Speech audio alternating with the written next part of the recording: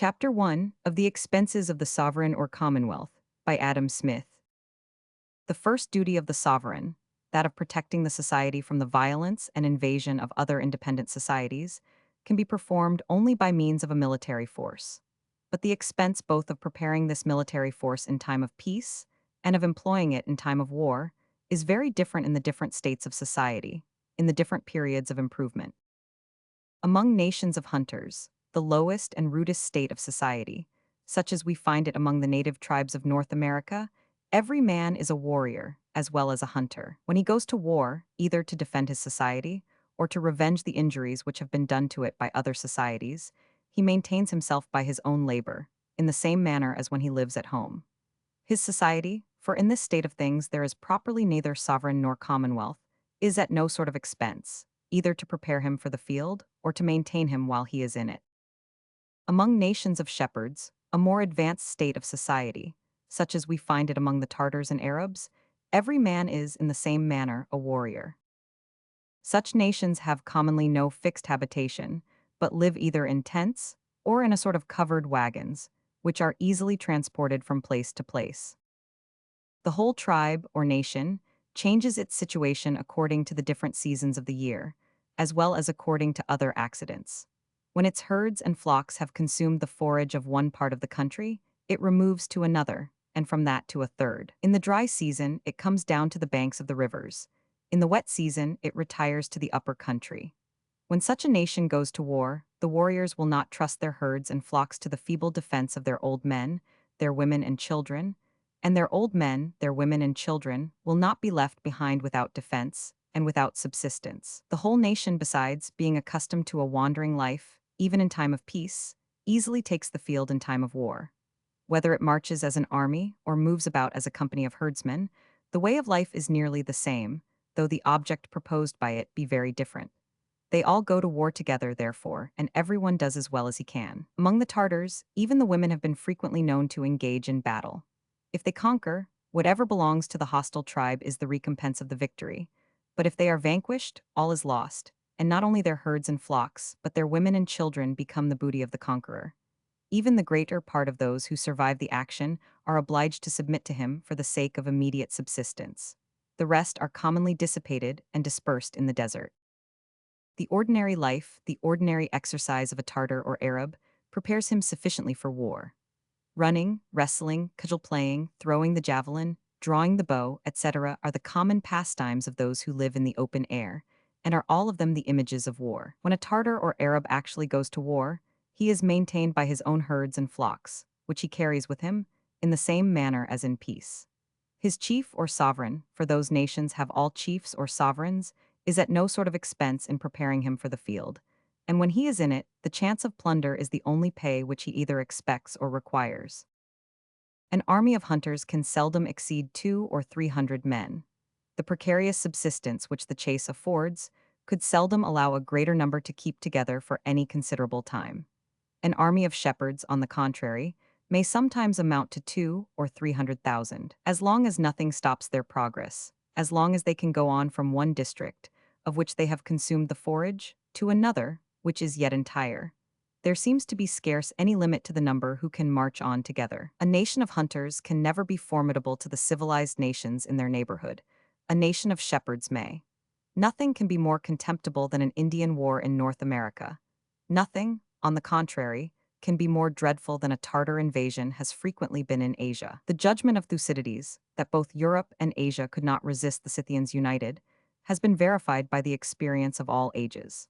The inhabitants of the extensive but defenseless plains of Scythia or Tartary have been frequently united under the dominion of the chief of some conquering horde or clan, and the havoc and devastation of Asia have always signalized their union. The inhabitants of the inhospitable deserts of Arabia, the other great nation of shepherds, have never been united but once, under Mahomet and his immediate successors.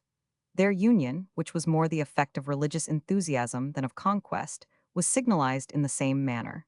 If the hunting nations of America should ever become shepherds, their neighborhood would be much more dangerous to the European colonies than it is at present. In a yet more advanced state of society, among those nations of husbandmen who have little foreign commerce, and no other manufactures but those coarse and household ones, which almost every private family prepares for its own use.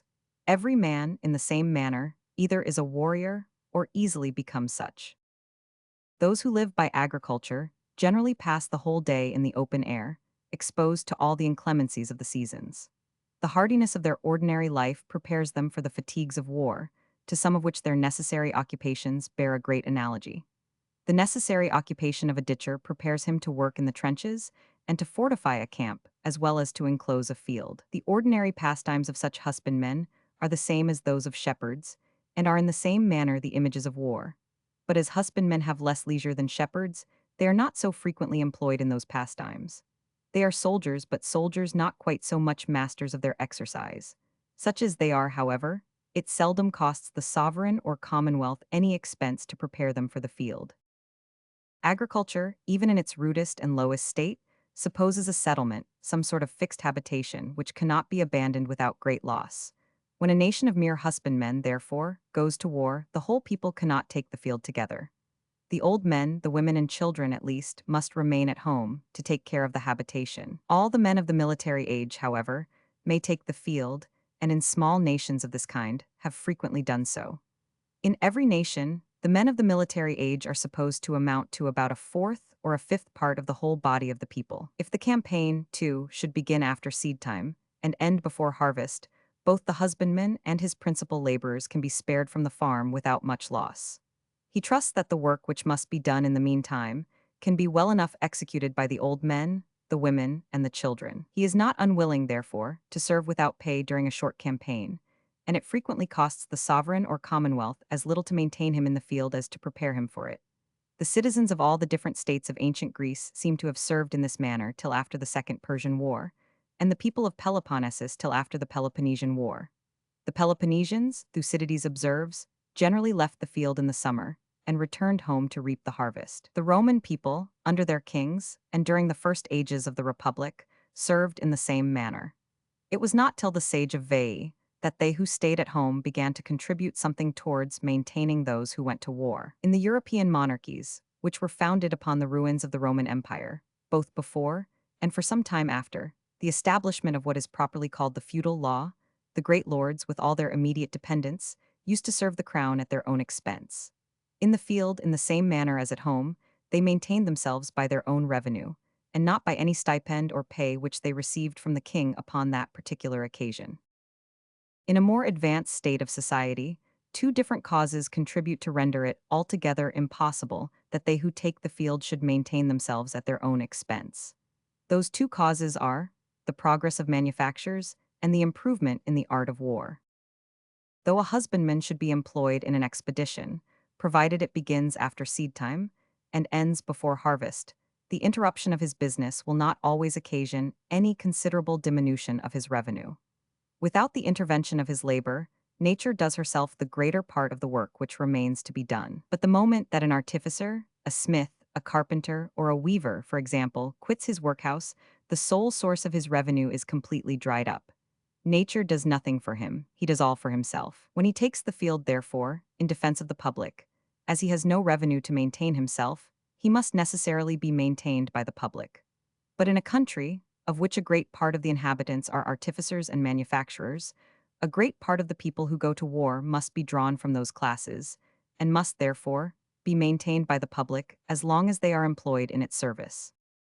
When the art of war, too, has gradually grown up to be a very intricate and complicated science, when the event of war ceases to be determined, as in the first ages of society, by a single irregular skirmish or battle, but when the contest is generally spun out through several different campaigns, each of which lasts during the greater part of the year, it becomes universally necessary that the public should maintain those who serve the public in war, at least while they are employed in that service. Whatever, in time of peace, might be the ordinary occupation of those who go to war, so very tedious and expensive a service would otherwise be by far too heavy a burden upon them. After the Second Persian War, accordingly, the armies of Athens seem to have been generally composed of mercenary troops, consisting, indeed, partly of citizens, but partly, too, of foreigners, and all of them equally hired and paid at the expense of the state. From the time of the siege of Veii, the armies of Rome received pay for their service during the time which they remained in the field. Under the feudal governments, The military service, both of the great lords and of their immediate dependents, was, after a certain period, universally exchanged for a payment in money, which was employed to maintain those who served in their stead. The number of those who can go to war, in proportion to the whole number of the people, is necessarily much smaller in a civilized than in a rude state of society. In a civilized society, as the soldiers are maintained altogether by the labor of those who are not soldiers, the number of the former can never exceed what the latter can maintain, over and above maintaining, in a manner suitable to their respective stations, both themselves and the other officers of government and law, whom they are obliged to maintain. In the little agrarian states of ancient Greece, a fourth or a fifth part of the whole body of the people considered themselves as soldiers, and would sometimes, it is said, take the field. Among the civilized nations of modern Europe, it is commonly computed that not more than the 100th part of the inhabitants of any country can be employed as soldiers, without ruin to the country which pays the expense of their service. The expense of preparing the army for the field seems not to have become considerable in any nation, till long after that of maintaining it in the field had devolved entirely upon the sovereign or commonwealth. In all the different republics of ancient Greece, to learn his military exercises was a necessary part of education imposed by the state upon every free citizen.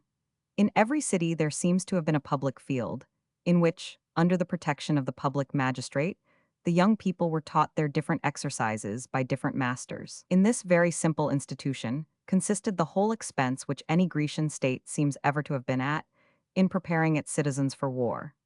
In ancient Rome, the exercises of the Campus Martius answered the same purpose with those of the gymnasium in ancient Greece. Under the feudal governments, the many public ordinances that the citizens of every district should practice archery, as well as several other military exercises, were intended for promoting the same purpose, but do not seem to have promoted it so well, either from want of interest in the officers entrusted with the execution of those ordinances, or from some other cause.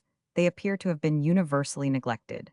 And in the progress of all those governments, military exercises seem to have gone gradually into disuse among the great body of the people. In the republics of ancient Greece and Rome, during the whole period of their existence, and under the feudal governments, for a considerable time after their first establishment, the trade of a soldier was not a separate, distinct trade, which constituted the sole or principal occupation of a particular class of citizens. Every subject of the state, whatever might be the ordinary trade or occupation by which he gained his livelihood, considered himself, upon all ordinary occasions, as fit likewise to exercise the trade of a soldier, and upon many extraordinary occasions, as bound to exercise it. The art of war, however, as it is certainly the noblest of all arts, so, in the progress of improvement, it necessarily becomes one of the most complicated among them. The state of the mechanical, as well as some other arts with which it is necessarily connected, determines the degree of perfection to which it is capable of being carried at any particular time. But in order to carry it to this degree of perfection, it is necessary that it should become the sole or principal occupation of a particular class of citizens, and the division of labor is as necessary for the improvement of this as of every other art. Into other arts, the division of labor is naturally introduced by the prudence of individuals, who find that they promote their private interest better by confining themselves to a particular trade than by exercising a great number. But it is the wisdom of the state only which can render the trade of a soldier a particular trade, separate and distinct from all others. A private citizen who, in time of profound peace, and without any particular encouragement from the public, should spend the greater part of his time in military exercises, might, no doubt, both improve himself very much in them and amuse himself very well. But he certainly would not promote his own interest. It is the wisdom of the state only which can render it for his interest to give up the greater part of his time to this peculiar occupation. And states have not always had this wisdom, even when their circumstances had become such that the preservation of their existence required that they should have it. A shepherd has a great deal of leisure. A husbandman, in the rude state of husbandry, has some. An artificer or manufacturer has none at all. The first may, without any loss, employ a great deal of his time in martial exercises. The second may employ some part of it. But the last cannot employ a single hour in them without some loss, and his attention to his own interest naturally leads him to neglect them altogether. Those improvements in husbandry, too, which the progress of arts and manufactures necessarily introduces, leave the husbandman as little leisure as the artificer. Military exercises come to be as much neglected by the inhabitants of the country as by those of the town, and the great body of the people becomes altogether unwarlike. That wealth, at the same time, which always follows the improvements of agriculture and manufactures, and which, in reality, is no more than the accumulated produce of those improvements, provokes the invasion of all their neighbors. An industrious, and upon that account, a wealthy nation, is of all nations the most likely to be attacked. And unless the state takes some new measure for the public defense, the natural habits of the people render them altogether incapable of defending themselves. In these circumstances, there seem to be but two methods by which the state can make any tolerable provision for the public defense. It may either first, by means of a very rigorous police, and in spite of the whole bent of the interest, genius, and inclinations of the people, enforce the practice of military exercises, and oblige either all the citizens of the military age, or a certain number of them, to join in some measure the trade of a soldier to whatever other trade or profession they may happen to carry on. Or, secondly, by maintaining and employing a certain number of citizens in the constant practice of military exercises, it may render the trade of a soldier a particular trade, separate and distinct from all others.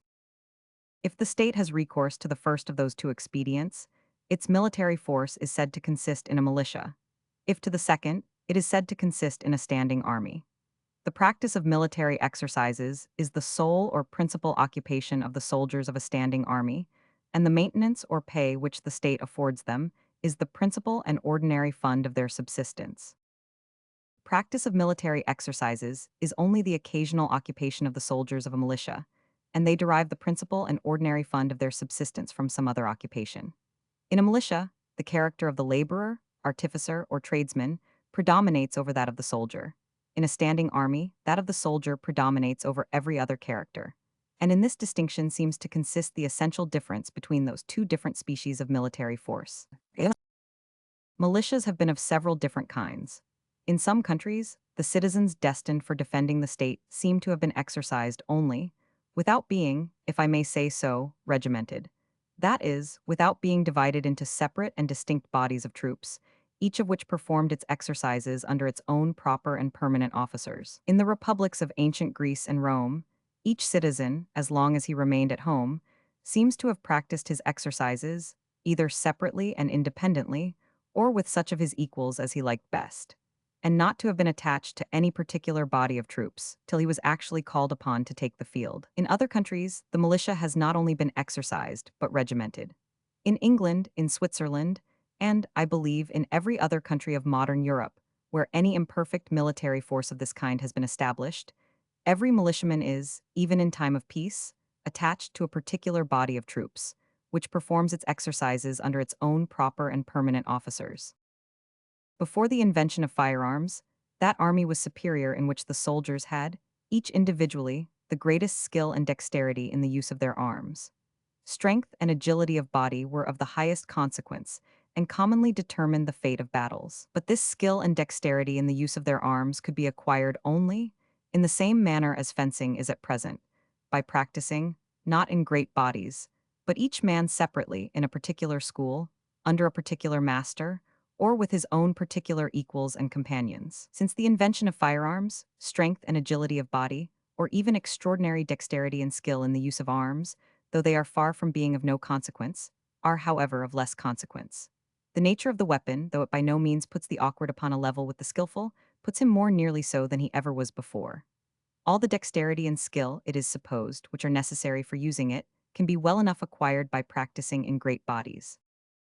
Regularity, order, and prompt obedience to command are qualities which, in modern armies, are of more importance towards determining the fate of battles than the dexterity and skill of the soldiers in the use of their arms. But the noise of firearms, the smoke, and the invisible death to which every man feels himself every moment exposed, as soon as he comes within cannon shot, and frequently a long time before the battle can be well said to be engaged, must render it very difficult to maintain any considerable degree of this regularity, order, and prompt obedience, even in the beginning of a modern battle.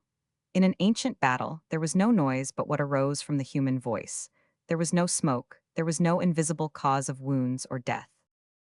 Every man, till some mortal weapon actually did approach him, saw clearly that no such weapon was near him. In these circumstances, and among troops who had some confidence in their own skill and dexterity in the use of their arms, it must have been a good deal less difficult to preserve some degree of regularity and order, not only in the beginning, but through the whole progress of an ancient battle, until one of the two armies was fairly defeated. But the habits of regularity, order, and prompt obedience to command can be acquired only by troops which are exercised in great bodies. A militia, however, in whatever manner it may be either disciplined or exercised, must always be much inferior to a well-disciplined and well-exercised standing army.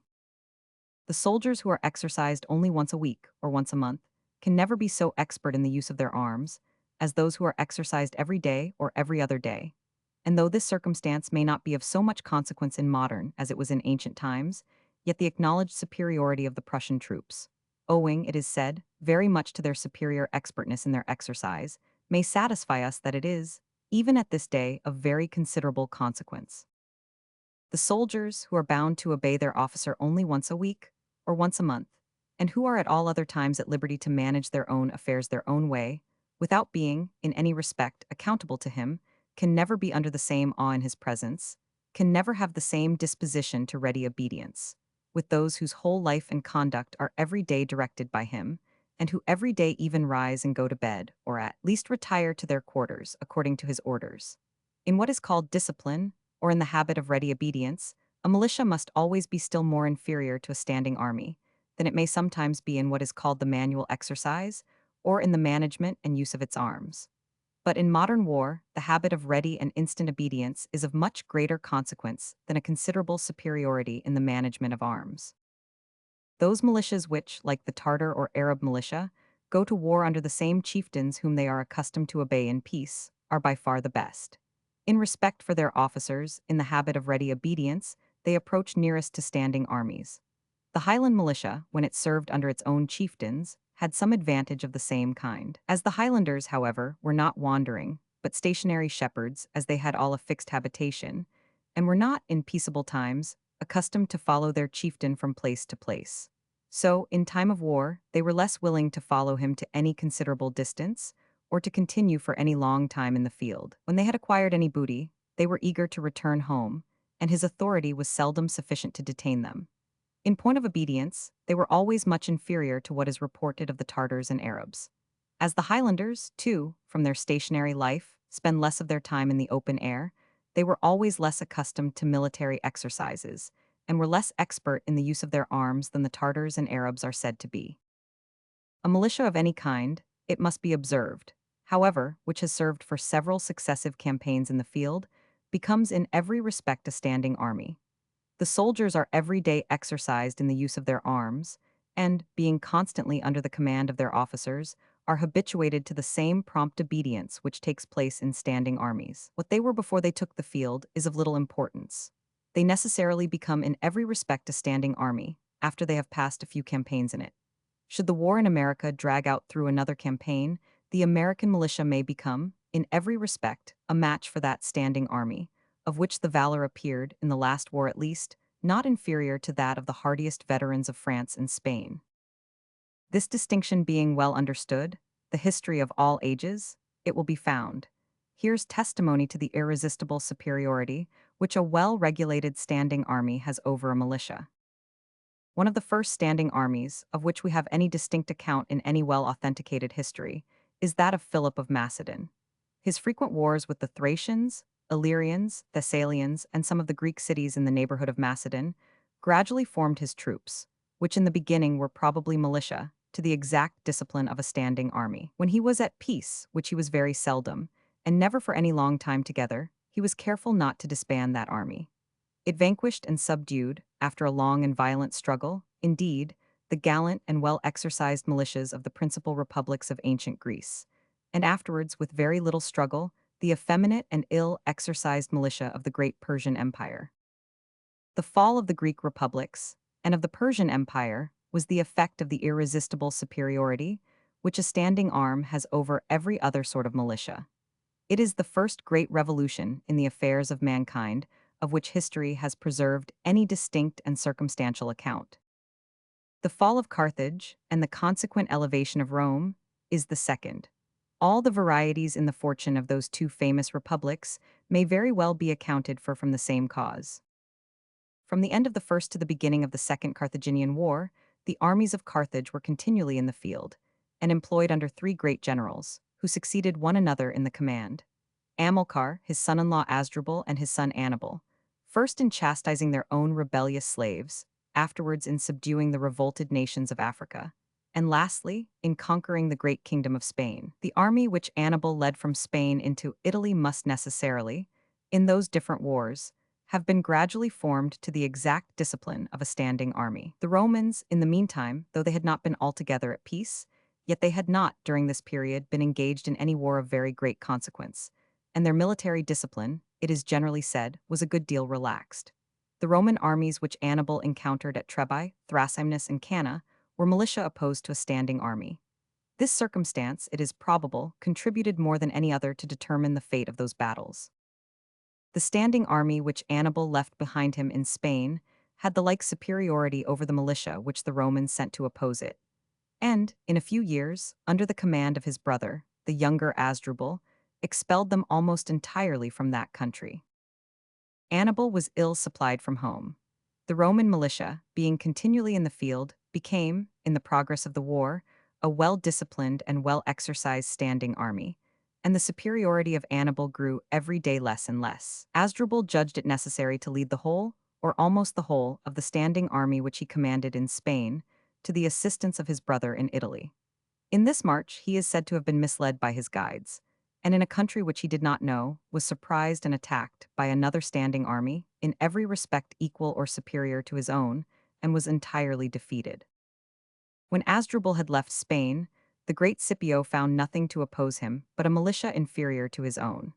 He conquered and subdued that militia, and, in the course of the war, his own militia necessarily became a well-disciplined and well-exercised standing army. That standing army was afterwards carried to Africa, where it found nothing but a militia to oppose it. In order to defend Carthage, it became necessary to recall the standing army of Annibal. The disheartened and frequently defeated African militia joined it, and, at the Battle of Zama, composed the greater part of the troops of Annibal. The event of that day determined the fate of the two rival republics. From the end of the Second Carthaginian War till the fall of the Roman Republic, the armies of Rome were in every respect standing armies. The standing army of Macedon made some resistance to their arms.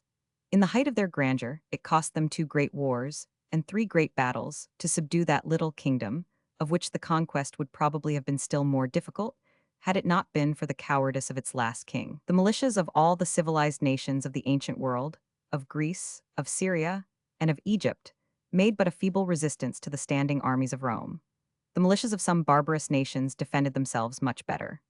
The Scythian or Tartar militia, which Mithridates drew from the countries north of the Euxine and Caspian seas, were the most formidable enemies whom the Romans had to encounter after the Second Carthaginian War. The Parthian and German militias, too, were always respectable, and upon several occasions, gained very considerable advantages over the Roman armies. In general, however, and when the Roman armies were well commanded, they appear to have been very much superior. And if the Romans did not pursue the final conquest either of Parthia or Germany, it was probably because they judged that it was not worthwhile to add those 2 barbarous countries to an empire which was already too large. The ancient Parthians appear to have been a nation of Scythian or Tartar extraction, and to have always retained a good deal of the manners of their ancestors. The ancient Germans were, like the Scythians or Tartars, a nation of wandering shepherds, who went to war under the same chiefs whom they were accustomed to follow in peace.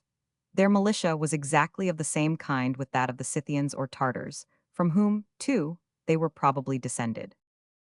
Many different causes contributed to relax the discipline of the Roman armies. Its extreme severity was, perhaps, one of those causes. In the days of their grandeur, when no enemy appeared capable of opposing them, their heavy armor was laid aside as unnecessarily burdensome, their laborious exercises were neglected as unnecessarily toilsome.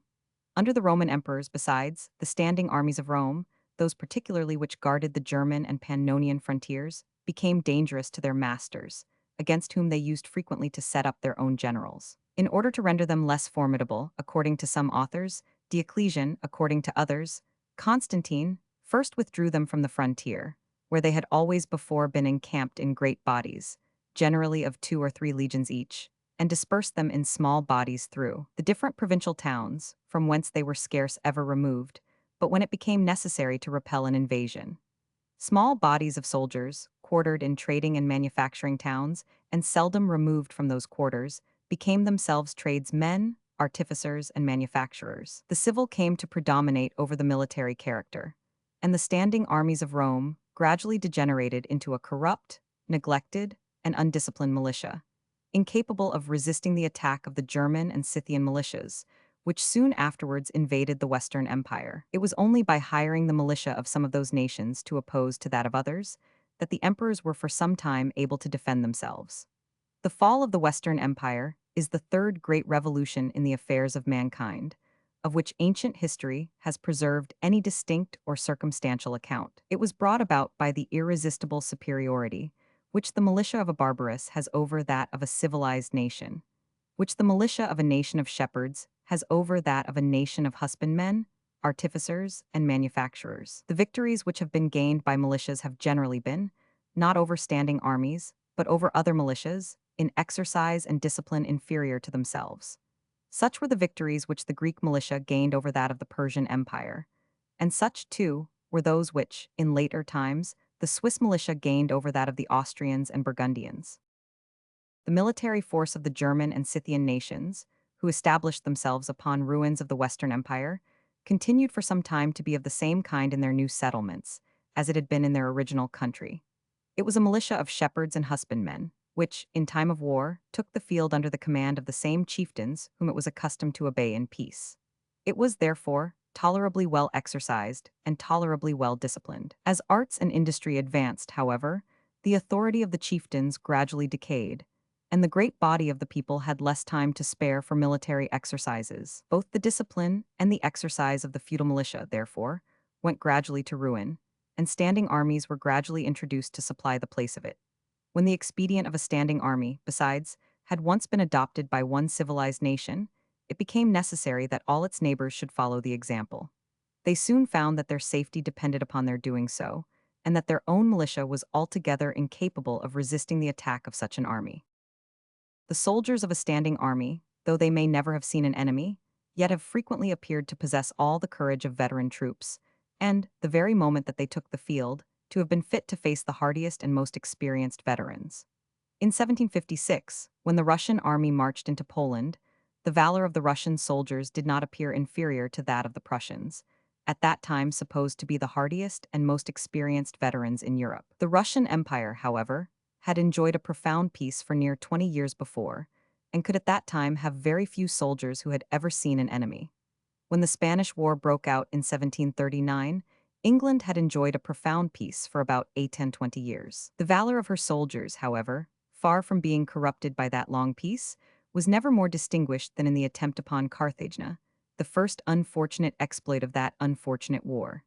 In a long peace, the generals, perhaps, may sometimes forget their skill, but where a well-regulated standing army has been kept up, the soldiers seem never to forget their valor. When a civilized nation depends for its defense upon a militia, it is at all times exposed to be conquered by any barbarous nation which happens to be in its neighborhood. The frequent conquests of all the civilized countries in Asia by the Tartars sufficiently demonstrates the natural superiority which the militia of a barbarous has over that of a civilized nation. A well-regulated standing army is superior to every militia. Such an army, as it can best be maintained by an opulent and civilized nation, so it can alone defend such a nation against the invasion of a poor and barbarous neighbor. It is only by means of a standing army, therefore, that the civilization of any country can be perpetuated, or even preserved for any considerable time. As it is only by means of a well-regulated standing army that a civilized country can be defended, so it is only by means of it that a barbarous country can be suddenly and tolerably civilized. A standing army establishes, with an irresistible force, the law of the sovereign through the remotest provinces of the empire, and maintains some degree of regular government in countries which could not otherwise admit of any. Whoever examines with attention the improvements which Peter the Great introduced into the Russian Empire will find that they almost all resolve themselves into the establishment of a well-regulated standing army. It is the instrument which executes and maintains all his other regulations. That degree of order and internal peace, which that empire has ever since enjoyed, is altogether owing to the influence of that army. Men of republican principles have been jealous of a standing army, as dangerous to liberty. It certainly is so, wherever the interest of the general and that of the principal officers are not necessarily connected with the support of the constitution of the state. The standing army of Caesar destroyed the Roman Republic. The standing army of Cromwell turned the Long Parliament out of doors. But where the sovereign is himself the general, and the principal nobility and gentry of the country, the chief officers of the army, where the military force is placed under the command of those who have the greatest interest in the support of the civil authority, because they have themselves the greatest share of that authority, a standing army can never be dangerous to liberty. On the contrary, it may, in some cases, be favorable to liberty. The security which it gives to the sovereign renders unnecessary that troublesome jealousy, which, in some modern republics, seems to watch over the minutest actions, and to be at all times ready to disturb the peace of every citizen. Where the security of the magistrate, though supported by the principal people of the country, is endangered by every popular discontent. Where a small tumult is capable of bringing about in a few hours a great revolution, the whole authority of government must be employed to suppress and punish every murmur and complaint against it. To a sovereign, on the contrary, who feels himself supported, not only by the natural aristocracy of the country, but by a well-regulated standing army, the rudest, the most groundless, and the most licentious remonstrances can give little disturbance. He can safely pardon or neglect them, and his consciousness of his own superiority naturally disposes him to do so. That degree of liberty which approaches to licentiousness can be tolerated only in countries where the sovereign is secured by a well-regulated standing army. It is in such countries only that the public safety does not require that the sovereign should be trusted with any discretionary power for suppressing even the impertinent wantonness of this licentious liberty. The first duty of the sovereign, therefore, that of defending the society from the violence and injustice of other independent societies, grows gradually more and more expensive as the society advances in civilization. The military force of the society, which originally cost the sovereign no expense, either in time of peace or in time of war, must, in the progress of improvement, first be maintained by him in time of war, and afterwards even in time of peace. The great change introduced into the art of war by the invention of firearms has enhanced still further both the expense of exercising and disciplining any particular number of soldiers in time of peace, and that of employing them in time of war. Both their arms and their ammunition are become more expensive. A musket is a more expensive machine than a javelin or a bow and arrows, a cannon or a mortar than a ballista or a catapulta. The powder which is spent in a modern review is lost irrecoverably and occasions a very considerable expense. The javelins and arrows which were thrown or shot in an ancient one could easily be picked up again, and were, besides, of very little value. The cannon and the mortar are not only much dearer, but much heavier machines than the ballista or catapulta, and require a greater expense, not only to prepare them for the field, but to carry them to it. As the superiority of the modern artillery, too, over that of the ancients, is very great, it has become much more difficult, and consequently much more expensive, to fortify a town, so as to resist, even for a few weeks, the attack of that superior artillery. In modern times, many different causes contribute to render the defense of the society more expensive. The unavoidable effects of the natural progress of improvement have, in this respect, been a good deal enhanced by a great revolution in the art of war, to which a mere accident, the invention of gunpowder, seems to have given occasion. In modern war, the great expense of firearms gives an evident advantage to the nation which can best afford that expense, and, consequently, to an opulent and civilized over a poor and barbarous nation. In ancient times, the opulent and civilized found it difficult to defend themselves against the poor and barbarous nations. In modern times, the poor and barbarous find it difficult to defend themselves against the opulent and civilized. The invention of firearms, an invention which at first sight appears to be so pernicious, is certainly favorable, both to the permanency and to the extension of civilization. The second duty of the sovereign, that of protecting, as far as possible, every member of the society from the injustice or oppression of every other member of it, or the duty of establishing an exact administration of justice, requires two very different degrees of expense in the different periods of society. Among nations of hunters, as there is scarce any property, or at least none that exceeds the value of 2 or 3 days' labor, so there is seldom any established magistrate or any regular administration of justice. Men who have no property can injure one another only in their persons or reputations. But when one man kills, wounds, beats, or defames another, though he to whom the injury is done suffers, he who does it receives no benefit. It is otherwise with the injuries to property. The benefit of the person who does the injury is often equal to the loss of him who suffers it. Envy, malice, or resentment are the only passions which can prompt one man to injure another in his person or reputation. But the greater part of men are not very frequently under the influence of those passions, and the very worst men are so only occasionally. As their gratification, too, how agreeable soever it may be to certain characters, is not attended with any real or permanent advantage. It is, in the greater part of men, commonly restrained by prudential considerations. Men may live together in society with some tolerable degree of security, though there is no civil magistrate to protect them from the injustice of those passions.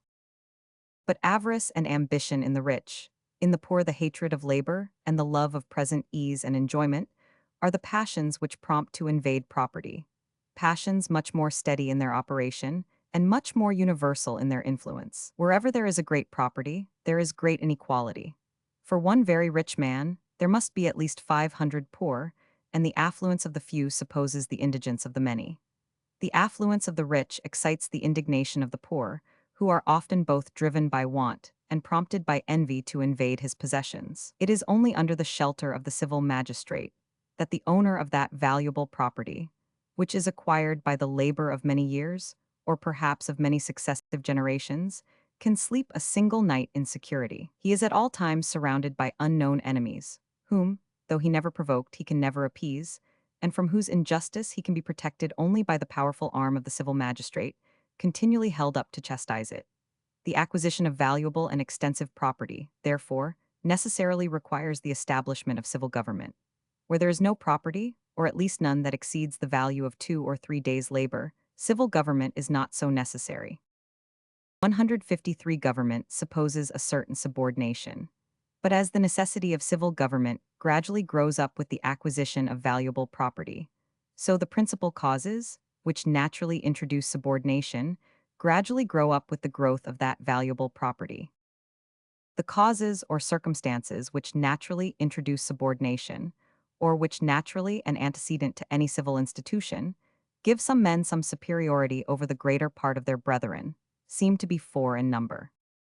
The first of those causes or circumstances is the superiority of personal qualifications, of strength, beauty, and agility of body, of wisdom and virtue, of prudence, justice, fortitude, and moderation of mind. The qualifications of the body, unless supported by those of the mind, can give little authority in any period of society. He is a very strong man, who, by mere strength of body, can force two weak ones to obey him. The qualifications of the mind can alone give very great authority. They are, however, invisible qualities, always disputable and generally disputed. No society, whether barbarous or civilized, has ever found it convenient to settle the rules of precedency of rank and subordination, according to those invisible qualities, but according to something that is more plain and palpable. The second of those causes or circumstances is the superiority of age. An old man, provided his age is not so far advanced as to give suspicion of dotage, is everywhere more respected than a young man of equal rank, fortune, and abilities. Among nations of hunters, such as the native tribes of North America, age is the sole foundation of rank and precedency.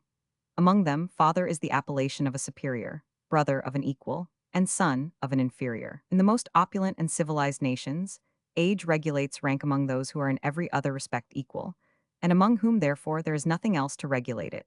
Among brothers and among sisters, the eldest always takes place, and in the succession of the paternal estate, everything which cannot be divided but must go entire to one person, such as a title of honor, is in most cases given to the eldest. Age is a plain and palpable quality, which admits of no dispute. The third of those causes or circumstances is the superiority of fortune. The authority of riches, however, though great in every age of society, is perhaps greatest in the rudest ages of society, which admits of any considerable inequality of fortune. A Tartar chief, the increase of whose flocks and herds is sufficient to maintain 1,000 men, cannot well employ that increase in any other way than in maintaining 1,000 men. The rude state of his society does not afford him any manufactured produce any trinkets or baubles of any kind, for which he can exchange that part of his rude produce which is over and above his own consumption. The 1,000 men whom he thus maintains, depending entirely upon him for their subsistence, must both obey his orders in war and submit to his jurisdiction in peace. He is necessarily both their general and their judge, and his chieftainship is the necessary effect of the superiority of his fortune. In an opulent and civilized society, a man may possess a much greater fortune, and yet not be able to command a dozen of people, though the produce of his estate may be sufficient to maintain, and may, perhaps, actually maintain more than 1,000 people. Yet, as those people pay for everything which they get from him, as he gives scarce anything to anybody but in exchange for an equivalent, there is scarce anybody who considers himself as entirely dependent upon him, and his authority extends only over a few menial servants. The authority of fortune, however, is very great, even in an opulent and civilized society. That it is much greater than that either of age or of personal qualities has been the constant complaint of every period of society which admitted of any considerable inequality of fortune. The first period of society, that of hunters, admits of no such inequality. Universal poverty establishes their universal equality, and the superiority, either of age or of personal qualities, are the feeble but the sole foundations of authority and subordination.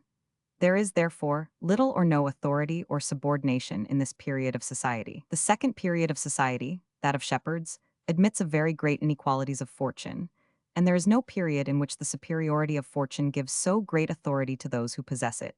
There is no period, accordingly, in which authority and subordination are more perfectly established. The authority of an Arabian sheriff is very great, that of a Tartar Khan altogether despotical. The fourth of those causes or circumstances is the superiority of birth. Superiority of birth supposes an ancient superiority of fortune in the family of the person who claims it. All families are equally ancient, and the ancestors of the prince, though they may be better known, cannot well be more numerous than those of the beggar. Antiquity of family means everywhere the antiquity either of wealth, or of that greatness which is commonly either founded upon wealth, or accompanied with it.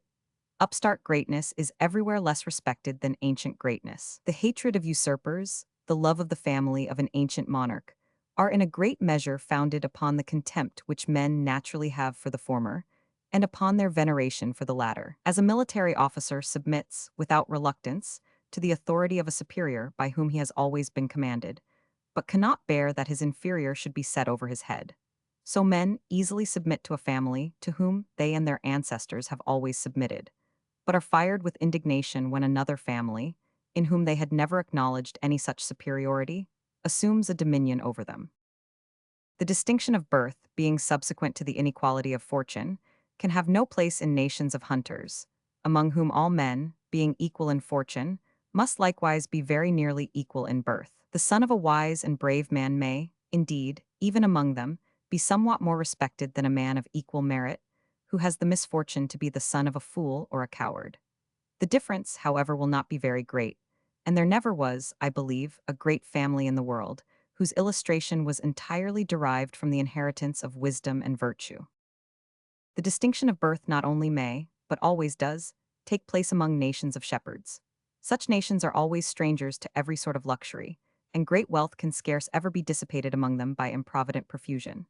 There are no nations, accordingly, who abound more in families revered and honored on account of their descent from a long race of great and illustrious ancestors, because there are no nations among whom wealth is likely to continue longer in the same families. Birth and fortune are evidently the two circumstances which principally set one man above another. They are the two great sources of personal distinction, and are, therefore, the principal causes which naturally establish authority and subordination among men. Among nations of shepherds, both those causes operate with their full force. The great shepherd or herdsman, respected on account of his great wealth, and of the great number of those who depend upon him for subsistence, and revered on account of the nobleness of his birth, and of the immemorial antiquity or his illustrious family, has a natural authority over all the inferior shepherds or herdsmen of his horde or clan. He can command the united force of a greater number of people than any of them. His military power is greater than that of any of them. In time of war, they are all of them naturally disposed to muster themselves under his banner, rather than under that of any other person, and his birth and fortune thus naturally procure to him some sort of executive power. By commanding, too, the united force of a greater number of people than any of them, he is best able to compel any one of them, who may have injured another, to compensate the wrong. He is the person, therefore, to whom all those who are too weak to defend themselves naturally look up for protection.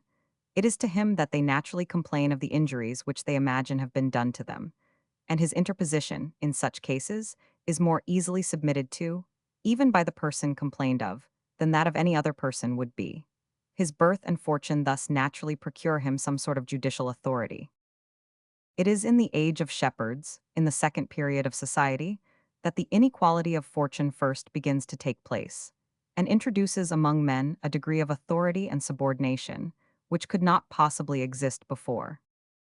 It thereby introduces some degree of that civil government which is indispensably necessary for its own preservation, and it seems to do this naturally and even independent of the consideration of that necessity. The consideration of that necessity comes, no doubt, afterwards, to contribute very much to maintain and secure that authority and subordination. The rich, in particular, are necessarily interested to support that order of things, which can alone secure them in the possession of their own advantages. Men of inferior wealth combine to defend those of superior wealth in the possession of their property, in order that men of superior wealth may combine to defend them in the possession of theirs. All the inferior shepherds and herdsmen feel that the security of their own herds and flocks depends upon the security of those of the great shepherd or herdsman, that the maintenance of their lesser authority depends upon that of his greater authority, and that, upon their subordination to him, depends his power of keeping their inferiors in subordination to them. They constitute a sort of little nobility, who feel themselves interested to defend the property, and to support the authority of their own little sovereign, in order that he may be able to defend their property, and to support their authority. Civil government, so far as it is instituted for the security of property, is, in reality, instituted for the defense of the rich against the poor, or of those who have some property against those who have none at all. The judicial authority of such a sovereign, however, far from being a cause of expense, was, for a long time, a source of revenue to him.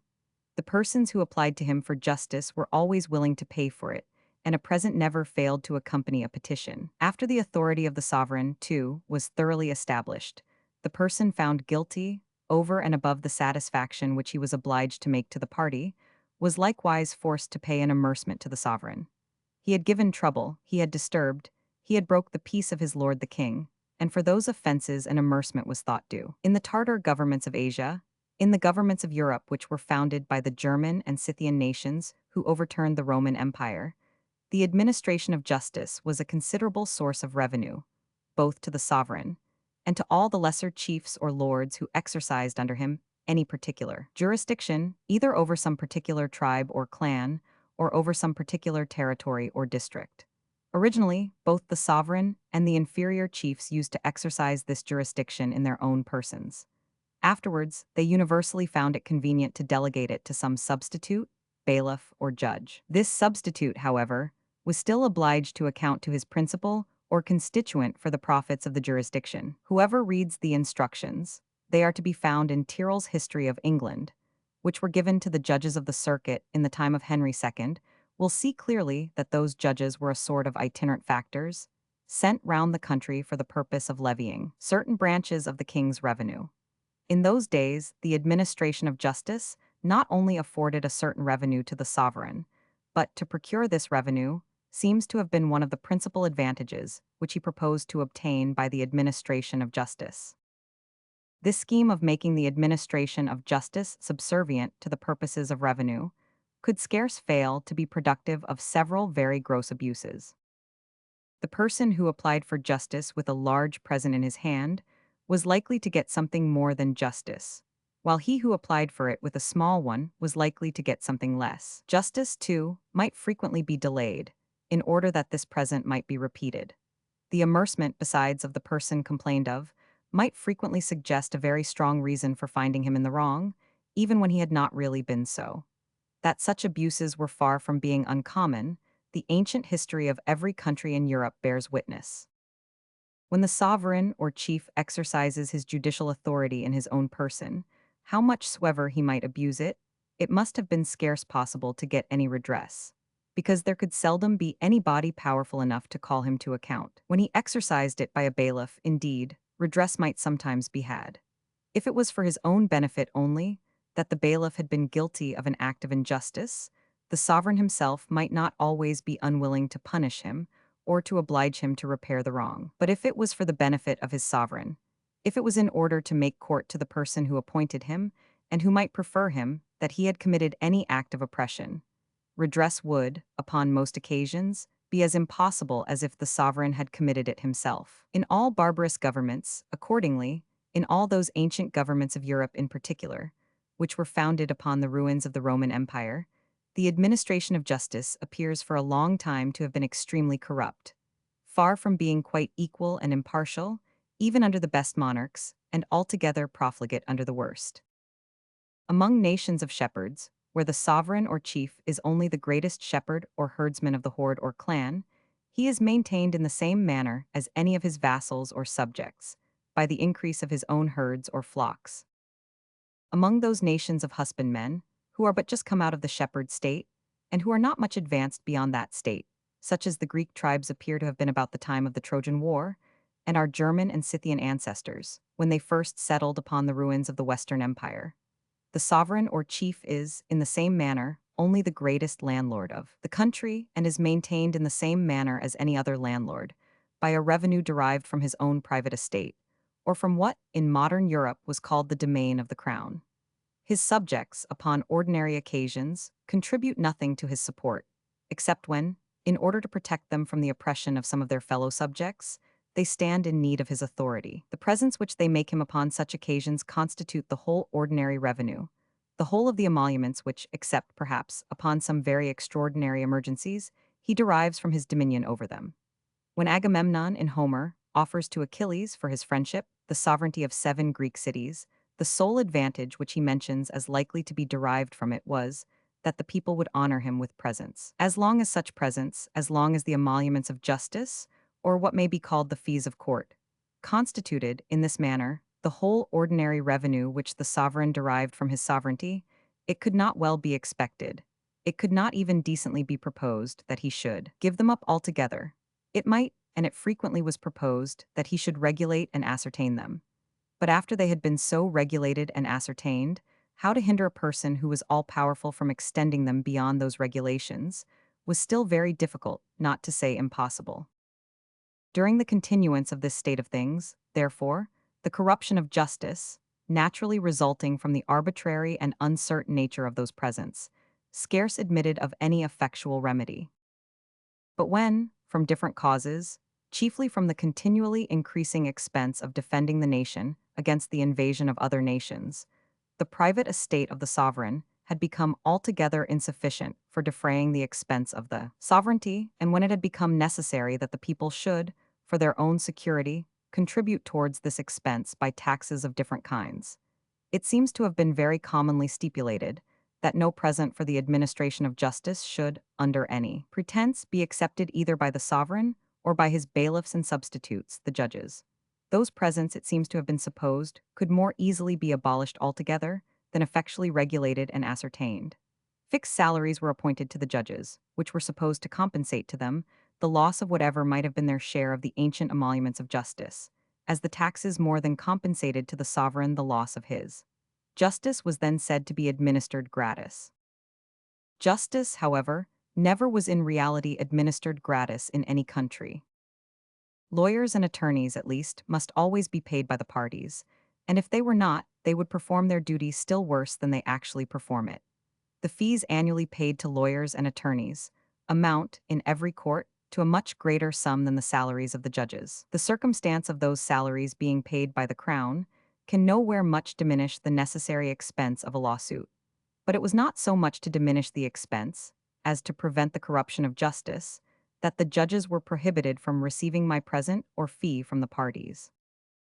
The office of judge is in itself so very honorable that men are willing to accept of it, though accompanied with very small emoluments. The inferior office of justice of peace, though attended with a good deal of trouble, and in most cases with no emoluments at all, is an object of ambition to the greater part of our country gentlemen.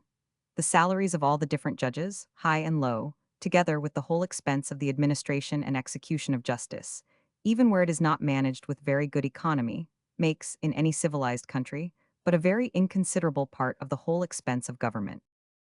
The whole expense of justice, too, might easily be defrayed by the fees of court, and without exposing the administration of justice to any real hazard of corruption, the public revenue might thus be entirely discharged from a certain, though perhaps but a small encumbrance. It is difficult to regulate the fees of court effectually, where a person so powerful as the sovereign is to share in them and to derive any considerable part of his revenue from them. It is very easy, where the judge is the principal person who can reap any benefit from them. The law can very easily oblige the judge to respect the regulation, though it might not always be able to make the sovereign respect it. Where the fees of court are precisely regulated and ascertained, where they are paid all at once, at a certain period of every process, into the hands of a cashier or receiver, to be by him distributed in certain known proportions among the different judges after the process is decided, and not till it is decided, there seems to be no more danger of corruption than when such fees are prohibited altogether.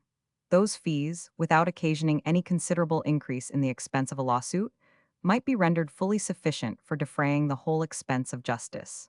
But not being paid to the judges till the process was determined, they might be some incitement to the diligence of the court in examining and deciding it. In courts which consisted of a considerable number of judges, by proportioning the share of each judge to the number of hours and days which he had employed in examining the process, either in the court or in a committee, by order of the court, those fees might give some encouragement to the diligence of each particular judge. Public services are never better performed than when their reward comes only in consequence of their being performed, and is proportioned to the diligence employed in performing them. In the different parliaments of France, the fees of court, called epochs and vacations, constitute the far greater part of the emoluments of the judges.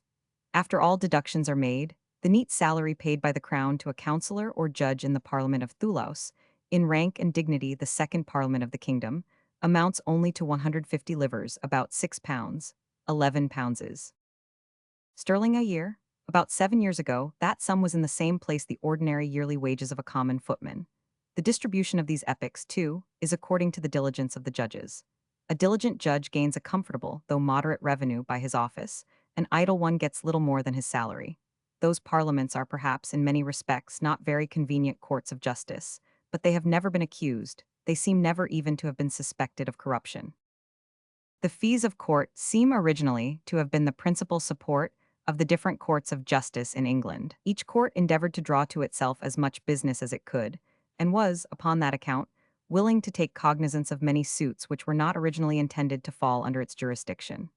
The Court of King's Bench, instituted for the trial of criminal causes only, took cognizance of civil suits, the plaintiff pretending that the defendant, in not doing him justice, had been guilty of some trespass or misdemeanor. The Court of Exchequer, instituted for the levying of the king's revenue, and for enforcing the payment of such debts only as were due to the king, took cognizance of all other contract debts, the plaintiff alleging that he could not pay the king, because the defendant would not pay him. In consequence of such fictions, it came, in many cases, to depend altogether upon the parties, before what court they would choose to have their cause tried, and each court endeavored, by superior dispatch and impartiality, to draw to itself as many causes as it could. The present admirable constitution of the courts of justice in England was, perhaps, originally, in a great measure, formed by this emulation, which anciently took place between their respective judges, each judge endeavoring to give in his own court the speediest and most effectual remedy which the law would admit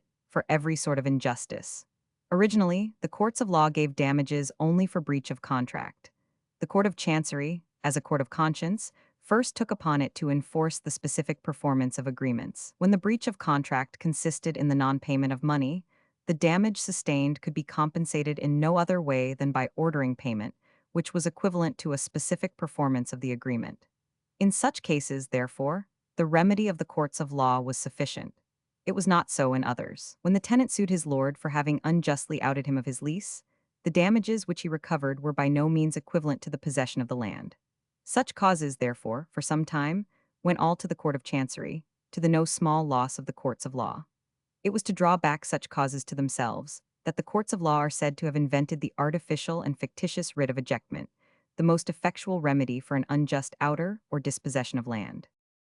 A stamp duty upon the law proceedings of each particular court, to be levied by that court, and applied towards the maintenance of the judges and other officers belonging to it, might in the same manner afford a revenue sufficient for defraying the expense of the administration of justice without bringing any burden upon the general revenue of the society.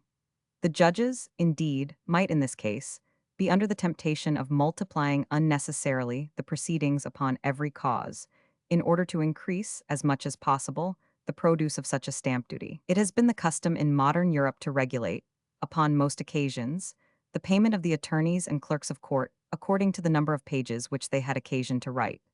The court, however, requiring that each page should contain so many lines, and each line so many words. In order to increase their payment, the attorneys and clerks have contrived to multiply words beyond all necessity, to the corruption of the law language of, I believe, every court of justice in Europe. A like temptation might, perhaps, occasion a like corruption in the form of law proceedings. But whether the administration of justice be so contrived as to defray its own expense, or whether the judges be maintained by fixed salaries paid to them from some other fund, it does not seem necessary that the person or persons entrusted with the executive power should be charged with the management of that fund, or with the payment of those salaries. That fund might arise from the rent of landed estates, the management of each estate being entrusted to the particular court which was to be maintained by it. That fund might arise even from the interest of a sum of money, the lending out of which might, in the same manner, be entrusted to the court which was to be maintained by it. A part, though indeed but a small part of the salary of the judges of the Court of Session in Scotland, arises from the interest of a sum of money. The necessary instability of such a fund seems, however, to render it an improper one for the maintenance of an institution which ought to last forever.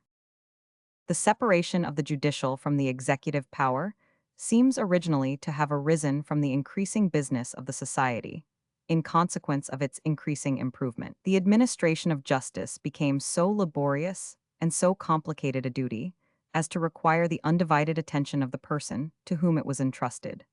The person entrusted with the executive power, not having leisure to attend to the decision of private causes himself, a deputy was appointed to decide them in his stead. In the progress of the Roman greatness, the consul was too much occupied with the political affairs of the state to attend to the administration of justice. A praetor, therefore, was appointed to administer it in his stead. In the progress of the European monarchies, which were founded upon the ruins of the Roman Empire, the sovereigns and the great lords came universally to consider the administration of justice as an office both too laborious and too ignoble for them to execute in their own persons. They universally, therefore, discharged themselves of it by appointing a deputy, bailiff, or judge. When the judicial is united to the executive power, it is scarce possible that justice should not frequently be sacrificed to what is vulgarly called politics. The persons entrusted with the great interests of the state may, even without any corrupt views, sometimes imagine it necessary to sacrifice to those interests the rights of a private man. But upon the impartial administration of justice depends the liberty of every individual, the sense which he has of his own security. In order to make every individual feel himself perfectly secure in the possession of every right which belongs to him, it is not only necessary that the judicial should be separated from the executive power, but that it should be rendered as much as possible independent of that power. The judge should not be liable to be removed from his office according to the caprice of that power. The regular payment of his salary should not depend upon the goodwill or even upon the good economy of that power.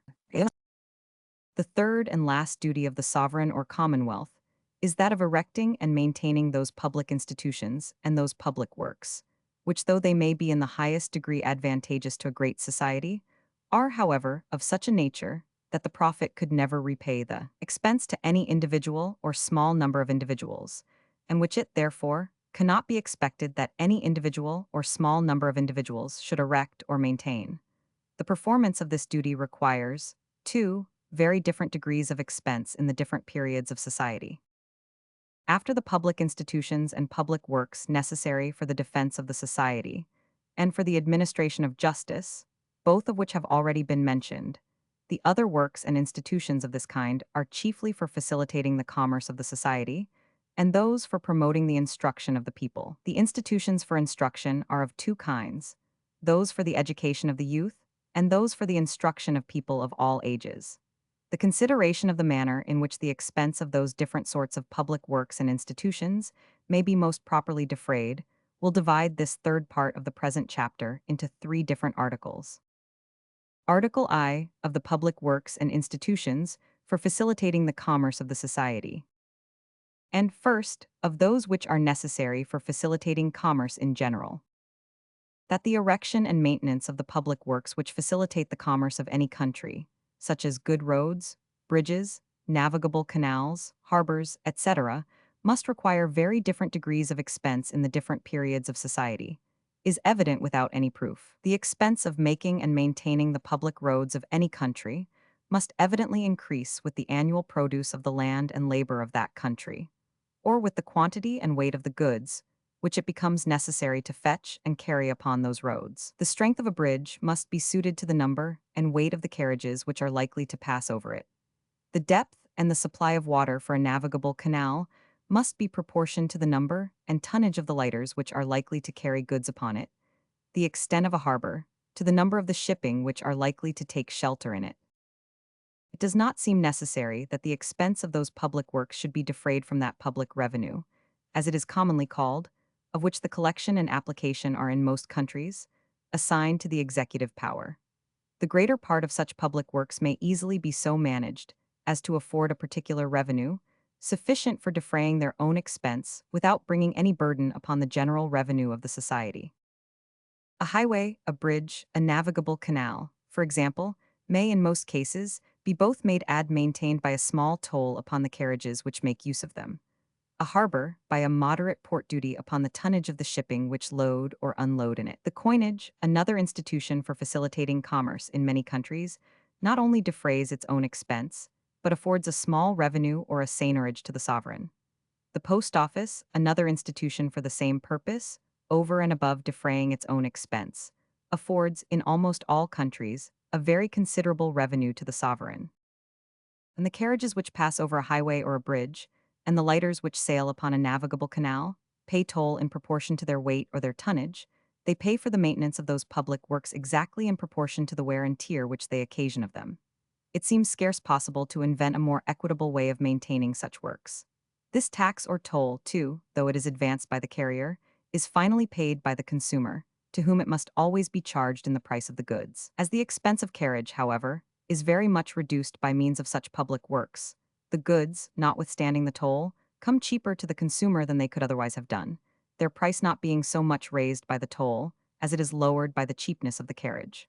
The person who finally pays this tax, therefore, gains by the application more than he loses by the payment of it.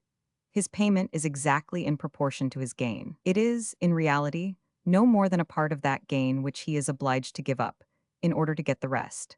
It seems impossible to imagine a more equitable method of raising a tax, when the toll upon carriages of luxury, upon coaches, postchaises, etc., is made somewhat higher in proportion to their weight, than upon carriages of necessary use, such as carts, wagons, etc. The indolence and vanity of the rich is made to contribute, in a very easy manner, to the relief of the poor, by rendering cheaper the transportation of heavy goods to all the different parts of the country. When high roads, bridges, canals, etc., are in this manner made and supported by the commerce which is carried on by means of them, they can be made only where that commerce requires them, and consequently where it is proper to make them. Their expense, too, their grandeur and magnificence, must be suited to what that commerce can afford to pay. They must be made, consequently, as it is proper to make them. A magnificent highroad cannot be made through a desert country, where there is little or no commerce, or merely because it happens to lead to the country villa of the intendant of the province, or to that of some great lord, to whom the intendant finds it convenient to make his court. A great bridge cannot be thrown over a river at a place where nobody passes, or merely to embellish the view from the windows of a neighboring palace. Things which sometimes happen in countries, where works of this kind are carried on by any other revenue than that which they themselves are capable of affording. In several different parts of Europe, the toll or lock duty upon a canal is the property of private persons, whose private interest obliges them to keep up the canal. If it is not kept in tolerable order, the navigation necessarily ceases altogether, and, along with it, the whole profit which they can make by the tolls. If those tolls were put under the management of commissioners, who had themselves no interest in them, they might be less attentive to the maintenance of the works which produced them. The Canal of Languedoc cost the King of France and the province upwards of 13 millions of livres, which, at 28 livres the mark of silver, the value of French money in the end of the last century, amounted to upwards of £900,000 sterling. When that great work was finished, the most likely method, it was found, of keeping it in constant repair was to make a present of the tolls to Riquet, the engineer who planned and conducted the work. Those tolls constitute, at present, a very large estate to the different branches of the family of that gentleman, who have, therefore, a great interest to keep the work in constant repair. But had those tolls been put under the management of commissioners, who had no such interest, they might perhaps have been dissipated in ornamental and unnecessary expenses, while the most essential parts of the works were allowed to go to ruin. The tolls for the maintenance of a highroad cannot, with any safety, be made the property of private persons. A highroad, though entirely neglected, does not become altogether impassable, though a canal does. The proprietors of the tolls upon a highroad, therefore, might neglect altogether the repair of the road, and yet continue to levy very nearly the same tolls. It is proper, therefore, that the tolls for the maintenance of such a work should be put under the management of commissioners or trustees. In Great Britain, the abuses which the trustees have committed in the management of those tolls have, in many cases, been very justly complained of. At many turnpikes, it has been said, the money levied is more than double of what is necessary for executing, in the completest manner, the work, which is often executed in a very slovenly manner, and sometimes not executed at all. The system of repairing the highroads by tolls of this kind, it must be observed, is not of very long standing. We should not wonder, therefore, if it has not yet been brought to that degree of perfection of which it seems capable. If mean and improper persons are frequently appointed trustees, and if proper courts of inspection and account have not yet been established for controlling their conduct, and for reducing the tolls to what is barely sufficient for executing the work to be done by them, the recency of the institution both accounts and apologizes for those defects, of which, by the wisdom of Parliament, the greater part may, in due time, be gradually remedied. The money levied at the different turnpikes in Great Britain is supposed to exceed so much what is necessary for repairing the roads, that the savings which, with proper economy, might be made from it, have been considered, even by some ministers, as a very great resource, which might, at some time or another, be applied to the exigencies of the state. Government, it has been said, by taking the management of the turnpikes into its own hands, and by employing the soldiers, who would work for a very small addition to their pay, could keep the roads in good order, at a much less expense than it can be done by trustees, who have no other workmen to employ but such as derive their whole subsistence from their wages. A great revenue, 500,000 perhaps, it has been pretended, might in this manner be gained, without laying any new burden upon the people, and the turnpike roads might be made to contribute to the general expense of the state in the same manner as the post office does at present. That a considerable revenue might be gained in this manner, I have no doubt, though probably not near so much as the projectors of this plan have supposed. The plan itself, however, seems liable to several very important objections. First, if the tolls which are levied at the turnpikes should ever be considered as one of the resources for supplying the exigencies of the state, they would certainly be augmented, as those exigencies were supposed to require. According to the policy of Great Britain, therefore, they would probably be augmented very fast. The facility with which a great revenue could be drawn from them would probably encourage administration to recur very frequently to this resource. Though it may, perhaps, be more than doubtful whether 500,000 could by any economy be saved out of the present tolls, it can scarcely be doubted, but that 1,000,000 might be saved out of them if they were doubled, and perhaps 2 millions if they were tripled. This great revenue, too, might be levied without the appointment of a single new officer to collect and receive it. But the turnpike tolls, being continually augmented in this manner, instead of facilitating the inland commerce of the country, as at present, would soon become a very great encumbrance upon it. The expense of transporting all heavy goods from one part of the country to another would soon be so much increased.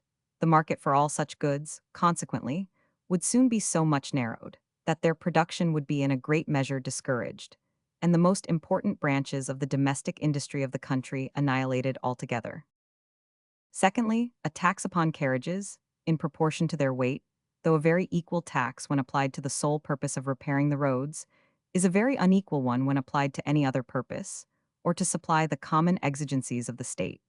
When it is applied to the sole purpose above mentioned, each carriage is supposed to pay exactly for the wear and tear which that carriage occasions of the roads. But when it is applied to any other purpose, each carriage is supposed to pay for more than that wear and tear, and contributes to the supply of some other exigency of the state. But as the turnpike toll raises the price of goods in proportion to their weight and not to their value, it is chiefly paid by the consumers of coarse and bulky, not by those of precious and light commodities.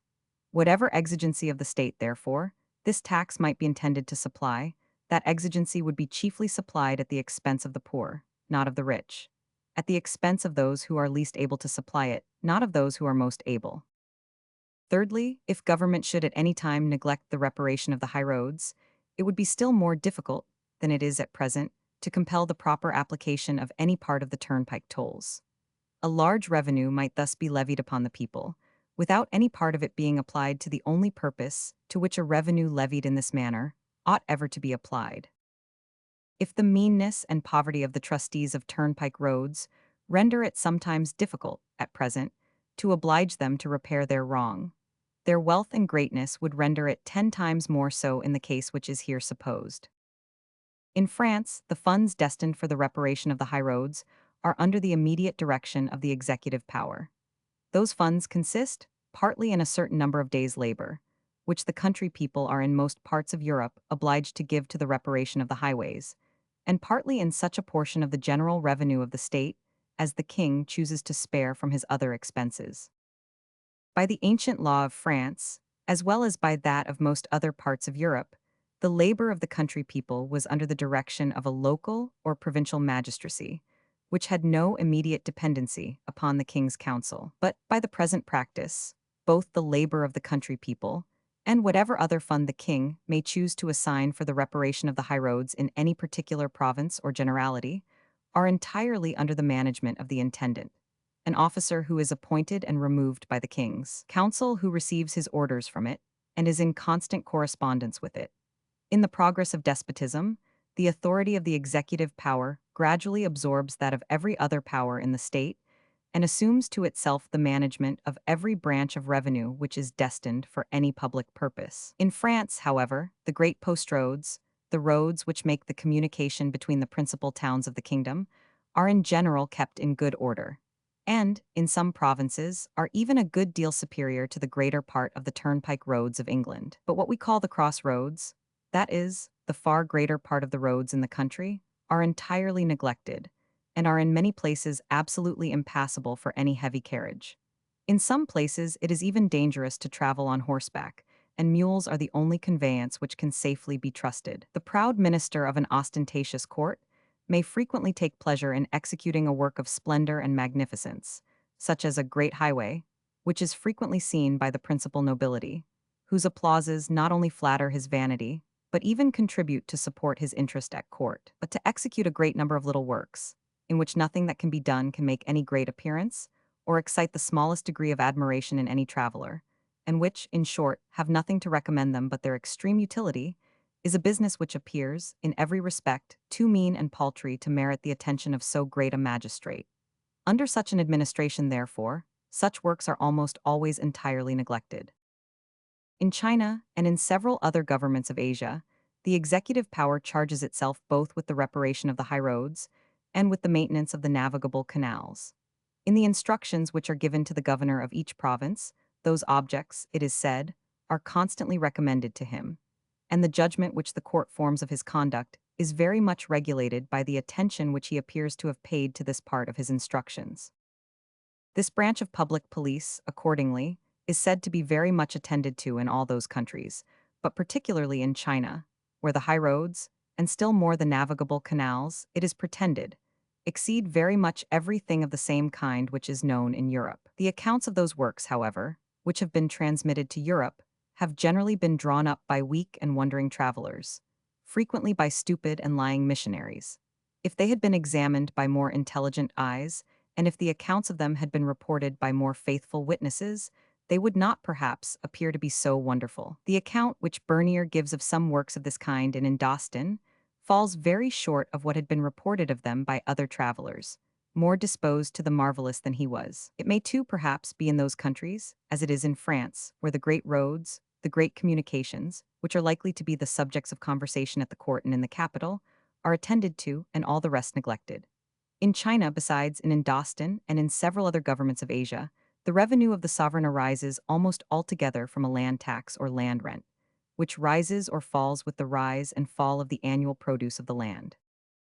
The great interest of the sovereign, therefore, his revenue, is in such countries necessarily and immediately connected with the cultivation of the land, with the greatness of its produce, and with the value of its produce. But in order to render that produce both as great and as valuable as possible, it is necessary to procure to it as extensive a market as possible, and consequently to establish the freest, the easiest, and the least expensive communication between all the different parts of the country, which can be done only by means of the best roads and the best navigable canals. But the revenue of the sovereign does not, in any part of Europe, arise chiefly from a land tax or land rent. In all the great kingdoms of Europe, perhaps, the greater part of it may ultimately depend upon the produce of the land. But that dependency is neither so immediate nor so evident. In Europe, therefore, the sovereign does not feel himself so directly called upon to promote the increase, both in quantity and value of the produce of the land, or, by maintaining good roads and canals, to provide the most extensive market for that produce. Though it should be true, therefore, what I apprehend is not a little doubtful, that in some parts of Asia this department of the public police is very properly managed by the executive power, there is not the least probability that, during the present state of things, it could be tolerably managed by that power in any part of Europe. Even those public works, which are of such a nature that they cannot afford any revenue for maintaining themselves, but of which the conveniency is nearly confined to some particular place or district, are always better maintained by a local or provincial revenue, under the management of a local and provincial administration, than by the general revenue of the state, of which the executive power must always have the management. Were the streets of London to be lighted and paved at the expense of the Treasury, is there any probability that they would be so well lighted and paved as they are at present, or even at so small an expense? The expense, besides, instead of being raised by a local tax upon the inhabitants of each particular street, parish, or district in London, would, in this case, be defrayed out of the general revenue of the state, and would consequently be raised by a tax upon all the inhabitants of the kingdom, of whom the greater part derive no sort of benefit from the lighting and paving of the streets of London. The abuses which sometimes creep into the local and provincial administration of a local and provincial revenue, how enormous soever they may appear, are in reality, however, almost always very trifling in comparison of those which commonly take place in the administration and expenditure of the revenue of a great empire. They are, besides, much more easily corrected. Under the local or provincial administration of the justices of the peace in Great Britain, the 6 days' labor which the country people are obliged to give to the reparation of the highways is not always, perhaps, very judiciously applied, but it is scarce ever exacted with any circumstance of cruelty or oppression. In France, under the administration of the intendants, the application is not always more judicious, and the exaction is frequently the most cruel and oppressive. Such corvées, as they are called, make one of the principal instruments of tyranny by which those officers chastise any parish or communute which has had the misfortune to fall under their displeasure. Of the public works and institution which are necessary for facilitating particular branches of commerce. The object of the public works and institutions above mentioned is to facilitate commerce in general. But in order to facilitate some particular branches of it, particular institutions are necessary, which again require a particular and extraordinary expense. Some particular branches of commerce which are carried on with barbarous and uncivilized nations require extraordinary protection. An ordinary store or counting house could give little security to the goods of the merchants who trade to the western coast of Africa. To defend them from the barbarous natives, it is necessary that the place where they are deposited should be in some measure fortified.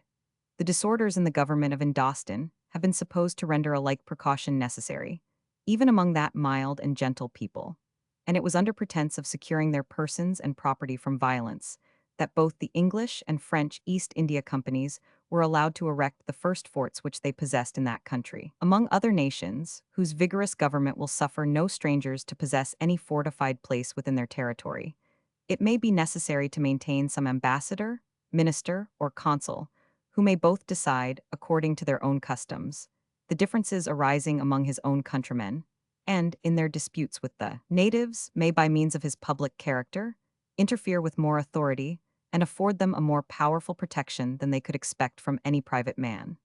The interests of commerce have frequently made it necessary to maintain ministers in foreign countries, where the purposes either of war or alliance would not have required any. The commerce of the Turkey Company first occasioned the establishment of an ordinary ambassador at Constantinople. The first English embassies to Russia arose altogether from commercial interests. The constant interference with those interests, necessarily occasioned between the subjects of the different states of Europe, has probably introduced the custom of keeping, in all neighboring countries, ambassadors or ministers constantly resident, even in the time of peace. This custom, unknown to ancient times, seems not to be older than the end of the 15th or beginning of the 16th century. That is, than the time when commerce first began to extend itself to the greater part of the nations of Europe, and when they first began to attend to its interests. It seems not unreasonable that the extraordinary expense which the protection of any particular branch of commerce may occasion should be defrayed by a moderate tax upon that particular branch.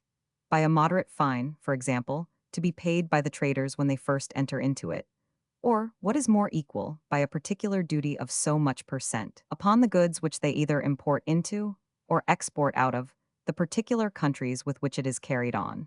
The protection of trade, in general, from pirates and freebooters, is said to have given occasion to the first institution of the duties of customs. But if it was thought reasonable to lay a general tax upon trade, in order to defray the expense of protecting trade in general, it should seem equally reasonable to lay a particular tax upon a particular branch of trade, in order to defray the extraordinary expense of protecting that branch. The protection of trade, in general, has always been considered as essential to the defense of the Commonwealth, and, upon that account, a necessary part of the duty of the executive power. The collection and application of the general duties of customs, therefore, have always been left to that power. But the protection of any particular branch of trade is a part of the general protection of trade, a part, therefore, of the duty of that power. And if nations always acted consistently, the particular duties levied for the purposes of such particular protection should always have been left equally to its disposal. But in this respect, as well as in many others, nations have not always acted consistently. And in the greater part of the commercial states of Europe, particular companies of merchants have had the address to persuade the legislature to entrust to them the performance of this part of the duty of the sovereign, together with all the powers which are necessarily connected with it. These companies, though they may, perhaps, have been useful for the first introduction of some branches of commerce, by making, at their own expense, an experiment which the state might not think it prudent to make, have in the long run proved, universally, either burdensome or useless, and have either mismanaged or confined the trade. When those companies do not trade upon a joint stock, but are obliged to admit any person, properly qualified, upon paying a certain fine, and agreeing to submit to the regulations of the company, each member trading upon his own stock, and at his own risk, they are called regulated companies. When they trade upon a joint stock, each member sharing in the common profit or loss, in proportion to his share in this stock, they are called joint stock companies. Such companies, whether regulated or joint stock, sometimes have, and sometimes have not, exclusive privileges. Regulated companies resemble, in every respect, the corporation of trades, so common in the cities and towns of all the different countries of Europe, and are a sort of enlarged monopolies of the same kind. As no inhabitant of a town can exercise an incorporated trade without first obtaining his freedom in the incorporation, so, in most cases, no subject of the state can lawfully carry on any branch of foreign trade, for which a regulated company is established, without first becoming a member of that company. The monopoly is more or less strict, according as the terms of admission are more or less difficult, and according as the directors of the company have more or less authority, or have it more or less in their power to manage in such a manner as to confine the greater part of the trade to themselves and their particular friends. In the most ancient regulated companies, the privileges of apprenticeship were the same as in other corporations, and entitled the person who had served his time to a member of the company to become himself a member, either without paying any fine, or upon paying a much smaller one than what was exacted of other people. The usual corporation spirit, wherever the law does not restrain it, prevails in all regulated companies. When they have been allowed to act according to their natural genius, They have always, in order to confine the competition to as small a number of persons as possible, endeavored to subject the trade to many burdensome regulations. When the law has restrained them from doing this, they have become altogether useless and insignificant. The regulated companies for foreign commerce which at present subsist in Great Britain are the Ancient Merchant Adventurers Company, now commonly called the Hamburg Company, the Russia Company, the Eastland Company, the Turkey Company, and the African Company. The terms of admission into the Hamburg Company are now said to be quite easy, and the directors either have it not in their power to subject the trade to any troublesome restraint or regulations, or, at least, have not of late exercised that power. It has not always been so. About the middle of the last century, the fine for admission was 50, and at one time £100, and the conduct of the company was said to be extremely oppressive. In 1643, in 1645, and in 1661, the clothiers and free traders of the west of England complained of them to Parliament, as of monopolists who confined the trade and oppressed the manufactures of the country. Though those complaints produced no act of Parliament, they had probably intimidated the company so far as to oblige them to reform their conduct. Since that time, at least, there have been no complaints against them. By the 10th Anth of William III, c. 6, the fine for admission into the Russia Company was reduced to £5, and by the 25th of Charles II, c. 7, that for admission into the Eastland Company to 40 shillings, while, at the same time, Sweden, Denmark, and Norway, all the countries on the north side of the Baltic, were exempted from their exclusive charter. The conduct of those companies had probably given occasion to those two acts of Parliament. Before that time, Sir Josiah Child had represented both these and the Hamburg Company as extremely oppressive, and imputed to their bad management the low state of the trade, which we at that time carried on to the countries comprehended within their respective charters. But though such companies may not, in the present times, be very oppressive, they are certainly altogether useless. To be merely useless, indeed, is perhaps the highest eulogy which can ever justly be bestowed upon a regulated company, and all the three companies above mentioned seem, in their present state, to deserve this eulogy. The fine for admission into the Turkey Company was formerly £25 for all persons under 26 years of age, and £50 for all persons above that age. Nobody but mere merchants could be admitted, a restriction which excluded all shopkeepers and retailers. By a bylaw, no British manufactures could be exported to Turkey, but in the general ships of the company. And as those ships sailed always from the port of London, this restriction confined the trade to that expensive port, and the traders to those who lived in London and in its neighborhood. By another bylaw, no person living within 20 miles of London, and not free of the city, could be admitted a member. Another restriction which, joined to the foregoing, necessarily excluded all but the freemen of London. As the time for the loading and sailing of those general ships depended altogether upon the directors, they could easily fill them with their own goods, and those of their particular friends, to the exclusion of others, who, they might pretend, had made their proposals too late. In this state of things, therefore, this company was, in every respect, a strict and oppressive monopoly. Those abuses gave occasion to the Act of the 26th of George II, reducing the fine for admission to £20 for all persons, without any distinction of ages, or any restriction, either to mere merchants or to the freemen of London, and granting to all such persons the liberty of exporting, from all the ports of Great Britain, to any port in Turkey, all British goods of which the exportation was not prohibited, upon paying both the general duties of customs and the particular duties assessed for defraying the necessary expenses of the company, and submitting, at the same time, to the lawful authority of the British ambassador and consuls resident in Turkey, and to the bylaws of the company duly enacted. To prevent any oppression by those bylaws, it was by the same act ordained that if any 7 members of the company conceived themselves aggrieved by any bylaw which should be enacted after the passing of this act, they might appeal to the Board of Trade and Plantations, to the authority of which a committee of the Privy Council has now succeeded, provided such appeal was brought within 12 months after the bylaw was enacted, and that, if any 7 members conceived themselves aggrieved by any bylaw which had been enacted before the passing of this act, they might bring a like appeal, provided it was within 12 months after the day on which this act was to take place. The experience of 1 year, however, may not always be sufficient to discover to all the members of a great company the pernicious tendency of a particular bylaw, and if several of them should afterwards discover it, neither the Board of Trade nor the Committee of Council can afford them any redress. The object, besides, of the greater part of the bylaws of all regulated companies, as well as of all other corporations, is not so much to oppress those who are already members, as to discourage others from becoming so, which may be done, not only by a high fine, but by many other contrivances. The constant view of such companies is always to raise the rate of their own profit as high as they can, to keep the market, both for the goods which they export,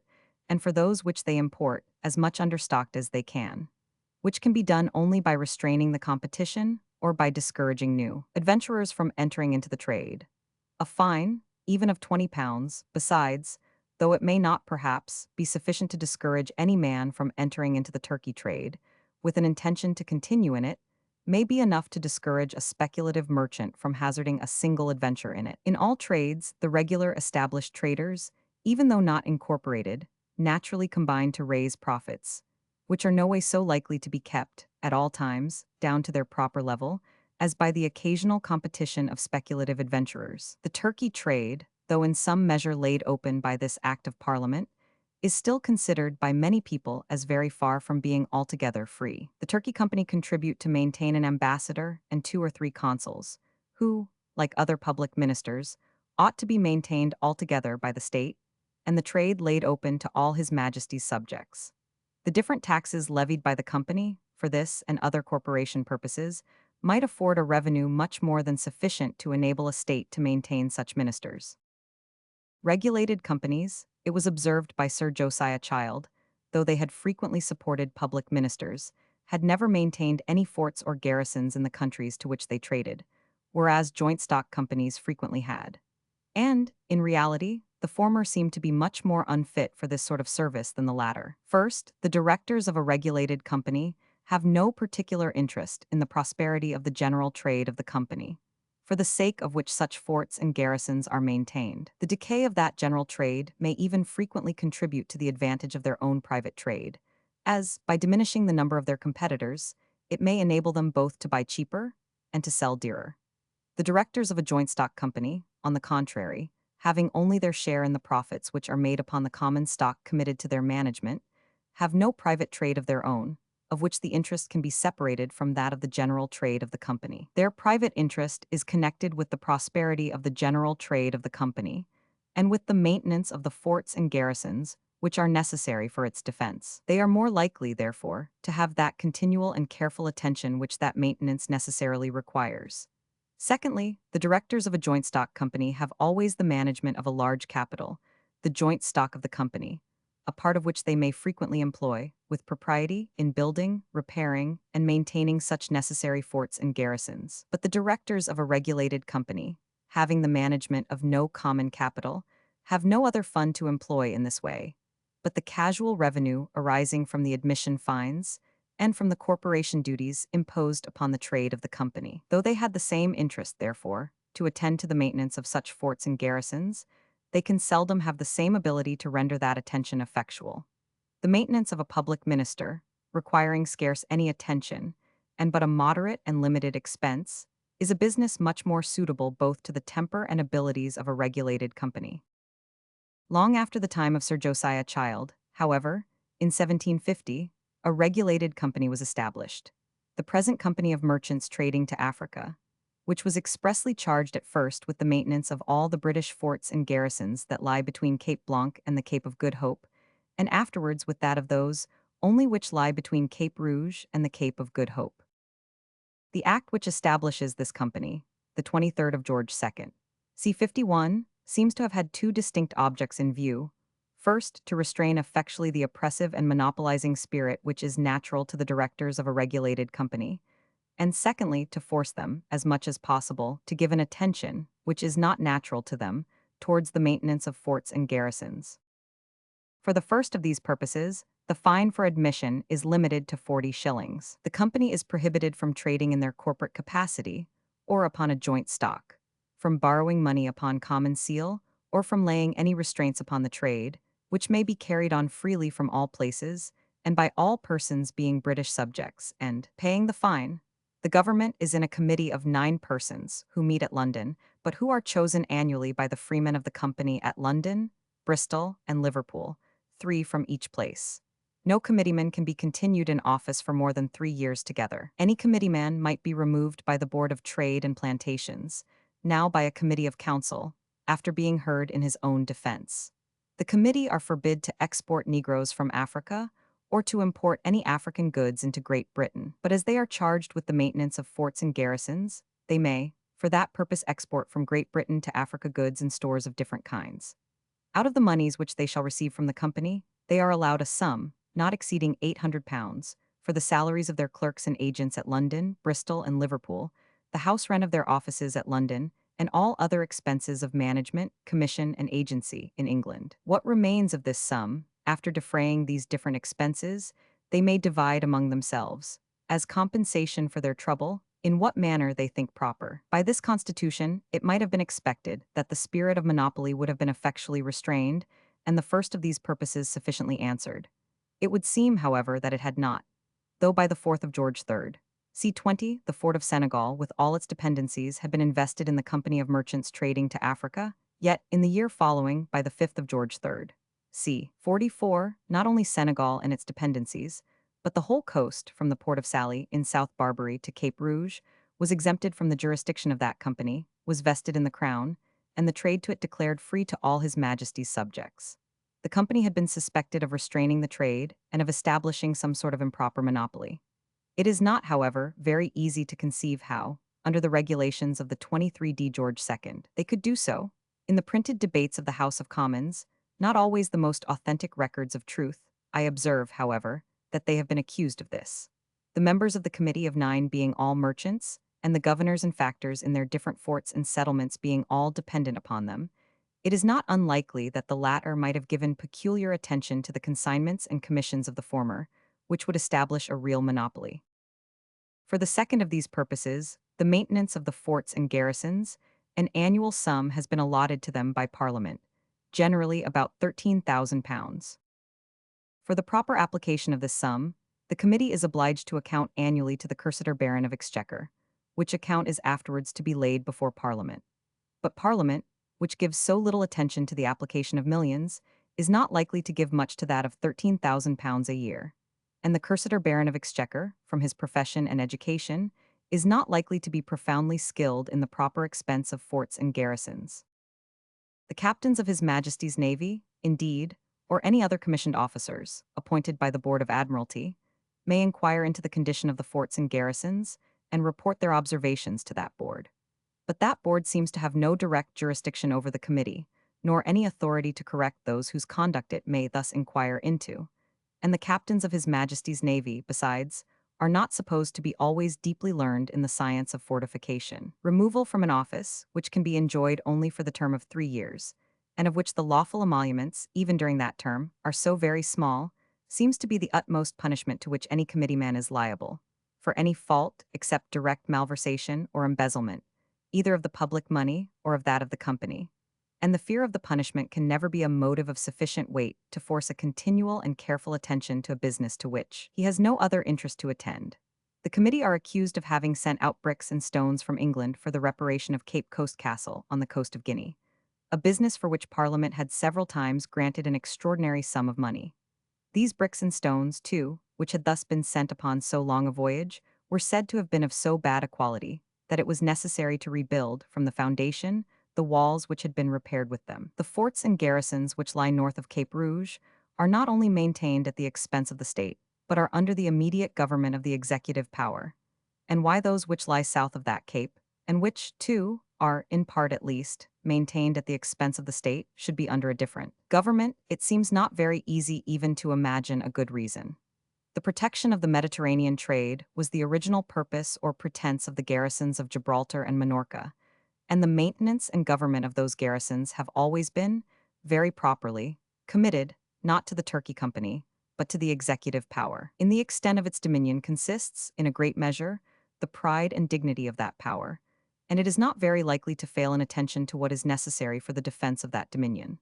The garrisons at Gibraltar and Minorca, accordingly, have never been neglected.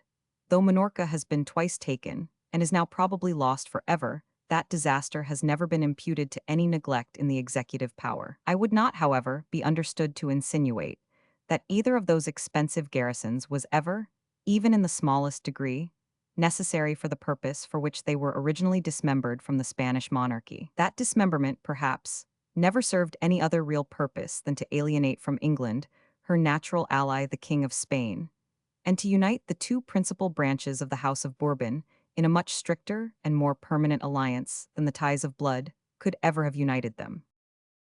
Joint stock companies, established either by royal charter or by Act of Parliament, are different in several respects, not only from regulated companies but from private copartneries. First, in a private copartnery, no partner without the consent of the company can transfer his share to another person or introduce a new member into the company. Each member, however, may, upon proper warning, withdraw from the copartnery and demand payment from them of his share of the common stock. In a joint stock company, on the contrary, no member can demand payment of his share from the company, but each member can, without their consent, transfer his share to another person and thereby introduce a new member. The value of a share in a joint stock is always the price which it will bring in the market, and this may be either greater or less in any proportion than the sum which its owner stands credited for in the stock of the company. Secondly, in a private copartnery, each partner is bound for the debts contracted by the company to the whole extent of his fortune. In a joint stock company, on the contrary, each partner is bound only to the extent of his share. The trade of a joint stock company is always managed by a court of directors. This court, indeed, is frequently subject, in many respects, to the control of a general court of proprietors, but the greater part of these proprietors seldom pretend to understand anything of the business of the company, and when the spirit of faction happens not to prevail among them, give themselves no trouble about it, but receive contentedly such half-yearly or yearly dividend as the directors think proper to make to them. This total exemption front trouble and front risk, beyond a limited sum, encourages many people to become adventurers in joint stock companies, who would, upon no account, hazard their fortunes in any private copartnery. Such companies, therefore, commonly draw to themselves much greater stocks than any private copartnery can boast of. The trading stock of the South Sea Company at one time amounted to upwards of £33,800,000. The divided capital of the Bank of England amounts, at present, to £10,780,000. The directors of such companies, however, being the managers rather of other people's money than of their own, it cannot well be expected that they should watch over it with the same anxious vigilance with which the partners in a private copartnery frequently watch over their own. Like the stewards of a rich man, they are apt to consider attention to small matters as not for their master's honor, and very easily give themselves a dispensation from having it. Negligence and profusion, therefore, must always prevail, more or less, in the management of the affairs of such a company. It is upon this account that joint stock companies for foreign trade have seldom been able to maintain the competition against private adventurers. They have, accordingly, very seldom succeeded without an exclusive privilege, and frequently have not succeeded with one. Without an exclusive privilege, they have commonly mismanaged the trade. With an exclusive privilege, they have both mismanaged and confined it. The Royal African Company, the predecessors of the present African Company, had an exclusive privilege by charter.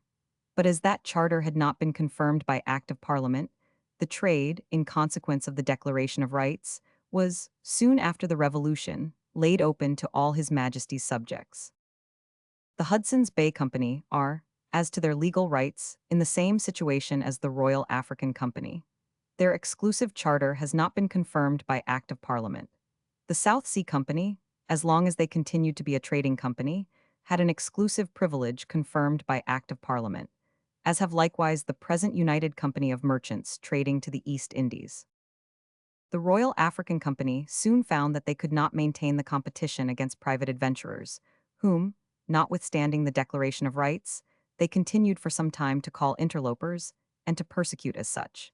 In 1698, however, the private adventurers were subjected to a duty of 10% upon almost all the different branches of their trade, to be employed by the company in the maintenance of their forts and garrisons. But notwithstanding this heavy tax, the company were still unable to maintain the competition.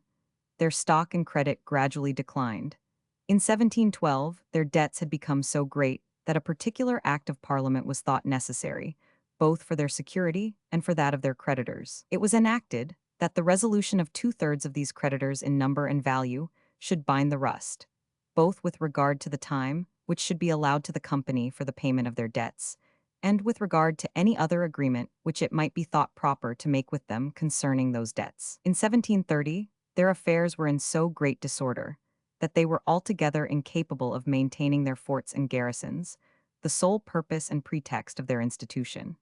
From that year till their final dissolution, the Parliament judged it necessary to allow the annual sum of £10,000 for that purpose. In 1732, after having been for many years losers by the trade of carrying Negroes to the West Indies, they at last resolved to give it up altogether, to sell to the private traders to America the Negroes which they purchased upon the coast, and to employ their servants in a trade to the inland parts of Africa for gold dust, elephants' teeth, dyeing drugs, etc. But their success in this more confined trade was not greater than in their former extensive one. Their affairs continued to go gradually to decline, till at last, being in every respect a bankrupt company, they were dissolved by Act of Parliament, and their forts and garrisons vested in the present regulated company of merchants trading to Africa. Before the erection of the Royal African Company, there had been 3 other joint stock companies successively established, one after another, for the African trade. They were all equally unsuccessful. They all, however, had exclusive charters, which, though not confirmed by Act of Parliament, were in those days supposed to convey a real exclusive privilege. The Hudson's Bay Company, before their misfortunes in the late war, had been much more fortunate than the Royal African Company. Their necessary expense is much smaller. The whole number of people whom they maintain in their different settlements and habitations, which they have honored with the name of forts, is said not to exceed 120 persons. This number, however, is sufficient to prepare beforehand the cargo of furs and other goods necessary for loading their ships, which, on account of the ice, can seldom remain above 6 or 8 weeks in those seas. This advantage of having a cargo ready prepared could not, for several years, be acquired by private adventurers, and without it there seems to be no possibility of trading to Hudson's Bay. The moderate capital of the company, which, it is said, does not exceed £110,000, may, besides, be sufficient to enable them to engross the whole, or almost the whole trade and surplus produce, of the miserable though extensive country comprehended within their charter. No private adventurers, accordingly, have ever attempted to trade to that country in competition with them. This company, therefore, have always enjoyed an exclusive trade, in fact, though they may have no right to it in law. Over and above all this, the moderate capital of this company is said to be divided among a very small number of proprietors. But a joint stock company, consisting of a small number of proprietors, with a moderate capital, approaches very nearly to the nature of a private copartnery, and may be capable of nearly the same degree of vigilance and attention. It is not to be wondered at, therefore, if, in consequence of these different advantages, the Hudson's Bay Company had, before the late war, been able to carry on their trade with a considerable degree of success. It does not seem probable, however, that their profits ever approached to what the late Mr. Dobbs imagined them. A much more sober and judicious writer, Mr. Anderson, author of the Historical and Chronological Deduction of Commerce, very justly observes that upon examining the accounts which Mr. Dobbs himself has given for several years together, of their exports and imports, and upon making proper allowances for their extraordinary risk and expense, it does not appear that their profits deserve to be envied, or that they can much, if at all, exceed the ordinary profits of trade. The South Sea Company never had any forts or garrisons to maintain, and therefore were entirely exempted from one great expense, to which other joint stock companies for foreign trade are subject, but they had an immense capital divided among an immense number of proprietors. It was naturally to be expected, therefore, that folly, negligence, and profusion should prevail in the whole management of their affairs. The knavery and extravagance of their stock-jobbing projects are sufficiently known, and the explication of them would be foreign to the present subject. Their mercantile projects were not much better conducted. The first trade which they engaged in was that of supplying the Spanish West Indies with Negroes, of which, in consequence of what was called the Asiento contract granted them by the Treaty of Utrecht, they had the exclusive privilege. But as it was not expected that much profit could be made by this trade, both the Portuguese and French companies, who had enjoyed it upon the same terms before them, having been ruined by it, they were allowed, as compensation, to send annually a ship of a certain burden to trade directly to the Spanish West Indies. Of the 10 voyages which this annual ship was allowed to make, they are said to have gained considerably by one, that of the Royal Caroline, in 1731, and to have been losers, more or less, by almost all the rest. Their ill success was imputed, by their factors and agents to the extortion and oppression of the Spanish government, but was, perhaps, principally owing to the profusion and depredations of those very factors and agents, some of whom are said to have acquired great fortunes, even in one year.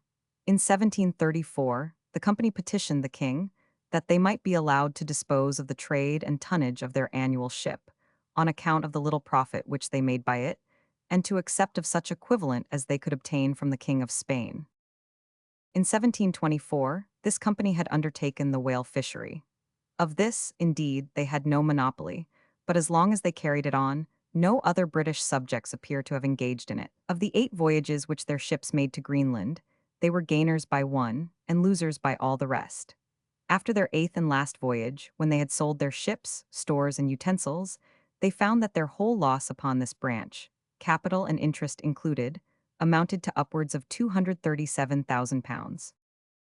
In 1722, this company petitioned the Parliament to be allowed to divide their immense capital of more than £33,800,000, the whole of which had been lent to government, into 2 equal parts, the one half, or upwards of £16,900,000, to be put upon the same footing with other government annuities, and not to be subject to the debts contracted or losses incurred by the directors of the company in the prosecution of their mercantile projects. The other half to remain as before, a trading stock, and to be subject to those debts and losses.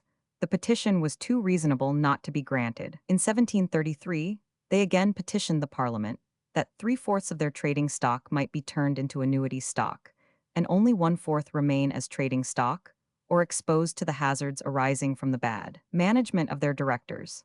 Both their annuity and trading stocks had, by this time, been reduced more than 2 millions each, by several different payments from government, so that this fourth amounted only to £3,662,784, 8.6.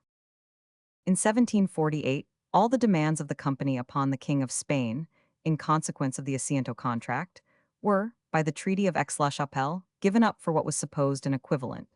An end was put to their trade with the Spanish West Indies. The remainder of their trading stock was turned into an annuity stock, and the company ceased, in every respect, to be a trading company. It ought to be observed that in the trade which the South Sea Company carried on by means of their annual ship, the only trade by which it ever was expected that they could make any considerable profit, they were not without competitors, either in the foreign or in the home market. At Cartagena, Portobello, and La Vera Cruz, they had to encounter the competition of the Spanish merchants, who brought from Cadiz to those markets European goods, of the same kind with the outward cargo of their ship. And in England they had to encounter that of the English merchants, who imported from Cadiz goods of the Spanish West Indies, of the same kind with the inward cargo. The goods, both of the Spanish and English merchants, indeed, were, perhaps, subject to higher duties. But the loss occasioned by the negligence, profusion, and malversation of the servants of the company had probably been a tax much heavier than all those duties. That a joint stock company should be able to carry on successfully any branch of foreign trade, when private adventurers can come into any sort of open and fair competition with them, seems contrary to all experience. The Old English East India Company was established in 1600 by a charter from Queen Elizabeth. In the first 12 voyages which they fitted out for India, they appear to have traded as a regulated company, with separate stocks, though only in the general ships of the company. In 1612, they united into a joint stock. Their charter was exclusive, and though not confirmed by Act of Parliament, was in those days supposed to convey a real exclusive privilege. For many years, therefore, they were not much disturbed by interlopers. Their capital, which never exceeded £744,000, and of which £50 was a share, was not so exorbitant, nor their dealings so extensive, as to afford either a pretext for gross negligence and profusion, or a cover to gross malversation. Notwithstanding some extraordinary losses, occasioned partly by the malice of the Dutch East India Company, and partly by other accidents, they carried on for many years a successful trade. But in process of time, when the principles of liberty were better understood, it became every day more and more doubtful how far a royal charter, not confirmed by Act of Parliament, could convey an exclusive privilege. Upon this question, the decisions of the courts of justice were not uniform, but varied with the authority of government and the humors of the times. Interlopers multiplied upon them, and towards the end of the reign of Charles II, through the whole of that of James II, and during a part of that of William III, reduced them to great distress. In 1698, a proposal was made to Parliament of advancing 2 millions to government at 8%, provided the subscribers were erected into a new East India Company with exclusive privileges. The old East India Company offered £700,000, nearly the amount of their capital, at 4%, upon the same conditions. But such was at that time the state of public credit that it was more convenient for government to borrow 2 millions at 8% than £700,000 at 4. The proposal of the new subscribers was accepted, and a new East India Company established in consequence. The old East India Company, however, had a right to continue their trade. They had, at the same time, in the name of their treasurer, subscribed very artfully £315,000 into the stock of the new. By a negligence in the expression of the Act of Parliament, which vested the East India trade in the subscribers to this loan of 2 millions, it did not appear evident that they were all obliged to unite into a joint stock. A few private traders, whose subscriptions amounted only to £7,200, insisted upon the privilege of trading separately upon their own stocks and at their own risks. The old East India Company had a right to a separate trade upon their own stock tea, and they had likewise, both before and after that period, a right, like that or other private traders, to a separate trade upon the £315,000, which they had subscribed into the stock of the new company. The competition of the two companies with the private traders, and with one another, is said to have well nigh ruined both. Upon a subsequent occasion in 1750, when a proposal was made to Parliament for putting the trade under the management of a regulated company, and thereby laying it in some measure open, the East India Company, in opposition to this proposal, represented in very strong terms what had been, at this time, the miserable effects, as they thought them, of this competition. In India, they said, it raised the price of goods so high that they were not worth the buying, and in England, by overstocking the market, it sunk their price so low that no profit could be made by them. That by a more plentiful supply, to the great advantage and conveniency of the public, it must have reduced very much the price of India goods in the English market, cannot well be doubted. But that it should have raised very much their price in the Indian market seems not very probable, as all the extraordinary demand which that competition could occasion must have been but as a drop of water in the immense ocean of Indian commerce. The increase of demand, besides, though in the beginning it may sometimes raise the price of goods, never fails to lower it in the long run. It encourages production, and thereby increases the competition of the producers, who, in order to undersell one another, have recourse to new divisions or labor and new improvements of art, which might never otherwise have been thought of. The miserable effects of which the company complained were the cheapness of consumption and the encouragement given to production, precisely the two effects which it is the great business of political economy to promote.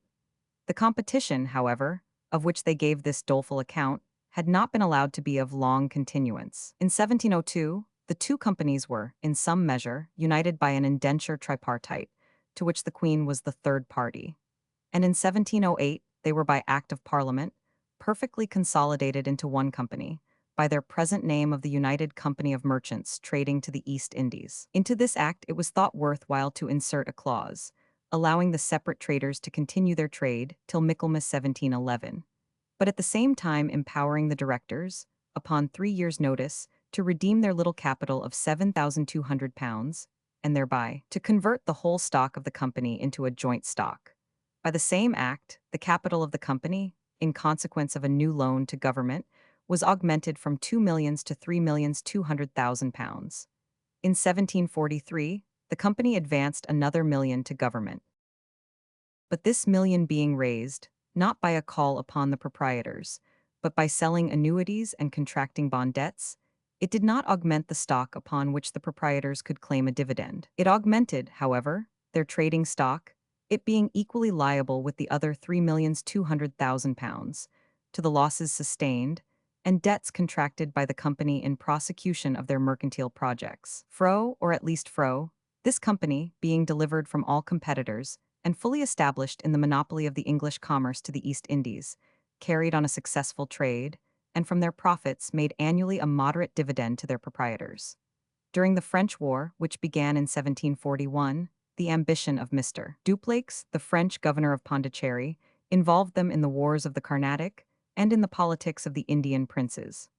After many signal successes and equally signal losses, they at last lost Madras, at that time their principal settlement in India. It was restored to them by the Treaty of Aix-la-Chapelle, and about this time, the spirit of war and conquest seems to have taken possession of their servants in India, and never since to have left them. During the French War, which began in 1755, their arms partook of the general good fortune of those of Great Britain. They defended Madras, took Pondicherry, recovered Calcutta, and acquired the revenues of a rich and extensive territory, amounting, it was then said, to upwards of 3 millions a year. They remained for several years in quiet possession of this revenue. But in 1767, administration laid claim to their territorial acquisitions and the revenue arising from them, as of right belonging to the Crown, and the company, in compensation for this claim, agreed to pay to government £400,000 a year. They had, before this, gradually augmented their dividend from about 6 to 10%. That is, upon their capital of £3,200,000, they had increased it by £128,000, or had raised it from £192,000 to £320,000 a year. They were attempting about this time to raise it still further, to 12.5%, which would have made their annual payments to their proprietors equal to what they had agreed to pay annually to government, or to £400,000 a year. But during the 2 years in which their agreement with government was to take place, they were restrained from any further increase of dividend by 2 successive Acts of Parliament, of which the object was to enable them to make a speedier progress in the payment of their debts, which were at this time estimated at upwards of 6 or 7 millions sterling. In 1769, they renewed their agreement with government for 5 years more, and stipulated that during the course of that period, they should be allowed gradually to increase their dividend to 12.5%, never increasing it, however, more than 1% in 1 year. This increase of dividend, therefore, when it had risen to its utmost height, could augment their annual payments, to their proprietors and government together, but by £680,000, beyond what they had been before their late territorial acquisitions. What the gross revenue of those territorial acquisitions was supposed to amount to has already been mentioned, and by an account brought by the Cruttendon East Indiaman in 1769, the neat revenue, clear of all deductions and military charges, was stated at £2,048,747. They were said, at the same time, to possess another revenue, arising partly from lands, but chiefly from the customs established at their different settlements, amounting to £439,000. The profits of their trade, too, according to the evidence of their chairman before the House of Commons, amounted at this time to at least £400,000 a year. According to that of their accountant, to at least £500,000. According to the lowest account, at least equal to the highest dividend that was to be paid to their proprietors. So great a revenue might certainly have afforded an augmentation of £680,000 in their annual payments, and, at the same time, have left a large sinking fund, sufficient for the speedy reduction of their debt. In 1773, however, their debts, instead of being reduced, were augmented by an arrear to the Treasury in the payment of the £400,000, by another to the Custom House for duties unpaid, by a large debt to the bank for money borrowed, and by fourth, for bills drawn upon them from India and wantonly accepted, to the amount of upwards of £1,200,000.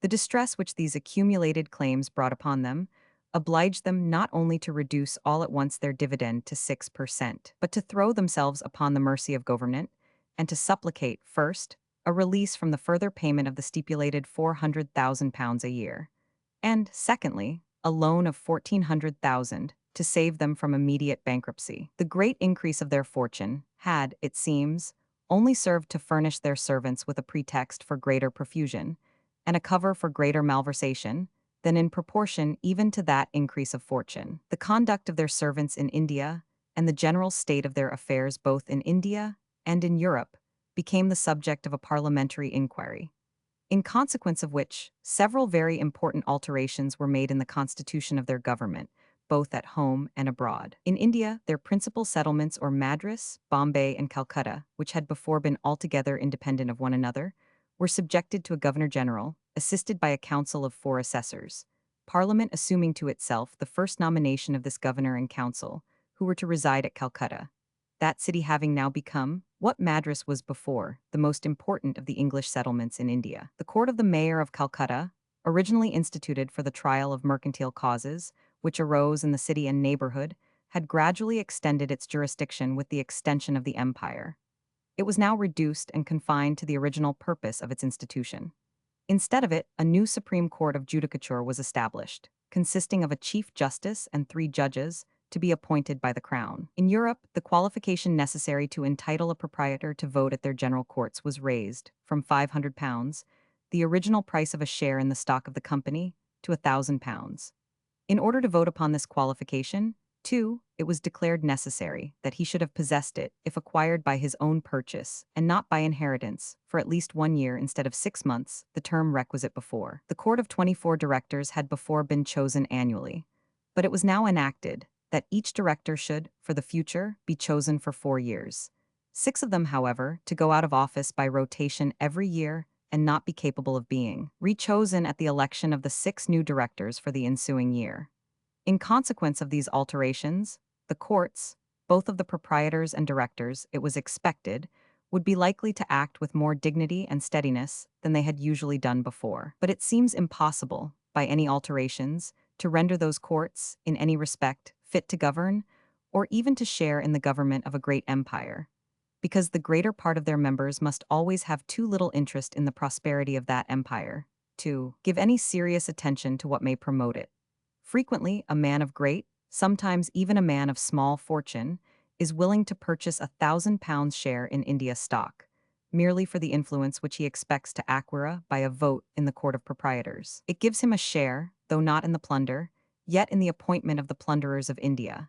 The Court of Directors, though they make that appointment, being necessarily more or less under the influence of the proprietors, who not only elect those directors, but sometimes overrule the appointments of their servants in India, provided he can enjoy this influence for a few years, and thereby provide for a certain number of his friends.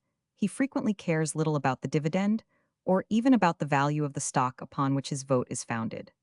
About the prosperity of the great empire, in the government of which that vote gives him a share, he seldom cares at all. No other sovereigns ever were, or, from the nature of things, ever could be, so perfectly indifferent about the happiness or misery of their subjects, the improvement or waste of their dominions, the glory or disgrace of their administration, as from irresistible moral causes, the greater part of the proprietors of such a mercantile company are, and necessarily must be.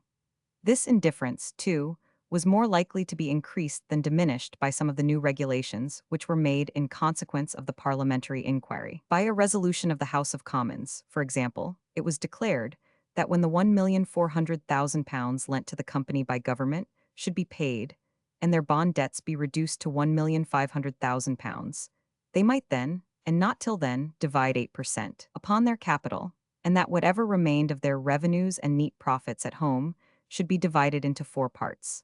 3 of them to be paid into the exchequer for the use of the public, and the 4th to be reserved as a fund, either for the further reduction of their bond debts, or for the discharge of other contingent exigencies which the company might labor under.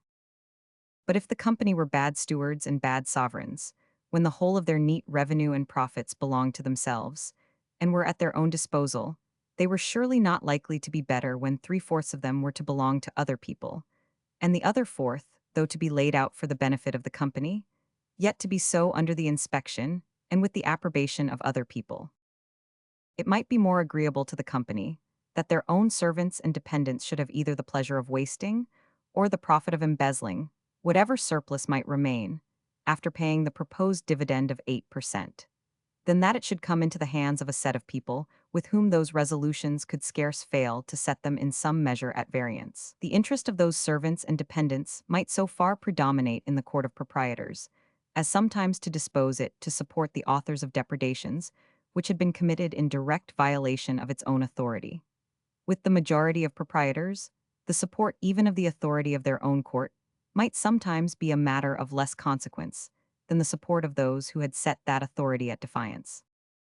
The regulations of 1773, accordingly, did not put an end to the disorder of the company's government in India, notwithstanding that, during a momentary fit of good conduct, they had at one time collected into the treasury of Calcutta more than £3,000,000 sterling, notwithstanding that they had afterwards extended either their dominion or their depredations over a vast accession of some of the richest and most fertile countries in India, all was wasted and destroyed. They found themselves altogether unprepared to stop or resist the incursion of Hyder Ali, and in consequence of those disorders, the company is now, 1784, in greater distress than ever, and, in order to prevent immediate bankruptcy, is once more reduced to supplicate the assistance of government. Different plans have been proposed by the different parties in Parliament for the better management of its affairs, and all those plans seem to agree in supposing, what was indeed always abundantly evident, that it is altogether unfit to govern its territorial possessions. Even the company itself seems to be convinced of its own incapacity so far, and seems, upon that account, willing to give them up to government.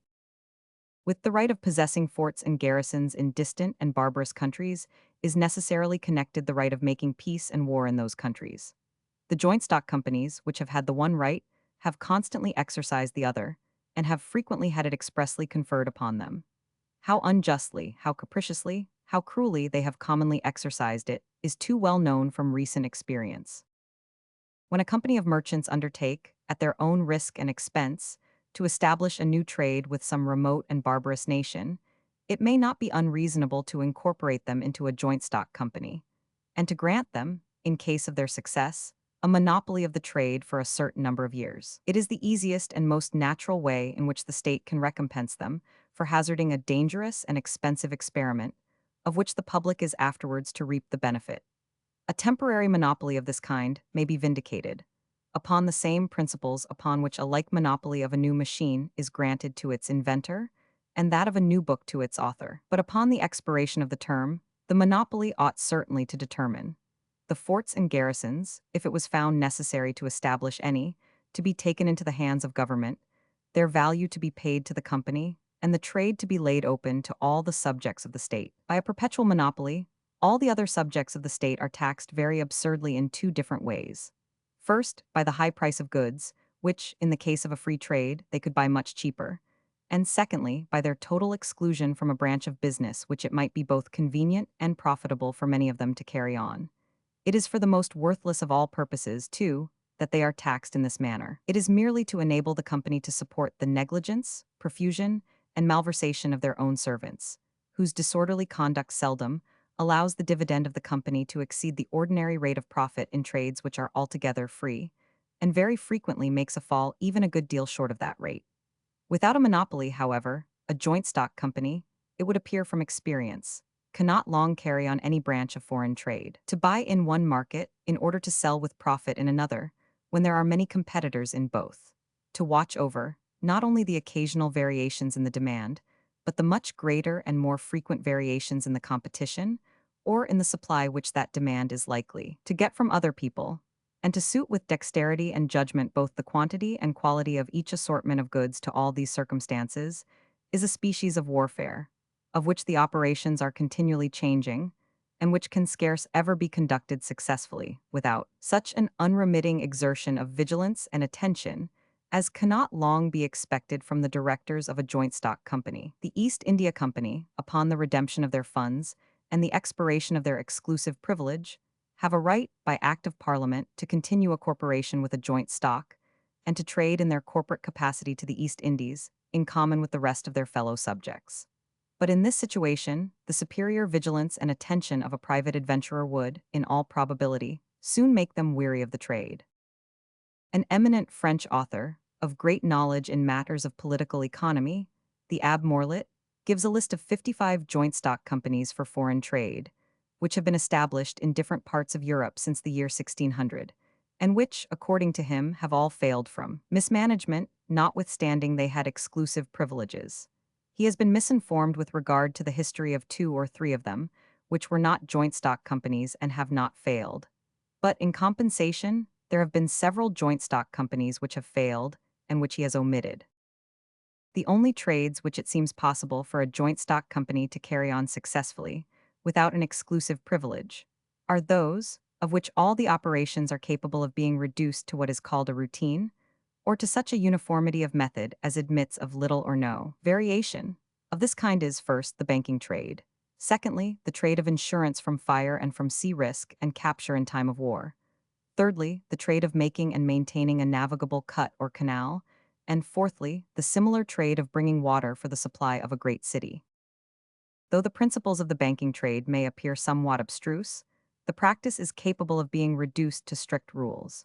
To depart upon any occasion from those rules, in consequence of some flattering speculation of extraordinary gain, is almost always extremely dangerous and frequently fatal to the banking company which attempts it. But the constitution of joint stock companies renders them in general more tenacious of established rules than any private copartnery.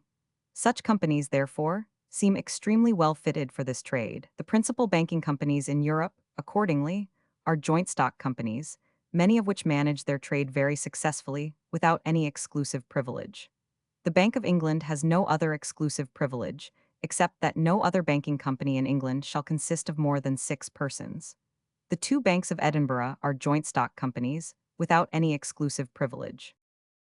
The value of the risk, either from fire or from loss by sea or by capture, though it cannot perhaps be calculated very exactly, admits, however, of such a gross estimation, as renders it in some degree reducible to strict rule and method. The trade of insurance, therefore, may be carried on successfully by a joint stock company, without any exclusive privilege. Neither the London Assurance nor the Royal Exchange Assurance Companies have any such privilege.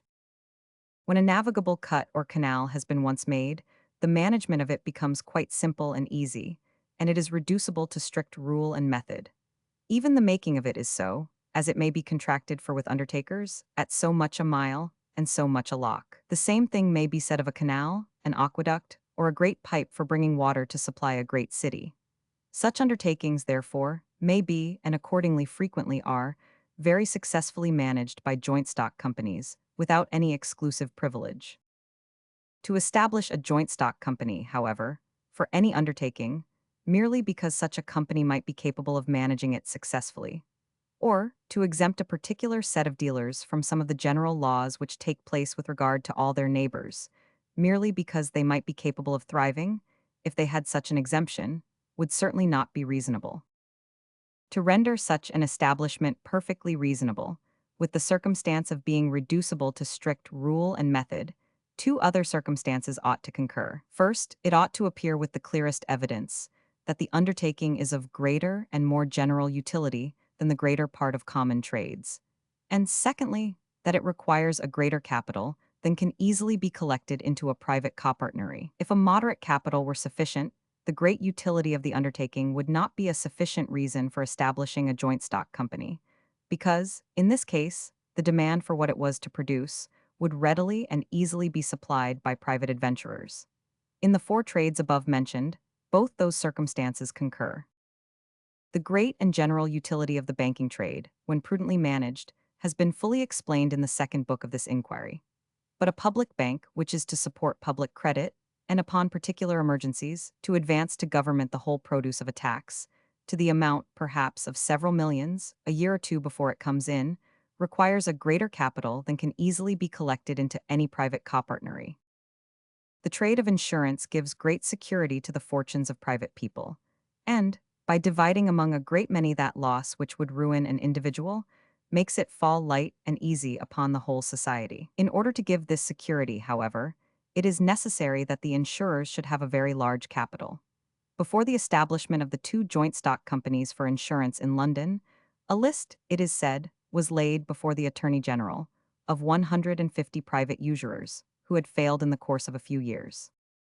That navigable cuts and canals, and the works which are sometimes necessary for supplying a great city with water, are of great and general utility, while, at the same time, they frequently require a greater expense than suits the fortunes of private people, is sufficiently obvious.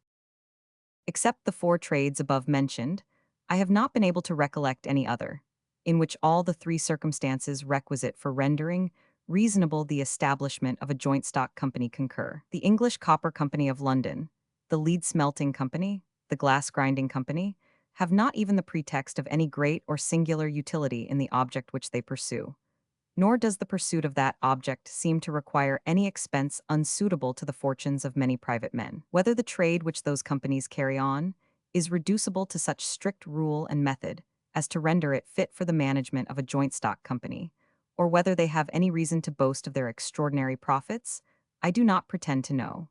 The Mine Adventurers Company has been long ago bankrupt. A share in the stock of the British Linen Company of Edinburgh sells, at present, very much below par, though less so than it did some years ago. The joint stock companies, which are established for the public-spirited purpose of promoting some particular manufacture, over and above managing their own affairs ill, to the diminution of the general stock of the society, can, in other respects, scarce ever fail to do more harm than good. Notwithstanding the most upright intentions, the unavoidable partiality of their directors to particular branches of the manufacture, of which the undertakers mislead and impose upon them, is a real discouragement to the rest, and necessarily breaks, more or less, that natural proportion which would otherwise establish itself between judicious industry and profit, and which, to the general industry of the country, is of all encouragements the greatest and the most effectual. Art, II, of the expense of the institution for the education of youth. The institutions for the education of the youth may, in the same manner, furnish a revenue sufficient for defraying their own expense. The fee or honorary, which the scholar pays to the master, naturally constitutes a revenue of this kind. Even where the reward of the master does not arise altogether from this natural revenue, it still is not necessary that it should be derived from that general revenue of the society, of which the collection and application are, in most countries, assigned to the executive power. Through the greater part of Europe, accordingly, the endowment of schools and colleges makes either no charge upon that general revenue, or but a very small one. It everywhere arises chiefly from some local or provincial revenue, from the rent of some landed estate, or from the interest of some sum of money, allotted and put under the management of trustees for this particular purpose, sometimes by the sovereign himself, and sometimes by some private donor. Have those public endowments contributed in general to promote the end of their institution? Have they contributed to encourage the diligence and to improve the abilities of the teachers? Have they directed the course of education towards objects more useful, both to the individual and to the public, than those to which it would naturally have gone of its own accord? It should not seem very difficult to give at least a probable answer to each of those questions. In every profession, the exertion of the greater part of those who exercise it is always in proportion to the necessity they are under of making that exertion. This necessity is greatest with those to whom the emoluments of their profession are the only source from which they expect their fortune, or even their ordinary revenue and subsistence. In order to acquire this fortune, or even to get this subsistence, they must, in the course of a year, execute a certain quantity of work of a known value. And where the competition is free, the rivalship of competitors, who are all endeavoring to justle one another out of employment, obliges every man to endeavor to execute his work with a certain degree of exactness. The greatness of the objects which are to be acquired by success in some particular professions may, no doubt, sometimes animate the exertions of a few men of extraordinary spirit and ambition. Great objects, however, are evidently not necessary in order to occasion the greatest exertions. Rivalship and emulation render excellency, even in mean professions, an object of ambition, and frequently occasion the very greatest exertions. Great objects, on the contrary, alone and unsupported by the necessity of application, have seldom been sufficient to occasion any considerable exertion. In England, success in the profession of the law leads to some very great objects of ambition, and yet how few men, born to easy fortunes, have ever in this country been eminent in that profession. The endowments of schools and colleges have necessarily diminished, more or less, the necessity of application in the teachers.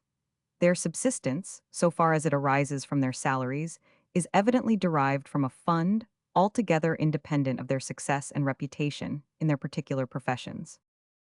In some universities, the salary makes but a part, and frequently but a small part, of the emoluments of the teacher, of which the greater part arises from the honoraries or fees of his pupils.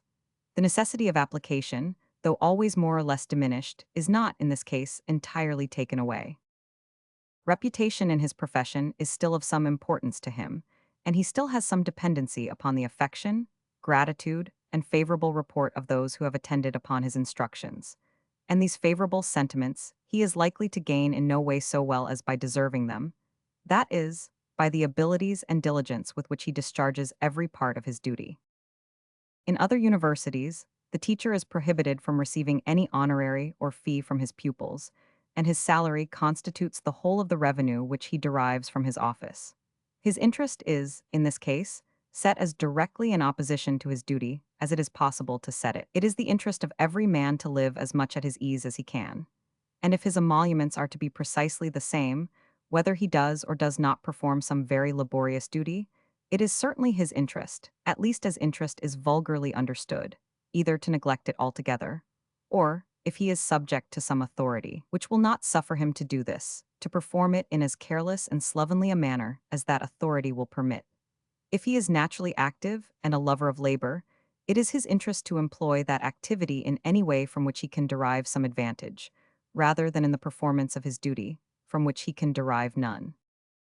If the authority to which he is subject resides in the body corporate, the college or university, of which he himself is a member, and in which the greater part of the other members are, like himself, persons who either are or ought to be teachers, they are likely to make a common cause to be all very indulgent to one another, and every man to consent that his neighbor may neglect his duty, provided he himself is allowed to neglect his own. In the University of Oxford, the greater part of the public professors have, for these many years, given up altogether even the pretense of teaching. If the authority to which he is subject resides, not so much in the body corporate, of which he is a member, as in some other extraneous persons, in the bishop of the diocese, for example, in the governor of the province, or perhaps in some minister of state, it is not, indeed, in this case, very likely that he will be suffered to neglect his duty altogether. All that such superiors, however, can force him to do is to attend upon his pupils a certain number of hours, that is, to give a certain number of lectures in the week or in the year. What those lectures shall be must still depend upon the diligence of the teacher, and that diligence is likely to be proportioned to the motives which he has for exerting it.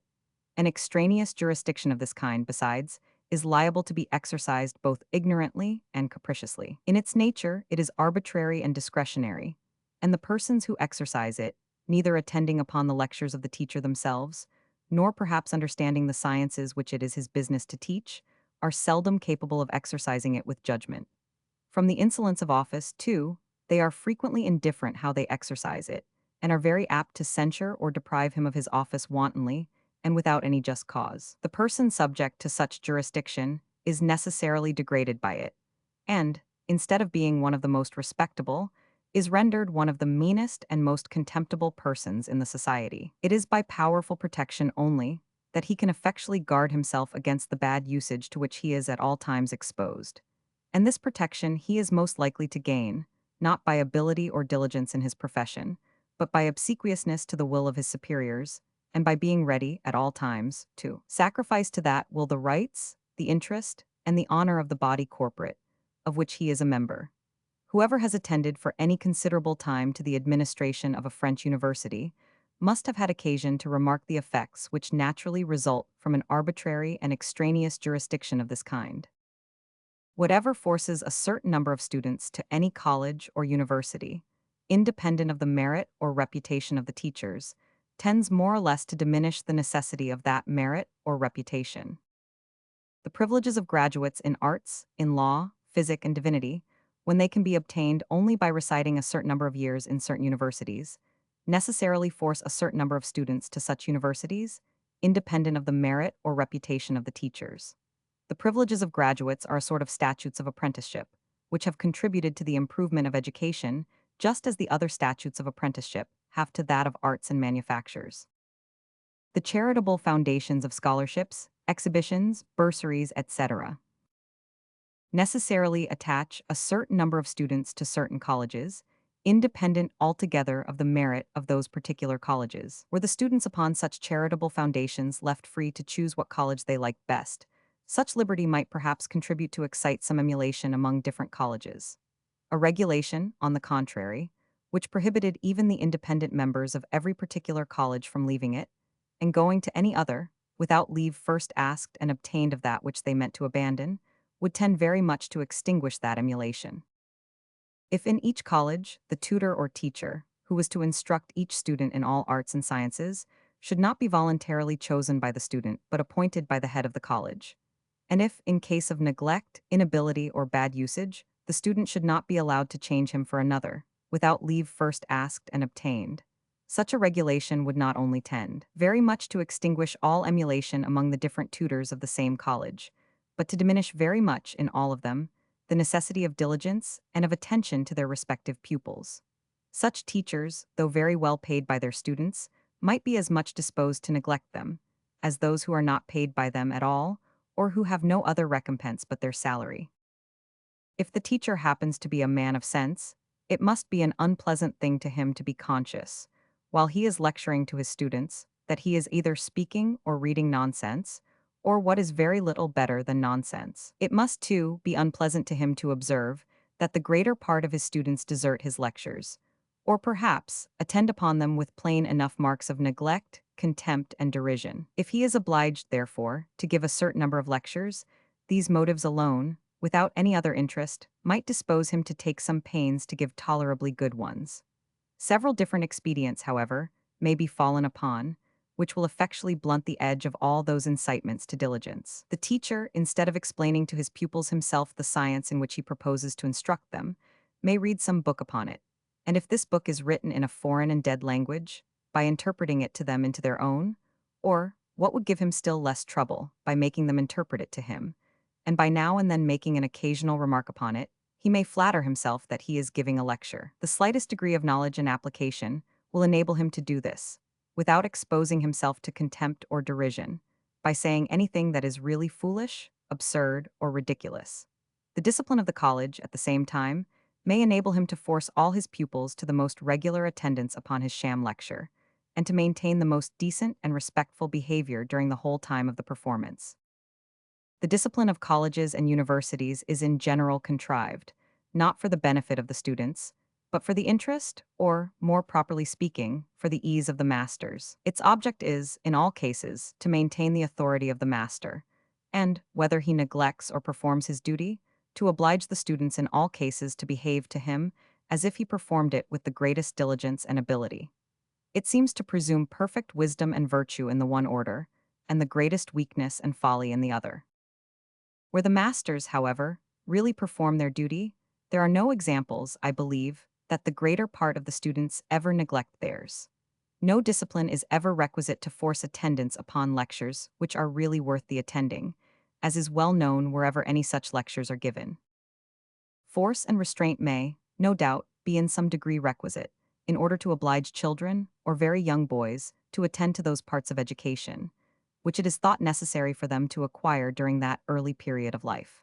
But after 12 or 13 years of age, provided the master does his duty, force or restraint can scarce ever be necessary to carry on any part of education. Such is the generosity of the greater part of young men, that so far from being disposed to neglect or despise the instructions of their master, provided he shows some serious intention of being of use to them, they are generally inclined to pardon a great deal of incorrectness in the performance of his duty, and sometimes even to conceal from the public a good deal of gross negligence. Those parts of education, it is to be observed, for the teaching of which there are no public institutions, are generally the best taught. When a young man goes to a fencing or a dancing school, he does not, indeed, always learn to fence or to dance very well, but he seldom fails of learning to fence or to dance. The good effects of the riding school are not commonly so evident. The expense of a riding school is so great that in most places it is a public institution. The three most essential parts of literary education, to read, write, and account, it still continues to be more common to acquire in private than in public schools, and it very seldom happens that anybody fails of acquiring them to the degree in which it is necessary to acquire them. In England, the public schools are much less corrupted than the universities. In the schools, the youth are taught, or at least may be taught, Greek and Latin, that is, everything which the masters pretend to teach, or which it is expected they should teach. In the universities, the youth neither are taught, nor always can find any proper means of being taught the sciences, which it is the business of those incorporated bodies to teach. The reward of the schoolmaster, in most cases, depends principally, in some cases almost entirely, upon the fees or honoraries of his scholars. Schools have no exclusive privileges. In order to obtain the honors of graduation, it is not necessary that a person should bring a certificate of his having studied a certain number of years at a public school. If upon examination he appears to understand what is taught there, no questions are asked about the place where he learnt it. The parts of education which are commonly taught in universities, it may perhaps be said, are not very well taught. But had it not been for those institutions, they would not have been commonly taught at all, and both the individual and the public would have suffered a good deal from the want of those important parts of education.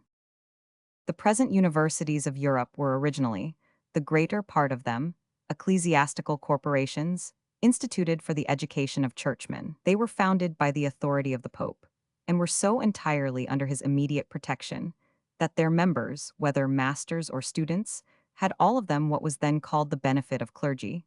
That is, were exempted from the civil jurisdiction of the countries in which their respective universities were situated, and were amenable only to the ecclesiastical tribunals.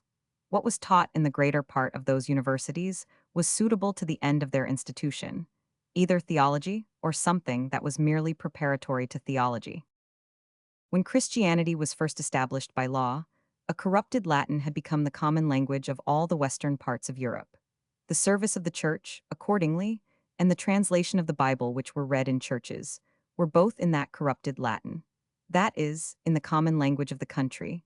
After the eruption of the barbarous nations who overturned the Roman Empire, Latin gradually ceased to be the language of any part of Europe. But the reverence of the people naturally preserves the established forms and ceremonies of religion long after the circumstances which first introduced and rendered them reasonable are no more. Though Latin, therefore, was no longer understood anywhere by the great body of the people, the whole service of the Church still continued to be performed in that language. Two different languages were thus established in Europe, in the same manner as in ancient Egypt: a language of the priests and a language of the people, a sacred and a profane, a learned and an unlearned language. But it was necessary that the priests should understand something of that sacred and learned language in which they were to officiate, and the study of the Latin language therefore made, from the beginning, an essential part of university education. It was not so with that either of the Greek or of the Hebrew language. The infallible decrees of the Church had pronounced the Latin translation of the Bible, commonly called the Latin Vulgate, to have been equally dictated by divine inspiration, and therefore of equal authority with the Greek and Hebrew originals. The knowledge of those two languages, therefore, not being indispensably requisite to a churchman, the study of them did not for a long time make a necessary part of the common course of university education. There are some Spanish universities, I am assured, in which the study of the Greek language has never yet made any part of that course. The first reformers found the Greek text of the New Testament, and even the Hebrew text of the Old, more favorable to their opinions than the Vulgate translation, which, as might naturally be supposed, had been gradually accommodated to support the doctrines of the Catholic Church. They set themselves, therefore, to expose the many errors of that translation, which the Roman Catholic clergy were thus put under the necessity of defending or explaining. But this could not well be done without some knowledge of the original languages, of which the study was therefore gradually introduced into the greater part of universities, both of those which embraced, and of those which rejected, the doctrines of the Reformation. The Greek language was connected with every part of that classical learning, which, though at first principally cultivated by Catholics and Italians, happened to come into fashion much about the same time that the doctrines of the Reformation were set on foot. In the greater part of universities, therefore, that language was taught previous to the study of philosophy, and as soon as the student had made some progress in the Latin, the Hebrew language having no connection with classical learning, and, except the Holy Scriptures, being the language of not a single book in any esteem, the study of it did not commonly commence till after that of philosophy, and when the student had entered upon the study of theology. Originally, the first rudiments, both of the Greek and Latin languages, were taught in universities, and in some universities they still continue to be so. In others, it is expected that the student should have previously acquired, at least, the rudiments of one or both of those languages, of which the study continues to make everywhere a very considerable part of university education. The ancient Greek philosophy was divided into three great branches: physics or natural philosophy, ethics or moral philosophy, and logic. This general division seems perfectly agreeable to the nature of things. The great phenomena of nature, the revolutions of the heavenly bodies, eclipses, comets, thunder and lightning, and other extraordinary meteors, the generation, the life, growth, and dissolution of plants and animals, are objects which, as they necessarily excite the wonder, so they naturally call forth the curiosity of mankind to inquire into their causes. Superstition first attempted to satisfy this curiosity by referring all those wonderful appearances to the immediate agency of the gods.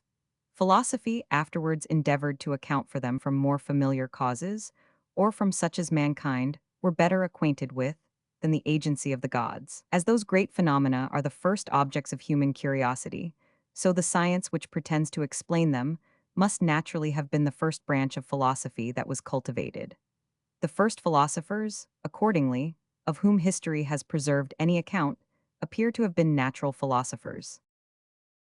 In every age and country of the world, men must have attended to the characters, designs, and actions of one another, and many reputable rules and maxims for the conduct of human life must have been laid down and approved of by common consent. As soon as writing came into fashion, wise men, or those who fancied themselves such, would naturally endeavor to increase the number of those established and respected maxims, and to express their own sense of what was either proper or improper conduct, sometimes in the more artificial form of apologues, like what are called the fables of Aesop, and sometimes in the more simple one of apophthegms or wise sayings, like the Proverbs of Solomon, the verses of Theognis and Phocylides, and some part of the works of Hesiod. They might continue in this manner, for a long time, merely to multiply the number of those maxims of prudence and morality, without even attempting to arrange them in any very distinct or methodical order, much less to connect them together by one or more general principles,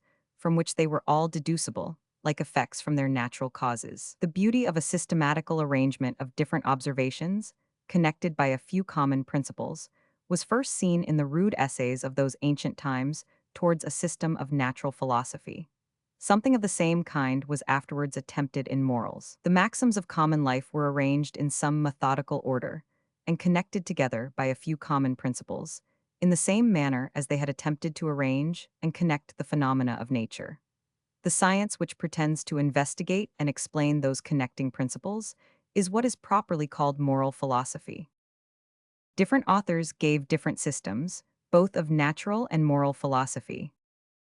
But the arguments by which they supported those different systems, far from being always demonstrations, were frequently at best but very slender probabilities, and sometimes mere sophisms, which had no other foundation but the inaccuracy and ambiguity of common language. Speculative systems have, in all ages of the world, been adopted for reasons too frivolous to have determined the judgment of any man of common sense, in a matter of the smallest pecuniary interest. Gross sophistry has scarce ever had any influence upon the opinions of mankind, except in matters of philosophy and speculation, and in these it has frequently had the greatest. The patrons of each system of natural and moral philosophy naturally endeavored to expose the weakness of the arguments adduced to support the systems which were opposite to their own. In examining those arguments, they were necessarily led to consider the difference between a probable and a demonstrative argument, between a fallacious and a conclusive one, and logic, or the science of the general principles of good and bad reasoning, necessarily arose out of the observations which a scrutiny of this kind gave occasion to, though, in its origin, posterior both to physics and to ethics, it was commonly taught, not indeed in all, but in the greater part of the ancient schools of philosophy, previously to either of those sciences. The student, it seems to have been thought, ought to understand well the difference between good and bad reasoning, before he was led to reason upon subjects of so great importance. This ancient division of philosophy into three parts was, in the greater part of the universities of Europe, changed for another into five. In the ancient philosophy, whatever was taught concerning the nature either of the human mind or of the deity, made a part of the system of physics. Those beings, in whatever their essence might be supposed to consist, were parts of the great system of the universe, and parts, too, productive of the most important effects. Whatever human reason could either conclude or conjecture concerning them, made, as it were, two chapters, though no doubt two very important ones, of the science which pretended to give an account of the origin and revolutions of the great system of the universe.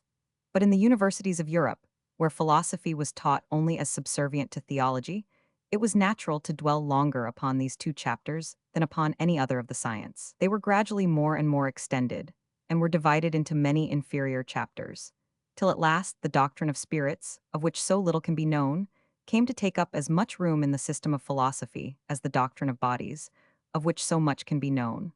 The doctrines concerning those two subjects were considered as making two distinct sciences. What are called metaphysics or pneumatics were set in opposition to physics, and were cultivated not only as the more sublime, but, for the purposes of a particular profession, as the more useful science of the two. The proper subject of experiment and observation, a subject in which a careful attention is capable of making so many useful discoveries, was almost entirely neglected.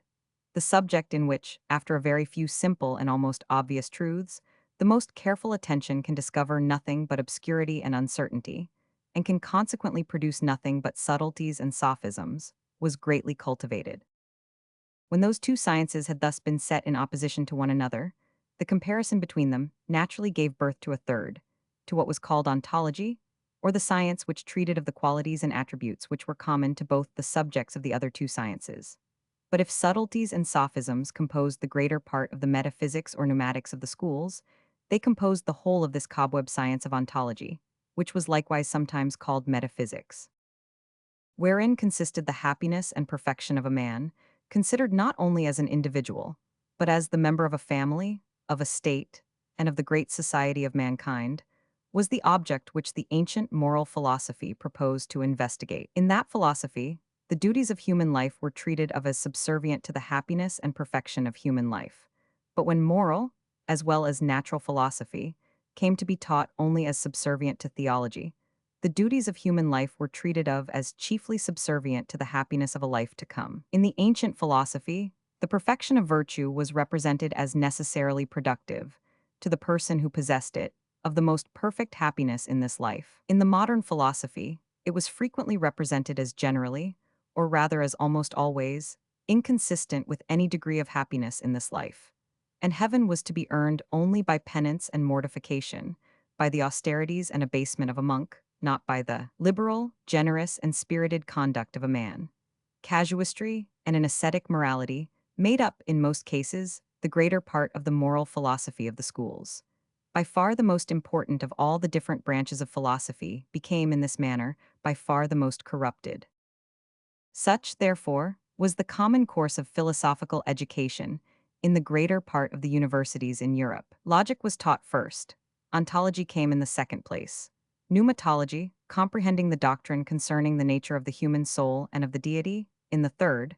In the fourth followed a debased system of moral philosophy, which was considered as immediately connected with the doctrines of pneumatology, with the immortality of the human soul, and with the rewards and punishments which, from the justice of the deity, were to be expected in a life to come. A short and superficial system of physics usually concluded the course. The alterations which the universities of Europe thus introduced into the ancient course of philosophy were all meant for the education of ecclesiastics, and to render it a more proper introduction to the study of theology. But the additional quantity of subtlety and sophistry, the casuistry and ascetic morality which those alterations introduced into it, certainly did not render it more for the education of gentlemen or men of the world, or more likely either to improve the understanding or to mend the heart. This course of philosophy is what still continues to be taught in the greater part of the universities of Europe, with more or less diligence, according as the constitution of each particular university happens to render diligence more or less necessary to the teachers. In some of the richest and best endowed universities, the tutors content themselves with teaching a few unconnected shreds and parcels of this corrupted course, and even these they commonly teach very negligently and superficially. The improvements which, in modern times, have been made in several different branches of philosophy have not, the greater part of them, been made in universities, though some, no doubt, have. The greater part of universities have not even been very forward to adopt those improvements after they were made, and several of those learned societies have chosen to remain, for a long time, the sanctuaries in which exploded systems and obsolete prejudices found shelter and protection, after they had been hunted out of every other corner of the world. In general, the richest and best endowed universities have been slowest in adopting those improvements, and the most averse to permit any considerable change in the established plan of education. Those improvements were more easily introduced into some of the poorer universities, in which the teachers, depending upon their reputation for the greater part of their subsistence, were obliged to pay more attention to the current opinions of the world. But though the public schools and universities of Europe were originally intended only for the education of a particular profession, that of churchmen, and though they were not always very diligent in instructing their pupils, even in the sciences which were supposed necessary for that profession, yet they gradually drew to themselves the education of almost all other people, particularly of almost all gentlemen and men of fortune. No better method, it seems, could be fallen upon, of spending, with any advantage, the long interval between infancy and that period of life at which men begin to apply in good earnest to the real business of the world, the business which is to employ them during the remainder of their days. The greater part of what is taught in schools and universities, however, does not seem to be the most proper preparation for that business. In England, it becomes every day more and more the custom to send young people to travel in foreign countries immediately upon their leaving school, and without sending them to any university. Our young people, it is said, generally return home much improved by their travels. A young man who goes abroad at 17 or 18 and returns home at 21 returns 3 or 4 years older than he was when he went abroad. And at that age, it is very difficult not to improve a good deal in 3 or 4 years. In the course of his travels, he generally acquires some knowledge of 1 or 2 foreign languages. A knowledge, however, which is seldom sufficient to enable him either to speak or write them with propriety. In other respects, he commonly returns home more conceited, more unprincipled, more dissipated, and more incapable of any serious application, either to study or to business, than he could well have become in so short a time had he lived at home. By traveling so very young, by spending in the most frivolous dissipation the most precious years of his life, at a distance from the inspection and control of his parents and relations, every useful habit, which the earlier parts of his education might have had some tendency to form in him, instead of being riveted and confirmed, is almost necessarily either weakened or effaced. Nothing but the discredit into which the universities are allowing themselves to fall could ever have brought into repute so very absurd a practice as that of traveling at this early period of life. By sending his son abroad, a father delivers himself, at least for some time, from so disagreeable an object as that of a son unemployed, neglected, and going to ruin before his eyes. Such have been the effects of some of the modern institutions for education. Different plans and different institutions for education seem to have taken place in other ages and nations. In the republics of ancient Greece, every free citizen was instructed, under the direction of the public magistrate, in gymnastic exercises and in music. By gymnastic exercises, it was intended to harden his body, to sharpen his courage, and to prepare him for the fatigues and dangers of war. And as the Greek militia was, by all accounts, one of the best that ever was in the world, this part of their public education must have answered completely the purpose for which it was intended. By the other part, music, it was proposed, at least by the philosophers and historians, who have given us an account of those institutions, to humanize the mind, to soften the temper, and to dispose it for performing all the social and moral duties of public and private life.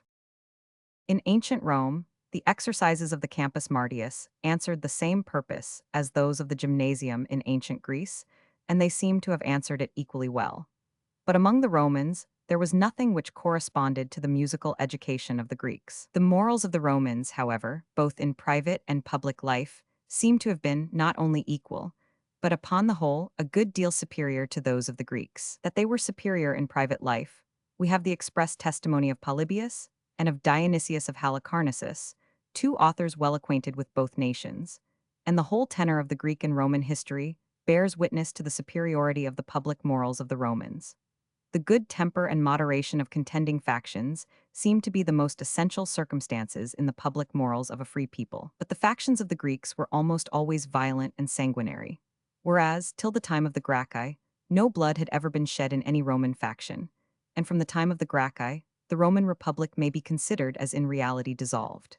Notwithstanding, therefore, the very respectable authority of Plato, Aristotle, and Polybius, and notwithstanding the very ingenious reasons by which Mr. Montesquieu endeavors to support that authority, it seems probable that the musical education of the Greeks had no great effect in mending their morals, since, without any such education, those of the Romans were, upon the whole, superior. The respect of those ancient sages for the institutions of their ancestors had probably disposed them to find much political wisdom in what was, perhaps, merely an ancient custom, continued, without interruption, from the earliest period of those societies to the times in which they had arrived at a considerable degree of refinement.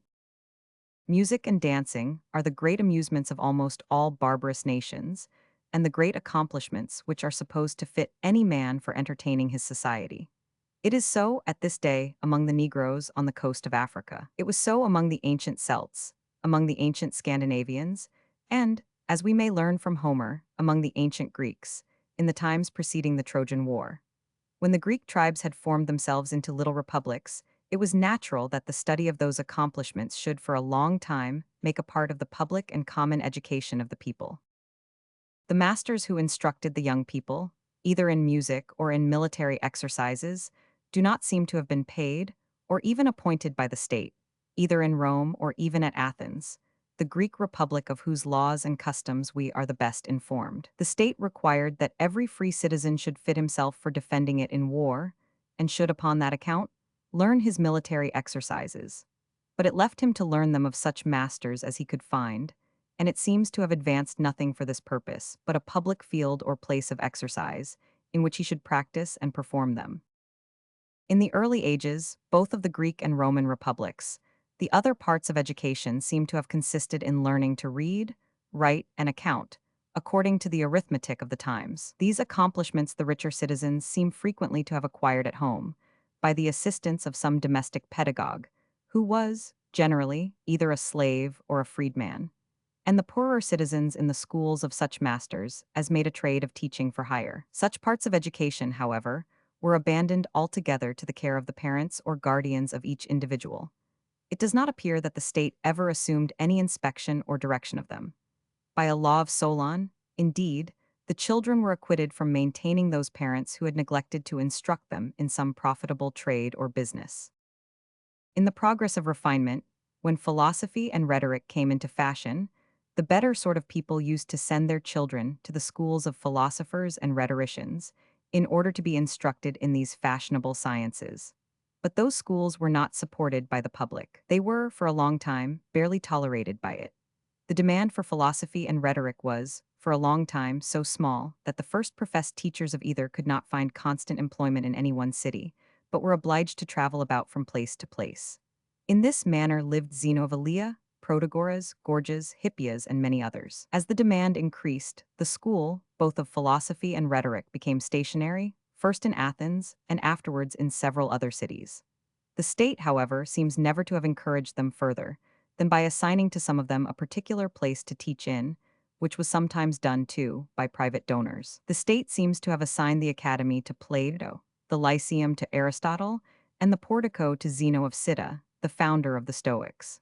But Epicurus bequeathed his gardens to his own school. Till about the time of Marcus Antoninus, however, no teacher appears to have had any salary from the public, or to have had any other emoluments, but what arose from the honoraries or fees of his scholars. The bounty which that philosophical emperor, as we learn from Lucian, bestowed upon one of the teachers of philosophy, probably lasted no longer than his own life. There was nothing equivalent to the privileges of graduation, and to have attended any of those schools was not necessary, in order to be permitted to practice any particular trade or profession. If the opinion of their own utility could not draw scholars to them, the law neither forced anybody to go to them, nor rewarded anybody for having gone to them. The teachers had no jurisdiction over their pupils, nor any other authority besides that natural authority which superior virtue and abilities never fail to procure from young people towards those who are entrusted with any part of their education.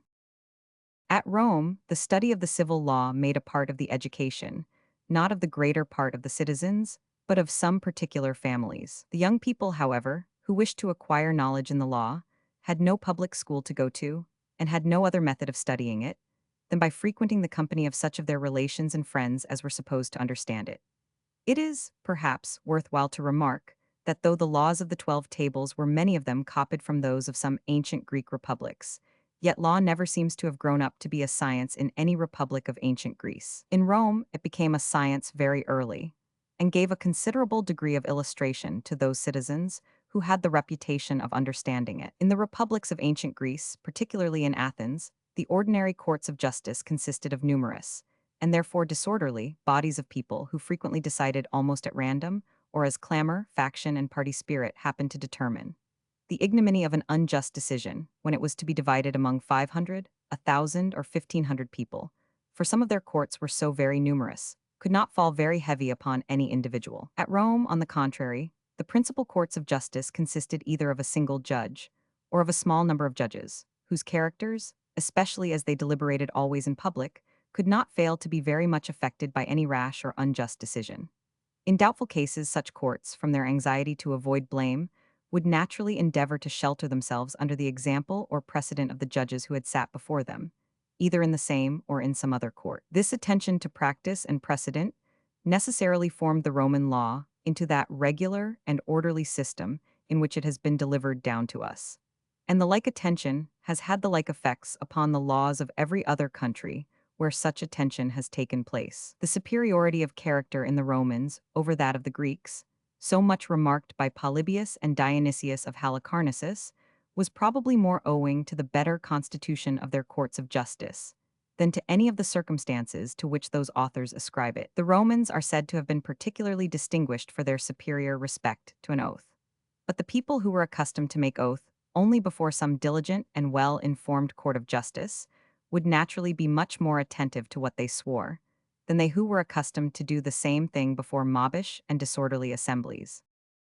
The abilities, both civil and military, of the Greeks and Romans will readily be allowed to have been at least equal to those of any modern nation. Our prejudice is perhaps rather to overrate them, but except in what related to military exercises, the state seems to have been at no pains to form those great abilities. For I cannot be induced to believe that the musical education of the Greeks could be of much consequence in forming them. Masters, however, had been found, it seems, for instructing the better sort of people among those nations, in every art and science in which the circumstances of their society rendered it necessary or convenient for them to be instructed. The demand for such instruction produced what it always produces, the talent for giving it, and the emulation which an unrestrained competition never fails to excite, appears to have brought that talent to a very high degree of perfection. In the attention which the ancient philosophers excited, in the empire which they acquired over the opinions and principles of their auditors, in the faculty which they possessed of giving a certain tone and character to the conduct and conversation of those auditors, they appear to have been much superior to any modern teachers. In modern times, the diligence of public teachers is more or less corrupted by the circumstances which render them more or less independent of their success and reputation in their particular professions. Their salaries, too, put the private teacher, who would pretend to come into competition with them, in the same state with a merchant who attempts to trade without a bounty, in competition with those who trade with a considerable one. If he sells his goods at nearly the same price, he cannot have the same profit, and poverty and beggary at least, if not bankruptcy and ruin, will infallibly be his lot. If he attempts to sell them much dearer, he is likely to have so few customers that his circumstances will not be much mended. The privileges of graduation, besides, are in many countries necessary, or at least extremely convenient, to most men of learned professions, that is, to the far greater part of those who have occasion for a learned education. But those privileges can be obtained only by attending the lectures of the public teachers. The most careful attendance upon the ablest instructions of any private teacher cannot always give any title to demand them. It is from these different causes that the private teacher of any of the sciences, which are commonly taught in universities, is, in modern times, generally considered as in the very lowest order of men of letters. A man of real abilities can scarce find out a more humiliating or a more unprofitable employment to turn them to. The endowments of schools and colleges have in this manner not only corrupted the diligence of public teachers, but have rendered it almost impossible to have any good private ones.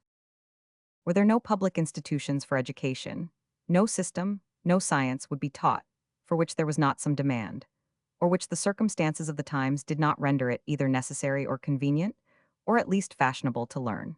A private teacher could never find his account in teaching either an exploded and antiquated system of a science acknowledged to be useful, or a science universally believed to be a mere useless and pedantic heap of sophistry and nonsense. Such systems, such sciences, can subsist nowhere but in those incorporated societies for education, whose prosperity and revenue are in a great measure independent of their industry. Were there no public institutions for education, a gentleman, after going through, with application and abilities, the most complete course of education which the circumstances of the times were supposed to afford, could not come into the world completely ignorant of everything which is the common subject of conversation among gentlemen and men of the world.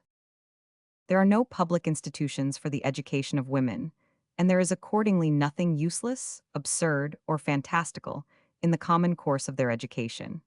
They are taught what their parents or guardians judge it necessary or useful for them to learn, and they are taught nothing else. Every part of their education tends evidently to some useful purpose, either to improve the natural attractions of their person, or to form their mind to reserve, to modesty, to chastity, and to economy, to render them both likely to become the mistresses of a family, and to behave properly, when they have become such.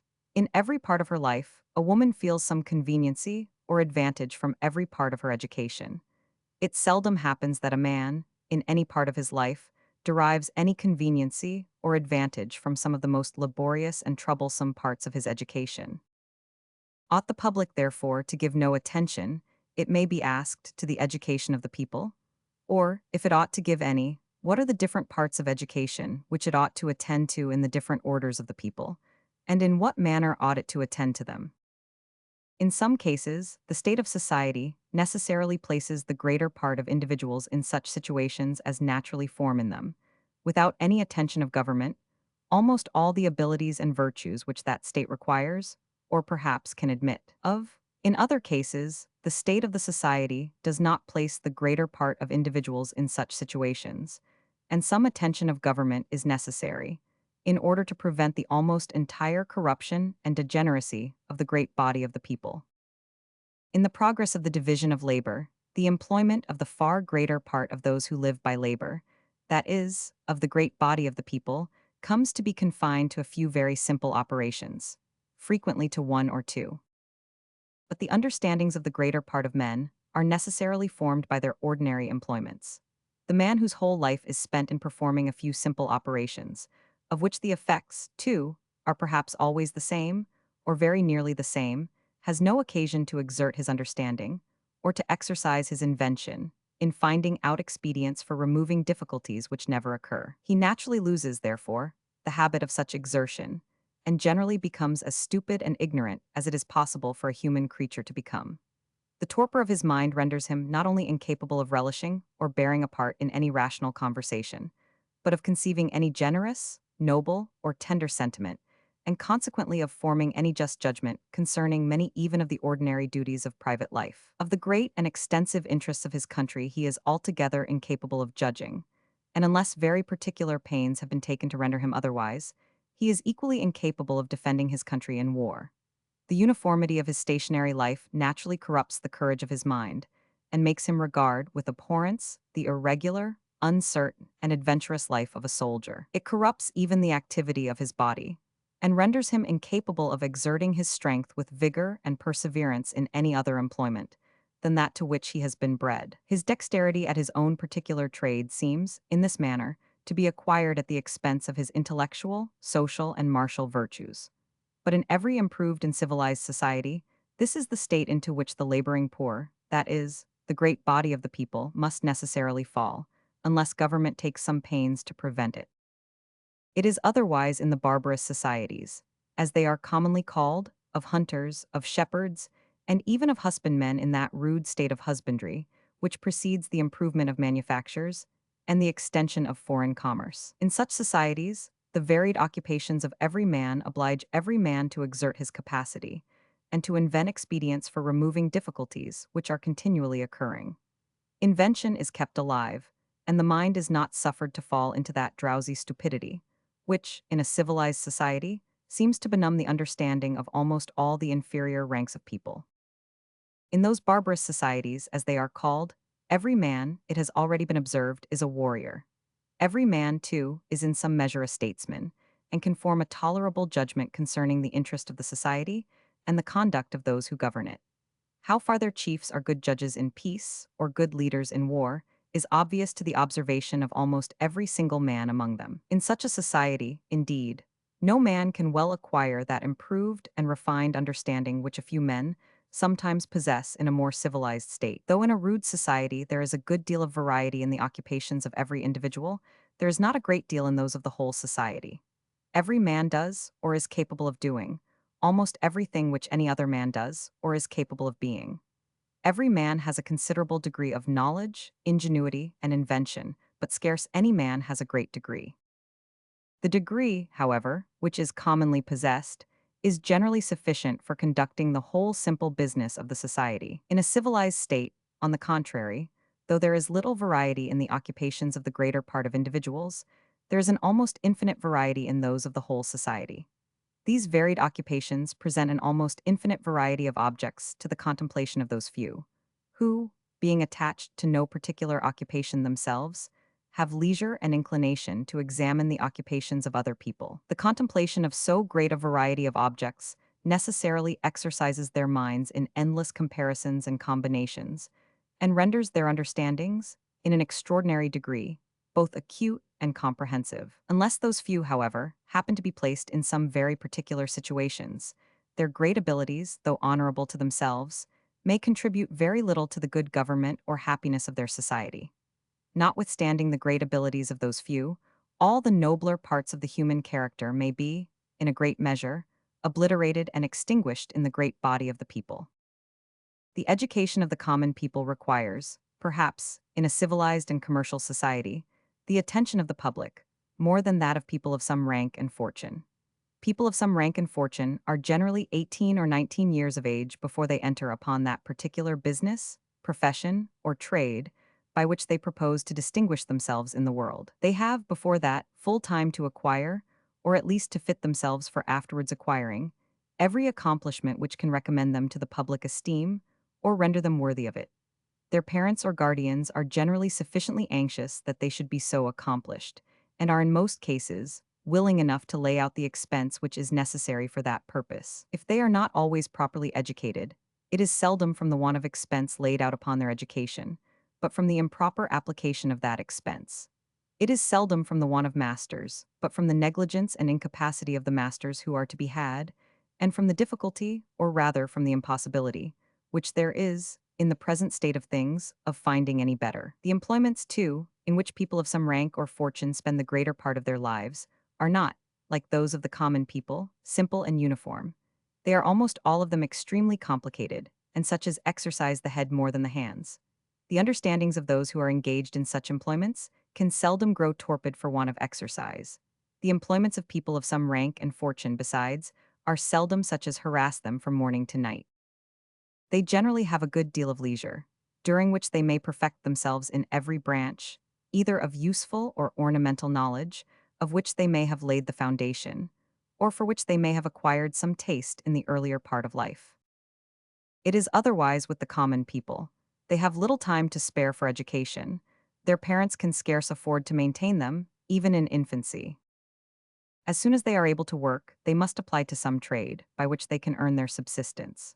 That trade, too, is generally so simple and uniform as to give little exercise to the understanding, while at the same time their labor is both so constant and so severe that it leaves them little leisure and less inclination to apply to, or even to think of anything else. But though the common people cannot, in any civilized society, be so well instructed as people of some rank and fortune, the most essential parts of education, however, to read, write, and account, can be acquired at so early a period of life that the greater part, even of those who are to be bred to the lowest occupations, have time to acquire them before they can be employed in those occupations.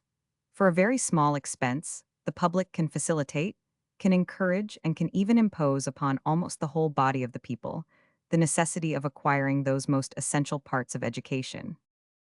The public can facilitate this acquisition by establishing in every parish or district a little school, where children may be taught for a reward so moderate that even a common laborer may afford it, the master being partly, but not wholly, paid by the public. Because, if he was wholly, or even principally, paid by it, he would soon learn to neglect his business.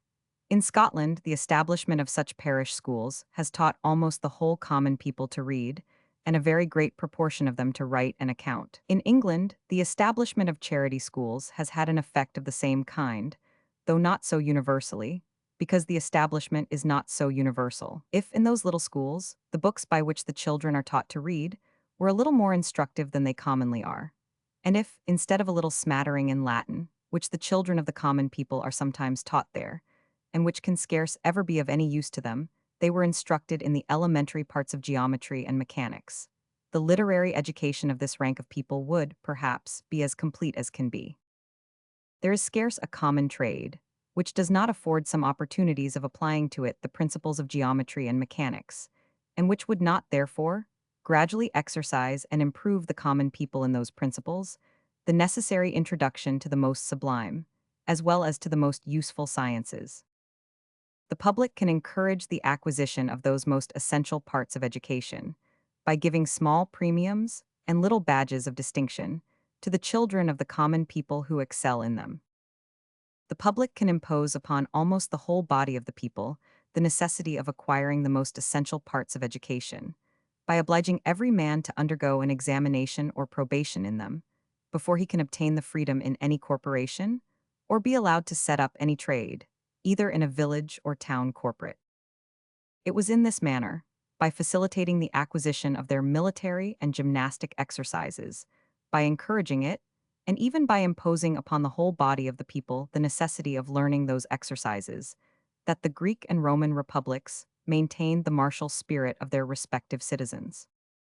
They facilitated the acquisition of those exercises by appointing a certain place for learning and practicing them, and by granting to certain masters the privilege of teaching in that place. Those masters do not appear to have had either salaries or exclusive privileges of any kind. Their reward consisted altogether in what they got from their scholars. And a citizen, who had learnt his exercises in the public gymnasia, had no sort of legal advantage over one who had learnt them privately, provided the latter had learned them equally well. Those republics encouraged the acquisition of those exercises by bestowing little premiums and badges of distinction upon those who excelled in them. To have gained a prize in the Olympic, Isthmian, or Nemean games gave illustration, not only to the person who gained it, but to his whole family and kindred. The obligation which every citizen was under to serve a certain number of years, if called upon, in the armies of the Republic, sufficiently imposed the necessity of learning those exercises, without which he could not be fit for that service.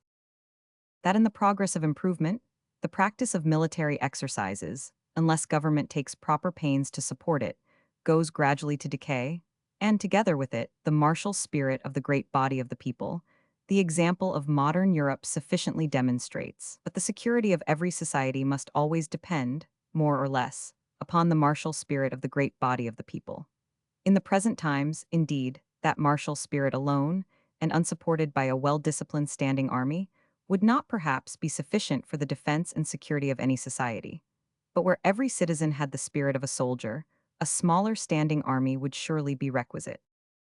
That spirit, besides, would necessarily diminish very much the dangers to liberty, whether real or imaginary, which are commonly apprehended from a standing army, as it would very much facilitate the operations of that army against a foreign invader, so it would obstruct them as much, if unfortunately they should ever be directed against the constitution of the state. The ancient institutions of Greece and Rome seem to have been much more effectual for maintaining the martial spirit of the great body of the people than the establishment of what are called the militias of modern times. They were much more simple. When they were once established, they executed themselves, and it required little or no attention from government to maintain them in the most perfect vigor. Whereas to maintain, even in tolerable execution, the complex regulations of any modern militia requires the continual and painful attention of government, without which they are constantly falling into total neglect and disuse. The influence, besides, of the ancient institutions was much more universal. By means of them, the whole body of the people was completely instructed in the use of arms, whereas it is but a very small part of them who can ever be so instructed by the regulations of any modern militia, except, perhaps, that of Switzerland. But a coward, a man incapable either of defending or of revenging himself, evidently wants one of the most essential parts of the character of a man. He is as much mutilated and deformed in his mind as another is in his body, who is either deprived of some of its most essential members, or has lost the use of them. He is evidently the more wretched and miserable of the two, because happiness and misery, which reside altogether in the mind, must necessarily depend more upon the healthful or unhealthful, the mutilated or entire state of the mind, than upon that of the body. Even though the martial spirit of the people were of no use towards the defense of the society, yet, to prevent that sort of mental mutilation, deformity, and wretchedness, which cowardice necessarily involves in it, from spreading themselves through the great body of the people, would still deserve the most serious attention of government, in the same manner as it would deserve its most serious attention to prevent a leprosy, or any other loathsome and offensive disease, though neither mortal nor dangerous, from spreading itself among them. though perhaps no other public good might result from such attention, besides the prevention of so great a public evil. The same thing may be said of the gross ignorance and stupidity, which, in a civilized society, seems so frequently to benumb the understandings of all the inferior ranks of people. A man without the proper use of the intellectual faculties of a man is, if possible, more contemptible than even a coward, and seems to be mutilated and deformed in a still more essential part of the character of human nature. Though the state was to derive no advantage from the instruction of the inferior ranks of people, it would still deserve its attention that they should not be altogether uninstructed. The state, however, derives no inconsiderable advantage from their instruction. The more they are instructed, the less liable they are to the delusions of enthusiasm and superstition, which, among ignorant nations, frequently occasion the most dreadful disorders. An instructed and intelligent people, besides, are always more decent and orderly than an ignorant and stupid one. They feel themselves, each individually, more respectable and more likely to obtain the respect of their lawful superiors, and they are therefore more disposed to respect those superiors. They are more disposed to examine, and more capable of seeing through, the interested complaints of faction and sedition, and they are, upon that account, less apt to be misled into any wanton or unnecessary opposition to the measures of government. In free countries, where the safety of government depends very much upon the favorable judgment which the people may form of its conduct, it must surely be of the highest importance that they should not be disposed to judge rashly or capriciously concerning it. Art, III, of the expense of the institutions for the instruction of people of all ages.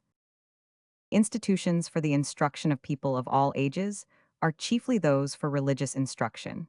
This is a species of instruction, of which the object is not so much to render the people good citizens in this world, as to prepare them for another and a better world in the life to come. The teachers of the doctrine which contains this instruction, in the same manner as other teachers, may either depend altogether for their subsistence upon the voluntary contributions of their hearers, or they may derive it from some other fund, to which the law of their country may entitle them, such as a landed estate, a tithe or land tax, an established salary or stipend.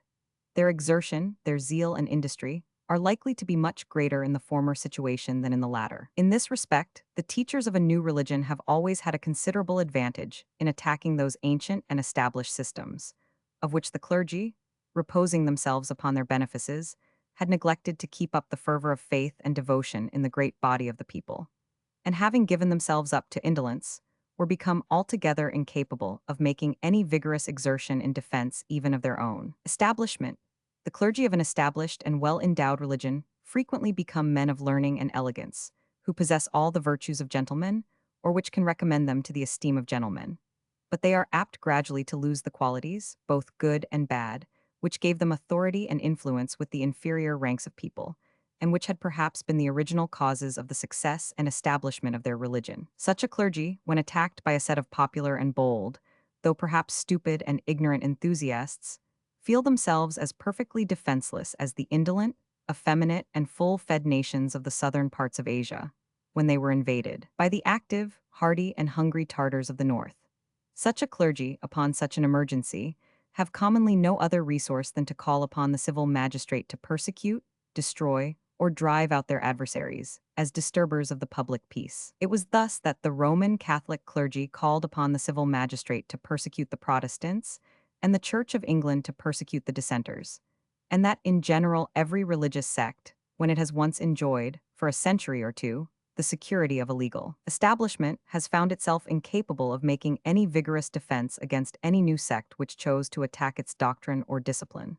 Upon such occasions, the advantage, in point of learning and good writing, may sometimes be on the side of the established church, but the arts of popularity, all the arts of gaining proselytes, are constantly on the side of its adversaries.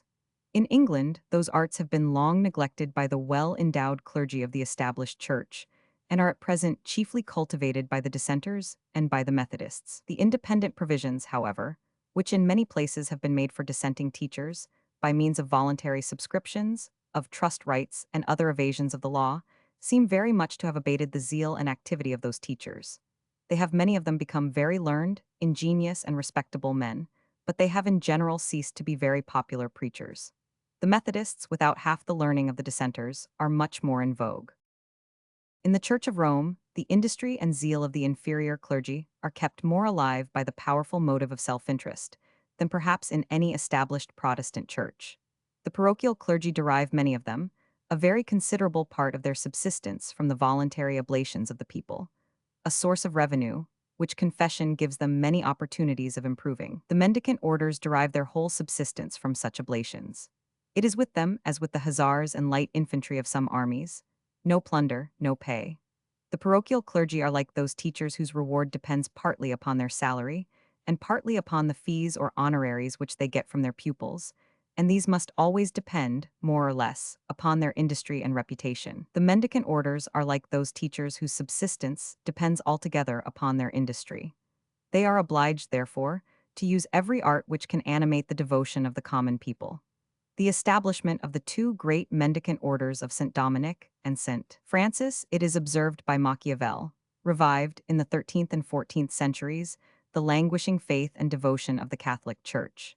In Roman Catholic countries, the spirit of devotion is supported altogether by the monks and by the poorer parochial clergy, the great dignitaries of the Church, with all the accomplishments of gentlemen and men of the world, and sometimes with those of men of learning, are careful to maintain the necessary discipline over their inferiors, but seldom give themselves any trouble about the instruction of the people.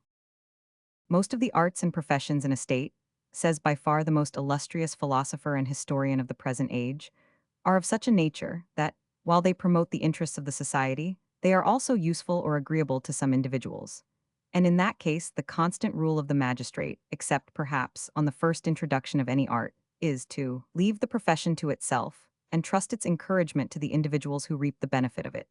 The artisans, finding their profits to rise by the favor of their customers, increase, as much as possible, their skill and industry. And as matters are not disturbed by any injudicious tampering, the commodity is always sure to be at all times nearly proportioned to the demand. But there are also some callings which, though useful and even necessary in a state, bring no advantage or pleasure to any individual, and the supreme power is obliged to alter its conduct with regard to the retainers of those professions. It must give them public encouragement in order to their subsistence, and it must provide against that negligence to which they will naturally be subject, either by annexing particular honors to profession, by establishing a long subordination of ranks and a strict dependence, or by some other expedient. The persons employed in the finances, fleets, and magistracy are instances of this order of men. It may naturally be thought, at first sight, that the ecclesiastics belong to the first class, and that their encouragement, as well as that of lawyers and physicians, may safely be entrusted to the liberality of individuals who are attached to their doctrines, and who find benefit or consolation from their spiritual ministry and assistance. Their industry and vigilance will, no doubt, be whetted by such an additional motive, and their skill in the profession, as well as their address in governing the minds of the people, must receive daily increase from their increasing practice, study, and attention.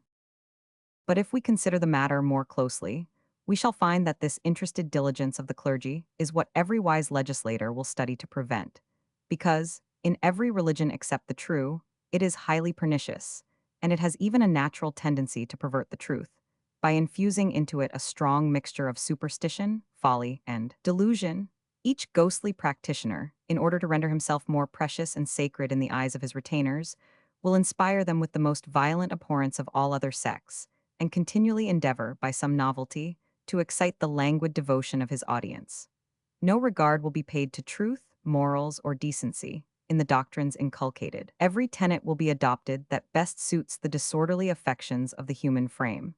Customers will be drawn to each conventicle by new industry and address, in practicing on the passions and credulity of the populace. And in the end, the civil magistrate will find that he has dearly paid for his intended frugality, in saving a fixed establishment for the priests, and that, in reality, the most decent and advantageous composition, which he can make with the spiritual guides, is to bribe their indolence, by assigning stated salaries to their profession and rendering it superfluous for them to be farther active, than merely to prevent their flock from straying in quest of new pastors. And in this manner ecclesiastical establishments, though commonly they arose at first from religious views, prove in the end advantageous to the political interests of society. But whatever may have been the good or bad effects of the independent provision of the clergy, it has, perhaps, been very seldom bestowed upon them from any view to those effects. Times of violent religious controversy have generally been times of equally violent political faction.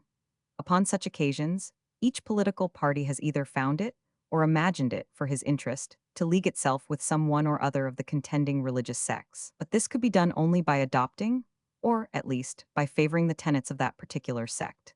The sect which had the good fortune to be leagued with the conquering party necessarily shared in the victory of its ally, by whose favor and protection it was soon enabled, in some degree, to silence and subdue all its adversaries. Those adversaries had generally leagued themselves with the enemies of the conquering party, and were, therefore, the enemies of that party. The clergy of this particular sect having thus become complete masters of the field, and their influence and authority with the great body of the people being in its highest vigor, they were powerful enough to overawe the chiefs and leaders of their own party, and to oblige the civil magistrate to respect their opinions and inclinations. Their first demand was generally that he should silence and subdue all their adversaries, and their second, that he should bestow an independent provision on themselves. As they had generally contributed a good deal to the victory, it seemed not unreasonable that they should have some share in the spoil. They were weary, besides, of humoring the people and of depending upon their caprice for a subsistence. In making this demand, therefore, they consulted their own ease and comfort, without troubling themselves about the effect which it might have, in future times, upon the influence and authority of their order. The civil magistrate, who could comply with their demand only by giving them something which he would have chosen much rather to take, or to keep to himself, was seldom very forward to grant it. Necessity, however, always forced him to submit at last, though frequently not till after many delays, evasions, and affected excuses. But if politics had never called in the aid of religion, had the conquering party never adopted the tenets of one sect more than those of another, when it had gained the victory, it would probably have dealt equally and impartially with all the different sects, and have allowed every man to choose his own priest and his own religion as he thought proper. There would, and in this case, no doubt, have been a great multitude of religious sects. Almost every different congregation might probably have had a little sect by itself, or have entertained some peculiar tenets of its own. Each teacher would, no doubt, have felt himself under the necessity of making the utmost exertion, and of using every art both to preserve and to increase the number of his disciples. But as every other teacher would have felt himself under the same necessity, the success of no one teacher, or sect of teachers, could have been very great.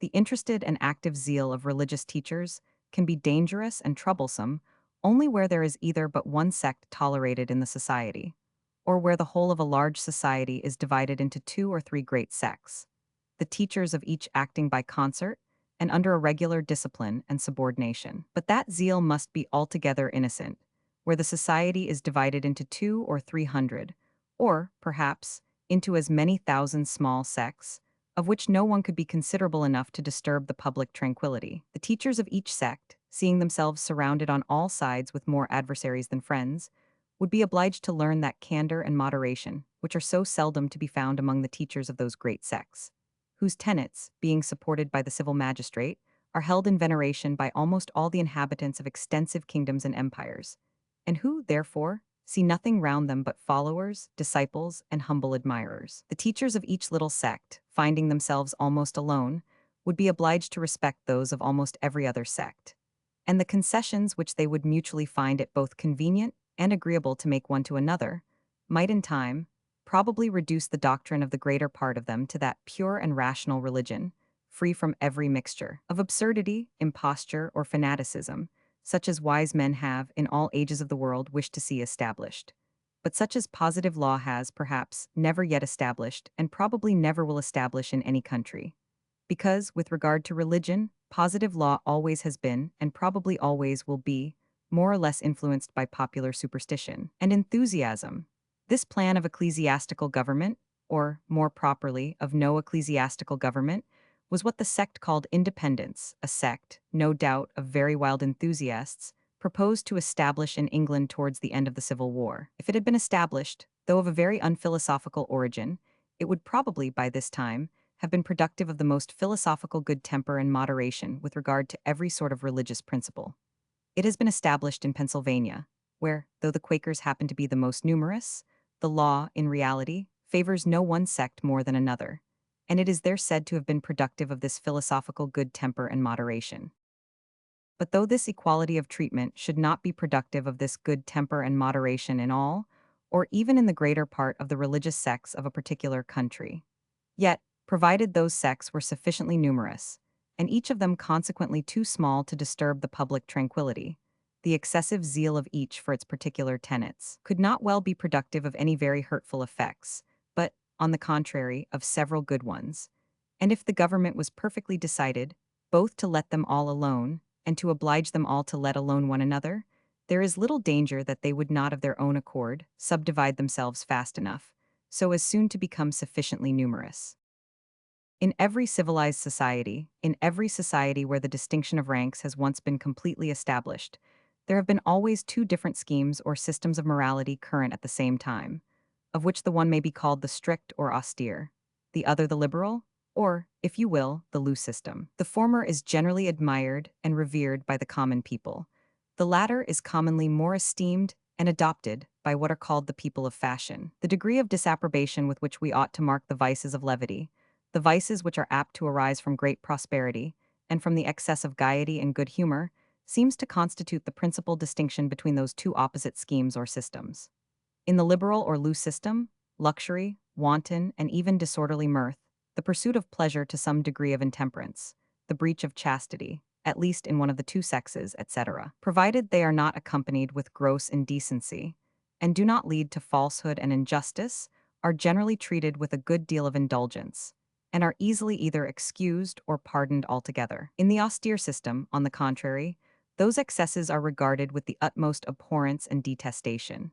The vices of levity are always ruinous to the common people, and a single week's thoughtlessness and dissipation is often sufficient to undo a poor workman forever, and to drive him, through despair, upon committing the most enormous crimes. The wiser and better sort of the common people, therefore, have always the utmost abhorrence and detestation of such excesses, which their experience tells them are so immediately fatal to people of their condition. The disorder and extravagance of several years, on the contrary, will not always ruin a man of fashion, and people of that rank are very apt to consider the power of indulging in some degree of excess as one of the advantages of their fortune, and the liberty of doing so without censure or reproach as one of the privileges which belong to their station. In people of their own station, therefore, they regard such excesses with but a small degree of disapprobation, and censure them either very slightly or not at all. Almost all religious sects have begun among the common people, from whom they have generally drawn their earliest, as well as their most numerous proselytes. The austere system of morality has, accordingly, been adopted by those sects almost constantly, or with very few exceptions, for there have been some. It was the system by which they could best recommend themselves to that order of people, to whom they first proposed their plan of reformation upon what had been before established. Many of them, perhaps the greater part of them, have even endeavored to gain credit by refining upon this austere system, and by carrying it to some degree of folly and extravagance. And this excessive rigor has frequently recommended them, more than anything else, to the respect and veneration of the common people. A man of rank and fortune is, by his station, the distinguished member of a great society, who attend to every part of his conduct, and who thereby oblige him to attend to every part of it himself. His authority and consideration depend very much upon the respect which this society bears to him. He dares not do anything which would disgrace or discredit him in it, and he is obliged to a very strict observation of that species of morals, whether liberal or austere, which the general consent of this society prescribes to persons of his rank and fortune. A man of low condition, on the contrary, is far from being a distinguished member of any great society. While he remains in a country village, his conduct may be attended to, and he may be obliged to attend to it himself. In this situation, and in this situation only, he may have what is called a character to lose. But as soon as he comes into a great city, he is sunk in obscurity and darkness. His conduct is observed and attended to by nobody, and he is, therefore, very likely to neglect it himself, and to abandon himself to every sort of low profligacy and vice. He never emerges so effectually from this obscurity, his conduct never excites so much the attention of any respectable society, as by his becoming the member of a small religious sect. He from that moment acquires a degree of consideration which he never had before. All his brother sectaries are, for the credit of the sect, interested to observe his conduct. And, if he gives occasion to any scandal, if he deviates very much from those austere morals which they almost always require of one another, to punish him by what is always a very severe punishment, even where no evil effects attend it, expulsion or excommunication from the sect. In little religious sects, accordingly, the morals of the common people have been almost always remarkably regular and orderly, generally much more so than in the established church. The morals of those little sects, indeed, have frequently been rather disagreeably rigorous and unsocial. There are two very easy and effectual remedies, however, by whose joint operation the state might, without violence, correct whatever was unsocial or disagreeably rigorous in the morals of all the little sects into which the country was divided. The first of those remedies is the study of science and philosophy, which the state might render almost universal among all people of middling or more than middling rank and fortune, not by giving salaries to teachers in order to make them negligent and idle, but by instituting some sort of probation, even in the higher and more difficult sciences, to be undergone by every person before he was permitted to exercise any liberal profession, or before he could be received as a candidate for any honorable office of trust or profit.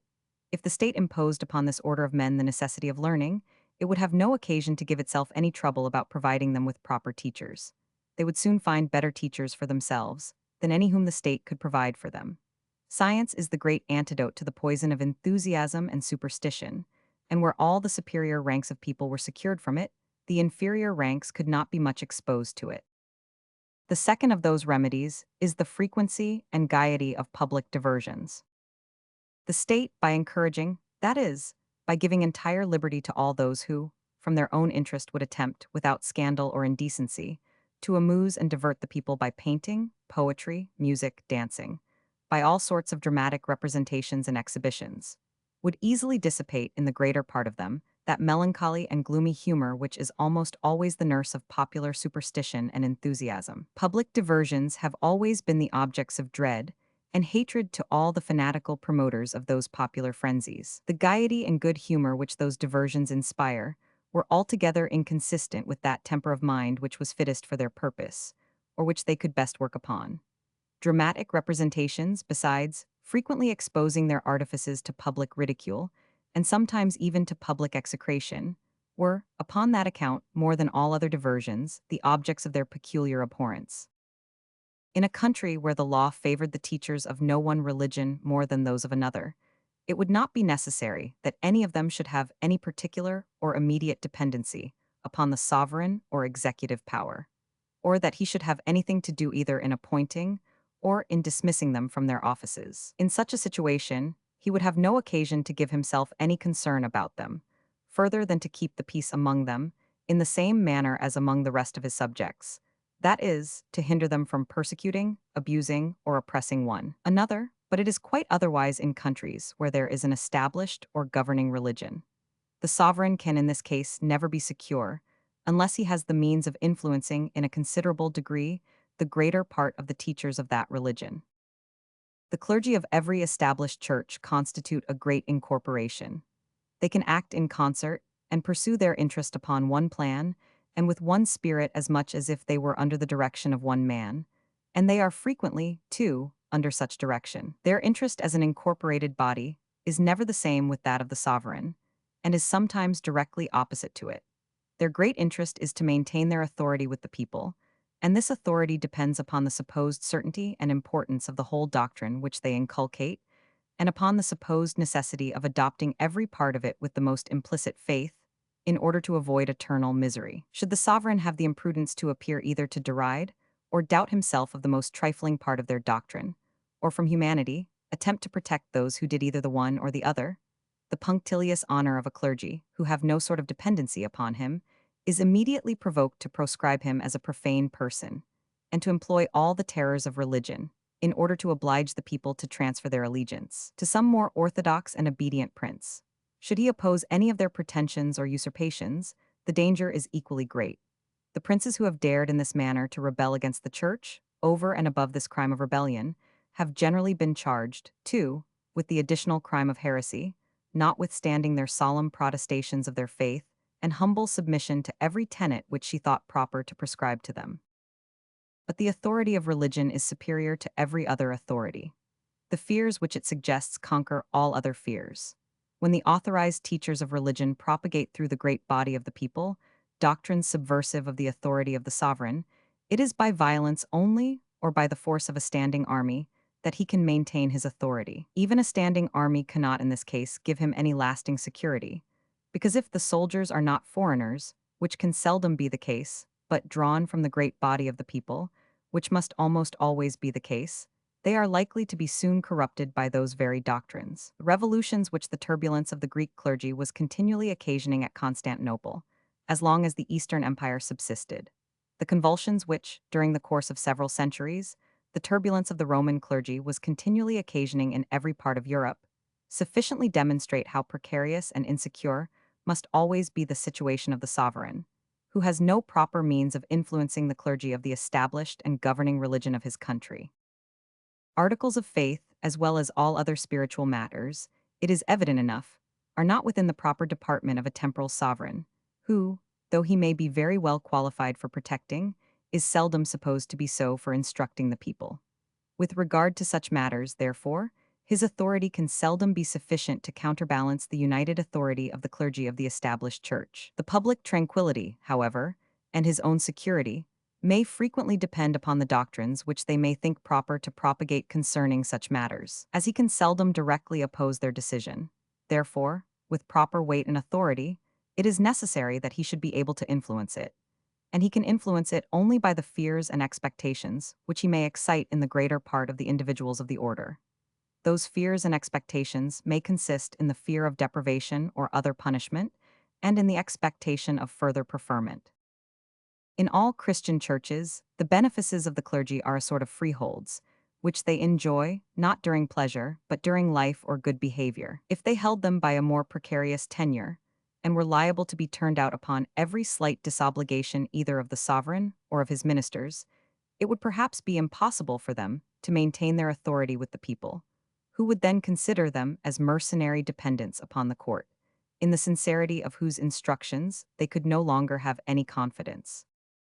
But should the sovereign attempt irregularly, and by violence, to deprive any number of clergymen of their freeholds, on account perhaps of their having propagated, with more than ordinary zeal, some factious or seditious doctrine, he would only render, by such persecution, both them and their doctrine 10 times more popular, and therefore 10 times more troublesome and dangerous than they had been before. Fear is in almost all cases a wretched instrument of government, and ought in particular never to be employed against any order of men who have the smallest pretensions to independency. To attempt to terrify them serves only to irritate their bad humor and to confirm them in an opposition, which more gentle usage, perhaps, might easily induce them either to soften or to lay aside altogether. The violence which the French government usually employed in order to oblige all their parliaments, or sovereign courts of justice, to enregister any unpopular edict very seldom succeeded.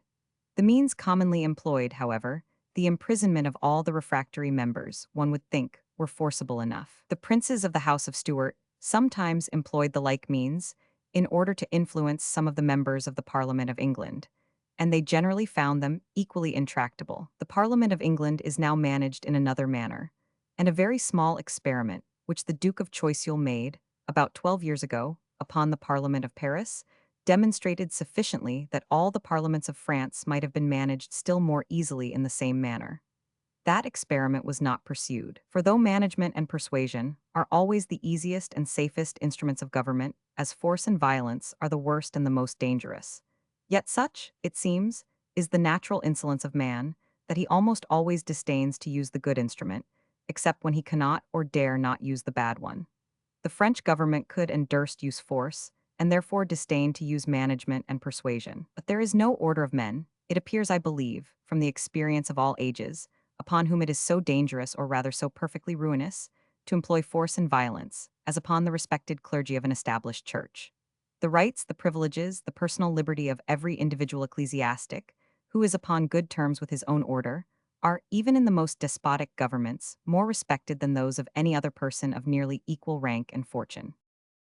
It is so in every gradation of despotism, from that of the gentle and mild government of Paris to that of the violent and furious government of Constantinople. But though this order of men can scarce ever be forced, they may be managed as easily as any other, and the security of the sovereign, as well as the public tranquility, seems to depend very much upon the means which he has of managing them, and those means seem to consist altogether in the preferment which he has to bestow upon them. In the ancient constitution of the Christian Church, the bishop of each diocese was elected by the joint votes of the clergy and of the people of the episcopal city. The people did not long retain their right of election, and while they did retain it, they almost always acted under the influence of the clergy, who, in such spiritual matters, appeared to be their natural guides. The clergy, however, soon grew weary of the trouble of managing them and found it easier to elect their own bishops themselves. The abbot, in the same manner, was elected by the monks of the monastery, at least in the greater part of abbacies. All the inferior ecclesiastical benefices comprehended within the diocese were collated by the bishop, who bestowed them upon such ecclesiastics as he thought proper. All church preferments were in this manner in the disposal of the church. The sovereign, though he might have some indirect influence in those elections, and though it was sometimes usual to ask both his consent to elect and his approbation of the election, yet had no direct or sufficient means of managing the clergy. The ambition of every clergyman naturally led him to pay court, not so much to his sovereign as to his own order, from which only he could expect preferment. Through the greater part of Europe, the Pope gradually drew to himself, first the collation of almost all bishoprics and abbacies, or of what were called consistorial benefices, and afterwards, by various machinations and pretenses, of the greater part of inferior benefices comprehended within each diocese, little more being left to the bishop than what was barely necessary to give him a decent authority with his own clergy. By this arrangement, the condition of the sovereign was still worse than it had been before. The clergy of all the different countries of Europe were thus formed into a sort of spiritual army, dispersed in different quarters indeed, but of which all the movements and operations could now be directed by one head and conducted upon one uniform plan. The clergy of each particular country might be considered as a particular detachment of that army, of which the operations could easily be supported and seconded by all the other detachments quartered in the different countries round about. Each detachment was not only independent of the sovereign of the country in which it was quartered, and by which it was maintained, but dependent upon a foreign sovereign, who could at any time turn its arms against the sovereign of that particular country, and support them by the arms of all the other detachments. Those arms were the most formidable that can well be imagined. In the ancient state of Europe, before the establishment of arts and manufactures, the wealth of the clergy gave them the same sort of influence over the common people, which that of the great barons gave them over their respective vassals, tenants, and retainers.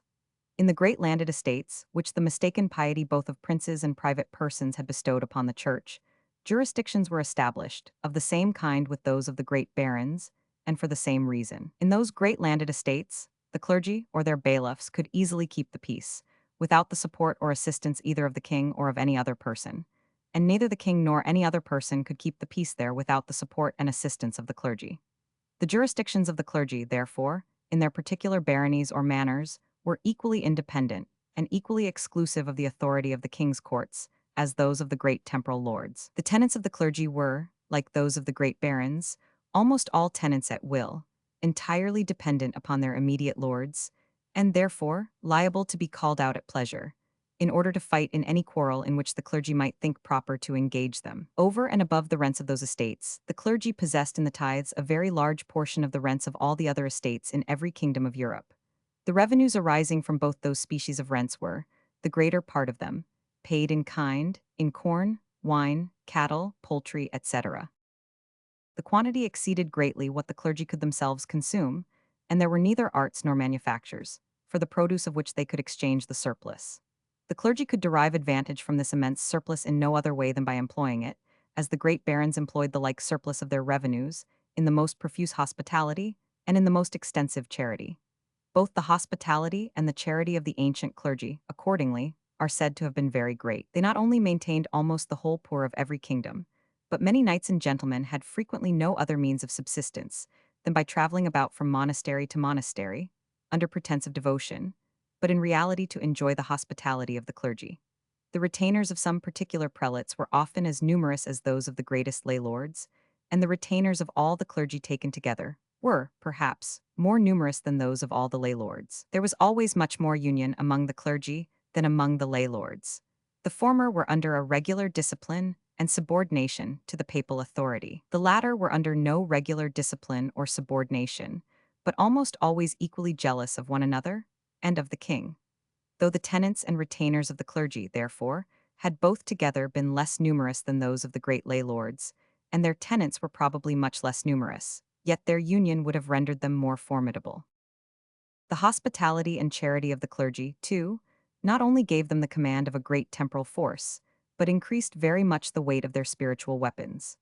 Those virtues procured them the highest respect and veneration among all the inferior ranks of people, of whom many were constantly, and almost all occasionally, fed by them. Everything belonging or related to so popular an order, its possessions, its privileges, its doctrines, necessarily appeared sacred in the eyes of the common people, and every violation of them, whether real or pretended, the highest act of sacrilegious wickedness and profaneness. In this state of things, if the sovereign frequently found it difficult to resist the confederacy of a few of the great nobility, we cannot wonder that he should find it still more so to resist the united force of the clergy of his own dominions, supported by that of the clergy of all the neighboring dominions. In such circumstances, the wonder is, not that he was sometimes obliged to yield, but that he ever was able to resist. The privileges of the clergy in those ancient times, which to us, who live in the present times, appear the most absurd, their total exemption from the secular jurisdiction, for example, or what in England was called the benefit of clergy, were the natural, or rather the necessary, consequences of this state of things. How dangerous must it have been for the sovereign to attempt to punish a clergyman for any crime whatever, if his order were disposed to protect him, and to represent either the proof as insufficient for convicting so holy a man, or the punishment as too severe to be inflicted upon one whose person had been rendered sacred by religion. The sovereign could, in such circumstances, do no better than leave him to be tried by the ecclesiastical courts, who, for the honor of their own order, were interested to restrain, as much as possible, every member of it from committing enormous crimes, or even from giving occasion to such gross scandal as might disgust the minds of the people. In the state in which things were, through the greater part of Europe, during the 10th, 11th, 12th, and 13th centuries, and for some time both before and after that period, the constitution of the Church of Rome may be considered as the most formidable combination that ever was formed against the authority and security of civil government, as well as against the liberty, reason, and happiness of mankind, which can flourish only where civil government is able to protect them. In that constitution, the grossest delusions of superstition were supported in such a manner by the private interests of so great a number of people as put them out of all danger from any assault of human reason. Because, though human reason might perhaps have been able to unveil, even to the eyes of the common people, some of the delusions of superstition, it could never have dissolved the ties of private interest. Had this constitution been attacked by no other enemies but the feeble efforts of human reason, it must have endured forever. But that immense and well-built fabric, which all the wisdom and virtue of man could never have shaken, much less have overturned, was, by the natural course of things, first weakened and afterwards in part destroyed, and is now likely, in the course of a few centuries more perhaps, to crumble into ruins altogether. The gradual improvements of arts, manufactures, and commerce, the same causes which destroyed the power of the great barons, destroyed, in the same manner, through the greater part of Europe, the whole temporal power of the clergy. In the produce of arts, manufactures, and commerce, the clergy, like the great barons, found something for which they could exchange their rude produce, and thereby discovered the means of spending their whole revenues upon their own persons, without giving any considerable share of them to other people. Their charity became gradually less extensive, their hospitality less liberal or less profuse. Their retainers became consequently less numerous, and by degrees dwindled away altogether. The clergy, too, like the great barons, wished to get a better rent from their landed estates, in order to spend it in the same manner upon the gratification of their own private vanity and folly. But this increase of rent could be got only by granting leases to their tenants, who thereby became, in a great measure, independent of them. The ties of interest, which bound the inferior ranks of people to the clergy, were in this manner gradually broken and dissolved. They were even broken and dissolved sooner than those which bound the same ranks of people to the great barons, because the benefices of the church being, the greater part of them, much smaller than the estates of the great barons, the possessor of each benefice was much sooner able to spend the whole of its revenue upon his own person. During the greater part of the 14th and 15th centuries, the power of the great barons was, through the greater part of Europe, in full vigor. But the temporal power of the clergy, the absolute command which they had once had over the great body of the people, was very much decayed. The power of the church was, by that time, very nearly reduced, through the greater part of Europe, to what arose from their spiritual authority. And even that spiritual authority was much weakened, when it ceased to be supported by the charity and hospitality of the clergy. The inferior ranks of people no longer looked upon that order as they had done before, as the comforters of their distress and the relievers of their indigence. On the contrary, they were provoked and disgusted by the vanity, luxury, and expense of the richer clergy, who appeared to spend upon their own pleasures what had always before been regarded as the patrimony of the poor. In this situation of things, the sovereigns in the different states of Europe endeavored to recover the influence which they had once had in the disposal of the great benefices of the Church, by procuring to the deans and chapters of each diocese the restoration of their ancient right of electing the bishop, and to the monks of each abbacy that of electing the abbot. The re-establishing this ancient order was the object of several statutes enacted in England during the course of the 14th century, particularly of what is called the Statute of Provisors, and of the Pragmatic Sanction, established in France in the 15th century. In order to render the election valid, it was necessary that the sovereign should both consent to it beforehand and afterwards approve of the person elected. And though the election was still supposed to be free, he had, however, all the indirect means which his situation necessarily afforded him, of influencing the clergy in his own dominions. Other regulations of a similar tendency were established in other parts of Europe. But the power of the Pope, in the collation of the great benefices of the Church, seems, before the Reformation, to have been nowhere so effectually and so universally restrained as in France and England. The Concordat afterwards, in the 16th century, gave to the kings of France the absolute right of presenting to all the great, or what are called the consistorial, benefices of the Gallican Church. Since the establishment of the Pragmatic Sanction and of the Concordat, the clergy of France have in general shewn less respect to the decrees of the papal court than the clergy of any other Catholic country. In all the disputes which their sovereign has had with the Pope, they have almost constantly taken part with the former. This independency of the clergy of France upon the court of Rome seems to be principally founded upon the Pragmatic Sanction and the Concordat. In the earlier periods of the monarchy, the clergy of France appear to have been as much devoted to the Pope as those of any other country. When Robert, the second prince of the Capetian race, was most unjustly excommunicated by the court of Rome, his own servants, it is said, threw the victuals which came from his table to the dogs, and refused to taste anything themselves which had been polluted by the contact of a person in his situation. They were taught to do so, it may very safely be presumed, by the clergy of his own dominions. The claim of collating to the great benefices of the Church, a claim in defense of which the court of Rome had frequently shaken, and sometimes overturned, the thrones of some of the greatest sovereigns in Christendom, was in this manner either restrained or modified or given up altogether in many different parts of Europe, even before the time of the Reformation. As the clergy had now less influence over the people, so the state had more influence over the clergy. The clergy, therefore, had both less power and less inclination to disturb the state. The authority of the Church of Rome was in this state of declension, when the disputes which gave birth to the Reformation began in Germany and soon spread themselves through every part of Europe. The new doctrines were everywhere received with a high degree of popular favor. They were propagated with all that enthusiastic zeal which commonly animates the spirit of party when it attacks established authority. The teachers of those doctrines, though perhaps, in other respects, not more learned than many of the divines who defended the established church, seem in general to have been better acquainted with ecclesiastical history, and with the origin and progress of that system of opinions upon which the authority of the church was established, and they had thereby the advantage in almost every dispute. The austerity of their manners gave them authority with the common people, who contrasted the strict regularity of their conduct with the disorderly lives of the greater part of their own clergy. They possessed, too, in a much higher degree than their adversaries, all the arts of popularity and of gaining proselytes, arts which the lofty and dignified sons of the Church had long neglected, as being to them in a great measure useless. The reason of the new doctrines recommended them to some, their novelty to many, the hatred and contempt of the established clergy to a still greater number. But the zealous, passionate, and fanatical, though frequently coarse and rustic eloquence, with which they were almost everywhere inculcated, recommended them to by far the greatest number.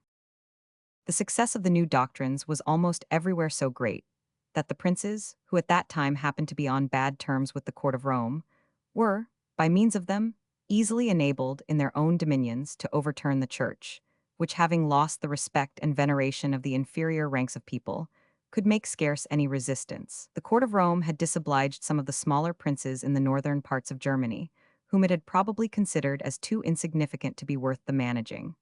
They universally, therefore, established the Reformation in their own dominions. The tyranny of Christian II and of Troll Archbishop of Upsal enabled Gustavus Vasa to expel them both from Sweden. The Pope favored the tyrant and the Archbishop, and Gustavus Vasa found no difficulty in establishing the Reformation in Sweden. Christian II was afterwards deposed from the throne of Denmark, where his conduct had rendered him as odious as in Sweden. The Pope, however, was still disposed to favor him, and Frederick of Holstein, who had mounted the throne in his stead, revenged himself by following the example of Gustavus Vasa. The magistrates of Bern and Zurich, who had no particular quarrel with the Pope, established with great ease the Reformation in their respective cantons, where just before some of the clergy had, by an imposture somewhat grosser than ordinary, rendered the whole order both odious and contemptible. In this critical situation of its affairs, the papal court was at sufficient pains to cultivate the friendship of the powerful sovereigns of France and Spain, of whom the latter was at that time Emperor of Germany. With their assistance, it was enabled, though not without great difficulty and much bloodshed, either to suppress altogether, or to obstruct very much, the progress of the Reformation in their dominions. It was well enough inclined, too, to be complacent to the King of England. But from the circumstances of the times, it could not be so without giving offense to a still greater sovereign, Charles V., King of Spain and Emperor of Germany, Henry Roman VIII. Accordingly, though he did not embrace himself the greater part of the doctrines of the Reformation, was yet enabled, by their general prevalence, to suppress all the monasteries, and to abolish the authority of the Church of Rome in his dominions. That he should go so far, though he went no further, gave some satisfaction to the patrons of the Reformation, who, having got possession of the government in the reign of his son and successor, completed, without any difficulty, the work which Henry Roman VIII had begun. In some countries, as in Scotland, where the government was weak, unpopular, and not very firmly established, the Reformation was strong enough to overturn, not only the Church, but the state likewise, for attempting to support the Church. Among the followers of the Reformation, dispersed in all the different countries of Europe, there was no general tribunal, which, like that of the Court of Rome, or an ecumenical council, could settle all disputes among them, and with irresistible authority, prescribed to all of them the precise limits of orthodoxy. When the followers of the Reformation in one country, therefore, happened to differ from their brethren in another, as they had no common judge to appeal to, the dispute could never be decided, and many such disputes arose among them. Those concerning the government of the Church, and the right of conferring ecclesiastical benefices, were perhaps the most interesting to the peace and welfare of civil society. They gave birth, accordingly, to the two principal parties or sects among the followers of the Reformation, the Lutheran and Calvinistic sects, the only sects among them, of which the doctrine and discipline have ever yet been established by law in any part of Europe. The followers of Luther, together with what is called the Church of England, preserved more or less of the episcopal government, established subordination among the clergy, gave the sovereign the disposal of all the bishoprics and other consistorial benefices within his dominions, and thereby rendered him the real head of the Church, and without depriving the bishop of the right of collating to the smaller benefices. Within his diocese, they even to those benefices not only admitted, but favored the right of presentation, both in the sovereign and in all other lay patrons. This system of church government was, from the beginning, favorable to peace and good order, and to submission to the civil sovereign. It has never, accordingly, been the occasion of any tumult or civil commotion in any country in which it has once been established. The Church of England, in particular, has always valued herself, with great reason, upon the unexceptionable loyalty of her principles. Under such a government, the clergy naturally endeavor to recommend themselves to the sovereign, to the court, and to the nobility and gentry of the country, by whose influence they chiefly expect to obtain preferment. They pay court to those patrons, sometimes, no doubt, by the vilest flattery and assentation, but frequently, too, by cultivating all those arts which best deserve, and which are therefore most likely to gain them, the esteem of people of rank and fortune, by their knowledge in all the different branches of useful and ornamental learning, by the decent liberality of their manners, by the social good humor of their conversation, and by their avowed contempt of those absurd and hypocritical austerities which fanatics inculcate and pretend to practice, in order to draw upon themselves the veneration, and upon the greater part of men of rank and fortune, who avow that they do not practice them, the abhorrence of the common people. Such a clergy, however, while they pay their court in this manner to the higher ranks of life, are very apt to neglect altogether the means of maintaining their influence and authority with the lower. They are listened to, esteemed, and respected by their superiors, but before their inferiors they are frequently incapable of defending, effectually, and to the conviction of such hearers, their own sober and moderate doctrines, against the most ignorant enthusiast who chooses to attack them. The followers of Zuinglius, or more properly those of Calvin, on the contrary, bestowed upon the people of each parish, whenever the church became vacant, the right of electing their own pastor, and established, at the same time, the most perfect equality among the clergy. The former part of this institution, as long as it remained in vigor, seems to have been productive of nothing but disorder and confusion, and to have tended equally to corrupt the morals both of the clergy and of the people. The latter part seems never to have had any effects but what were perfectly agreeable. As long as the people of each parish preserved the right of electing their own pastors, they acted almost always under the influence of the clergy, and generally of the most factious and fanatical of the order. The clergy, in order to preserve their influence in those popular elections, became, or affected to become, many of them, fanatics themselves, encouraged fanaticism among the people, and gave the preference almost always to the most fanatical candidate. So small a matter as the appointment of a parish priest occasioned almost always a violent contest, not only in one parish, but in all the neighboring parishes who seldom failed to take part in the quarrel. When the parish happened to be situated in a great city, it divided all the inhabitants into two parties, and when that city happened, either to constitute itself a little republic, or to be the head and capital of a little republic, as in the case with many of the considerable cities in Switzerland and Holland, every paltry dispute of this kind, over and above exasperating the animosity of all their other factions, threatened to leave behind it both a new schism in the church and a new faction in the state. In those small republics, therefore, the magistrate very soon found it necessary, for the sake of preserving the public peace, to assume to himself the right of presenting to all vacant benefices. In Scotland, the most extensive country in which this Presbyterian form of church government has ever been established, the rights of patronage were in effect abolished by the Act which established presbytery in the beginning of the reign of William III. That Act, at least, put in the power of certain classes of people in each parish to purchase, for a very small price, the right of electing their own pastor. The constitution which this Act established was allowed to subsist for about 22 years, but was abolished by the 10th of Queen Anne, ch. 12, on account of the confusions and disorders which this more popular mode of election had almost everywhere occasioned. In so extensive a country as Scotland, however, a tumult in a remote parish was not so likely to give disturbance to government as in a smaller state. The 10th of Queen Anne restored the rights of patronage. But though, in Scotland, the law gives the benefice, without any exception to the person presented by the patron, yet the Church requires sometimes, for she has not in this respect been very uniform in her decisions, a certain concurrence of the people, before she will confer upon the presentee what is called the cure of souls, or the ecclesiastical jurisdiction in the parish. She sometimes, at least, from an affected concern for the peace of the parish, delays the settlement till this concurrence can be procured. The private tampering of some of the neighboring clergy, sometimes to procure, but more frequently to prevent this concurrence, and the popular arts which they cultivate, in order to enable them upon such occasions to tamper more effectually, are perhaps the causes which principally keep up whatever remains of the old fanatical spirit, either in the clergy or in the people of Scotland. The equality which the Presbyterian form of church government establishes among the clergy consists, first, in the equality of authority or ecclesiastical jurisdiction, and, secondly, in the equality of benefice. In all Presbyterian churches, the equality of authority is perfect. That of benefice is not so.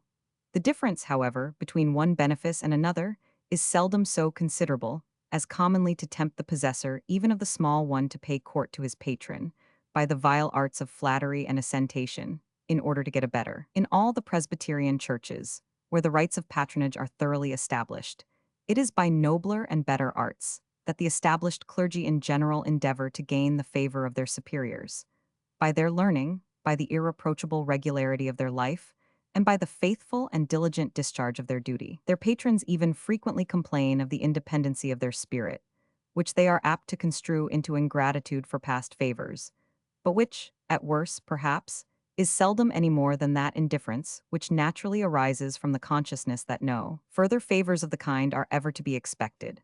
There is scarce, perhaps, to be found anywhere in Europe a more learned, decent, independent, and respectable set of men than the greater part of the Presbyterian clergy of Holland, Geneva, Switzerland, and Scotland.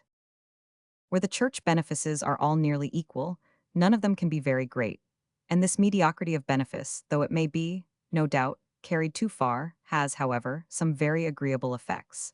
Nothing but exemplary morals can give dignity to a man of small fortune. The vices of levity and vanity necessarily render him ridiculous, and are, besides, almost as ruinous to him as they are to the common people.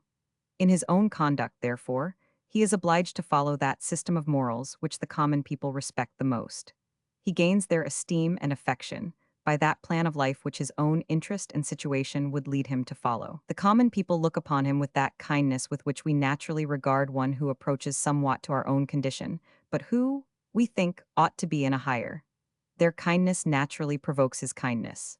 He becomes careful to instruct them, and attentive to assist and relieve them. He does not even despise the prejudices of people who are disposed to be so favorable to him, and never treats them with those contemptuous and arrogant airs, which we so often meet with in the proud dignitaries of opulent and well-endowed churches. The Presbyterian clergy, accordingly, have more influence over the minds of the common people than perhaps the clergy of any other established church. It is, accordingly, in Presbyterian countries only that we ever find the common people converted without persecution completely, and almost to a man, to the established church. In countries where church benefices are, the greater part of them, very moderate, a chair in a university is generally a better establishment than a church benefice. The universities have, in this case, the picking and choosing of their members from all the churchmen of the country, who, in every country, constitute by far the most numerous class of men of letters. Where church benefices, on the contrary, are many of them very considerable, the church naturally draws from the universities the greater part of their eminent men of letters, who generally find some patron, who does himself honor by procuring them church preferment. In the former situation, we are likely to find the universities filled with the most eminent men of letters that are to be found in the country. In the latter, we are likely to find few eminent men among them, and those few among the youngest members of the society, who are likely, too, to be drained away from it before they can have acquired experience and knowledge enough to be of much use to it. It is observed by Mr. de Voltaire that Father Poret, a Jesuit of no great eminence in the Republic of Letters, was the only professor they had ever had in France, whose works were worth the reading.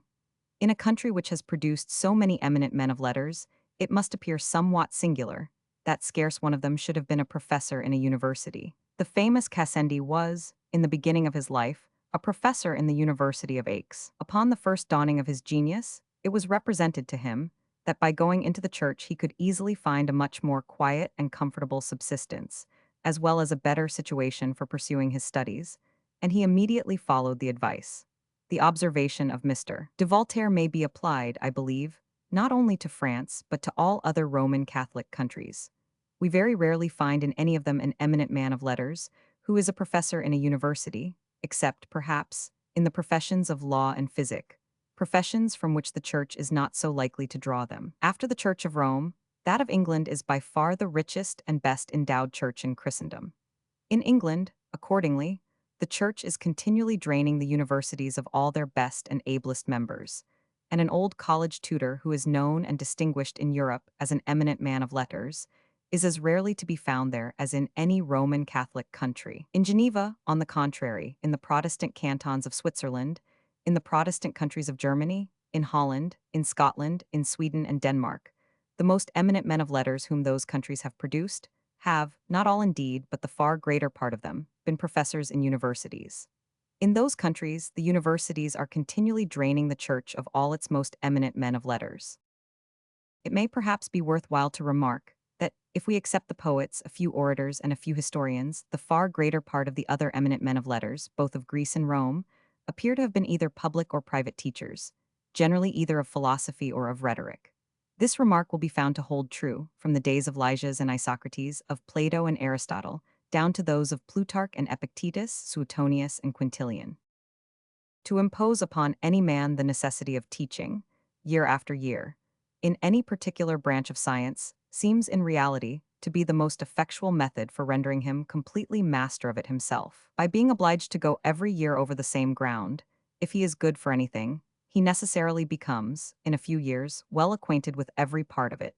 And if, upon any particular point, he should form too hasty an opinion one year, when he comes, in the course of his lectures, to reconsider the same subject the year thereafter, he is very likely to correct it. As to be a teacher of science is certainly the natural employment of a mere man of letters, so is it likewise, perhaps, the education which is most likely to render him a man of solid learning and knowledge. The mediocrity of church benefices naturally tends to draw the greater part of men of letters in the country where it takes place, to the employment in which they can be the most useful to the public, and at the same time to give them the best education, perhaps, they are capable of receiving.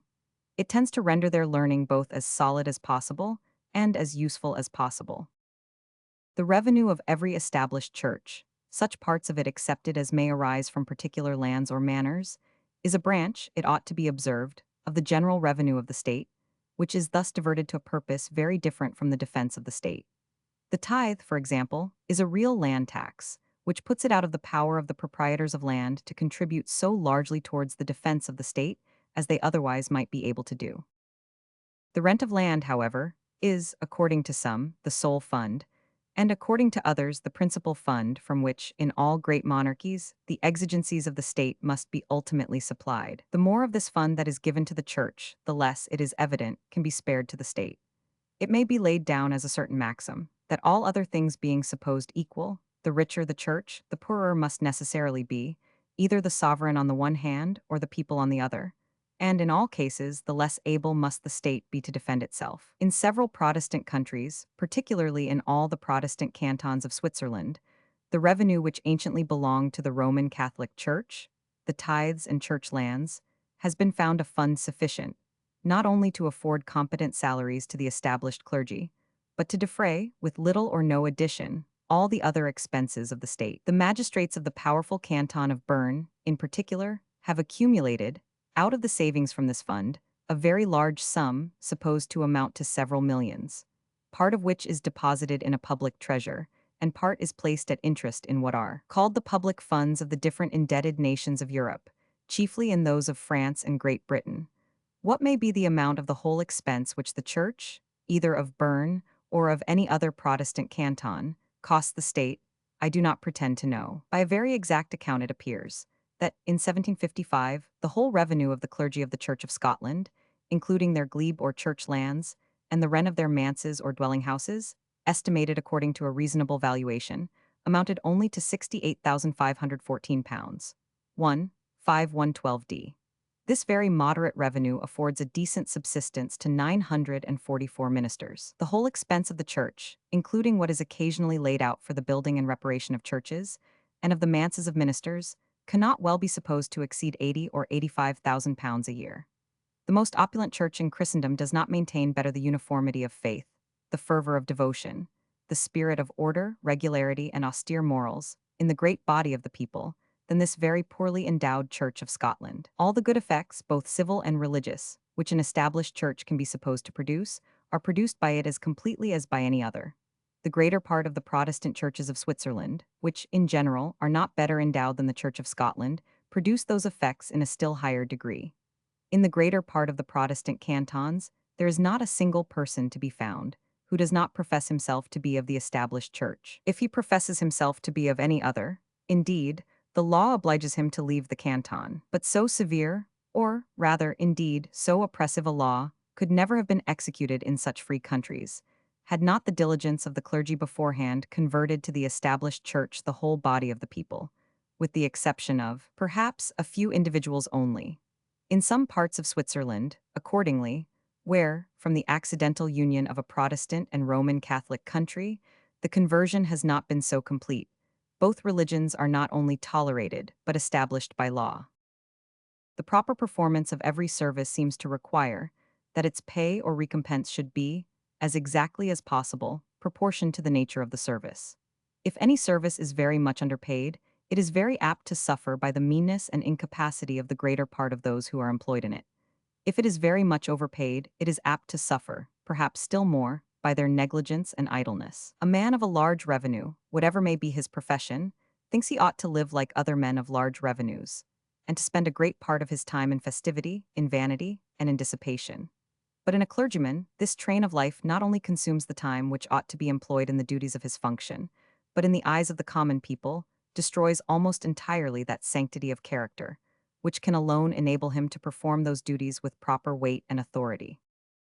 Over and above the expenses necessary for enabling the sovereign to perform his several duties, a certain expense is requisite for the support of his dignity. This expense varies, both with the different periods of improvement and with the different forms of government.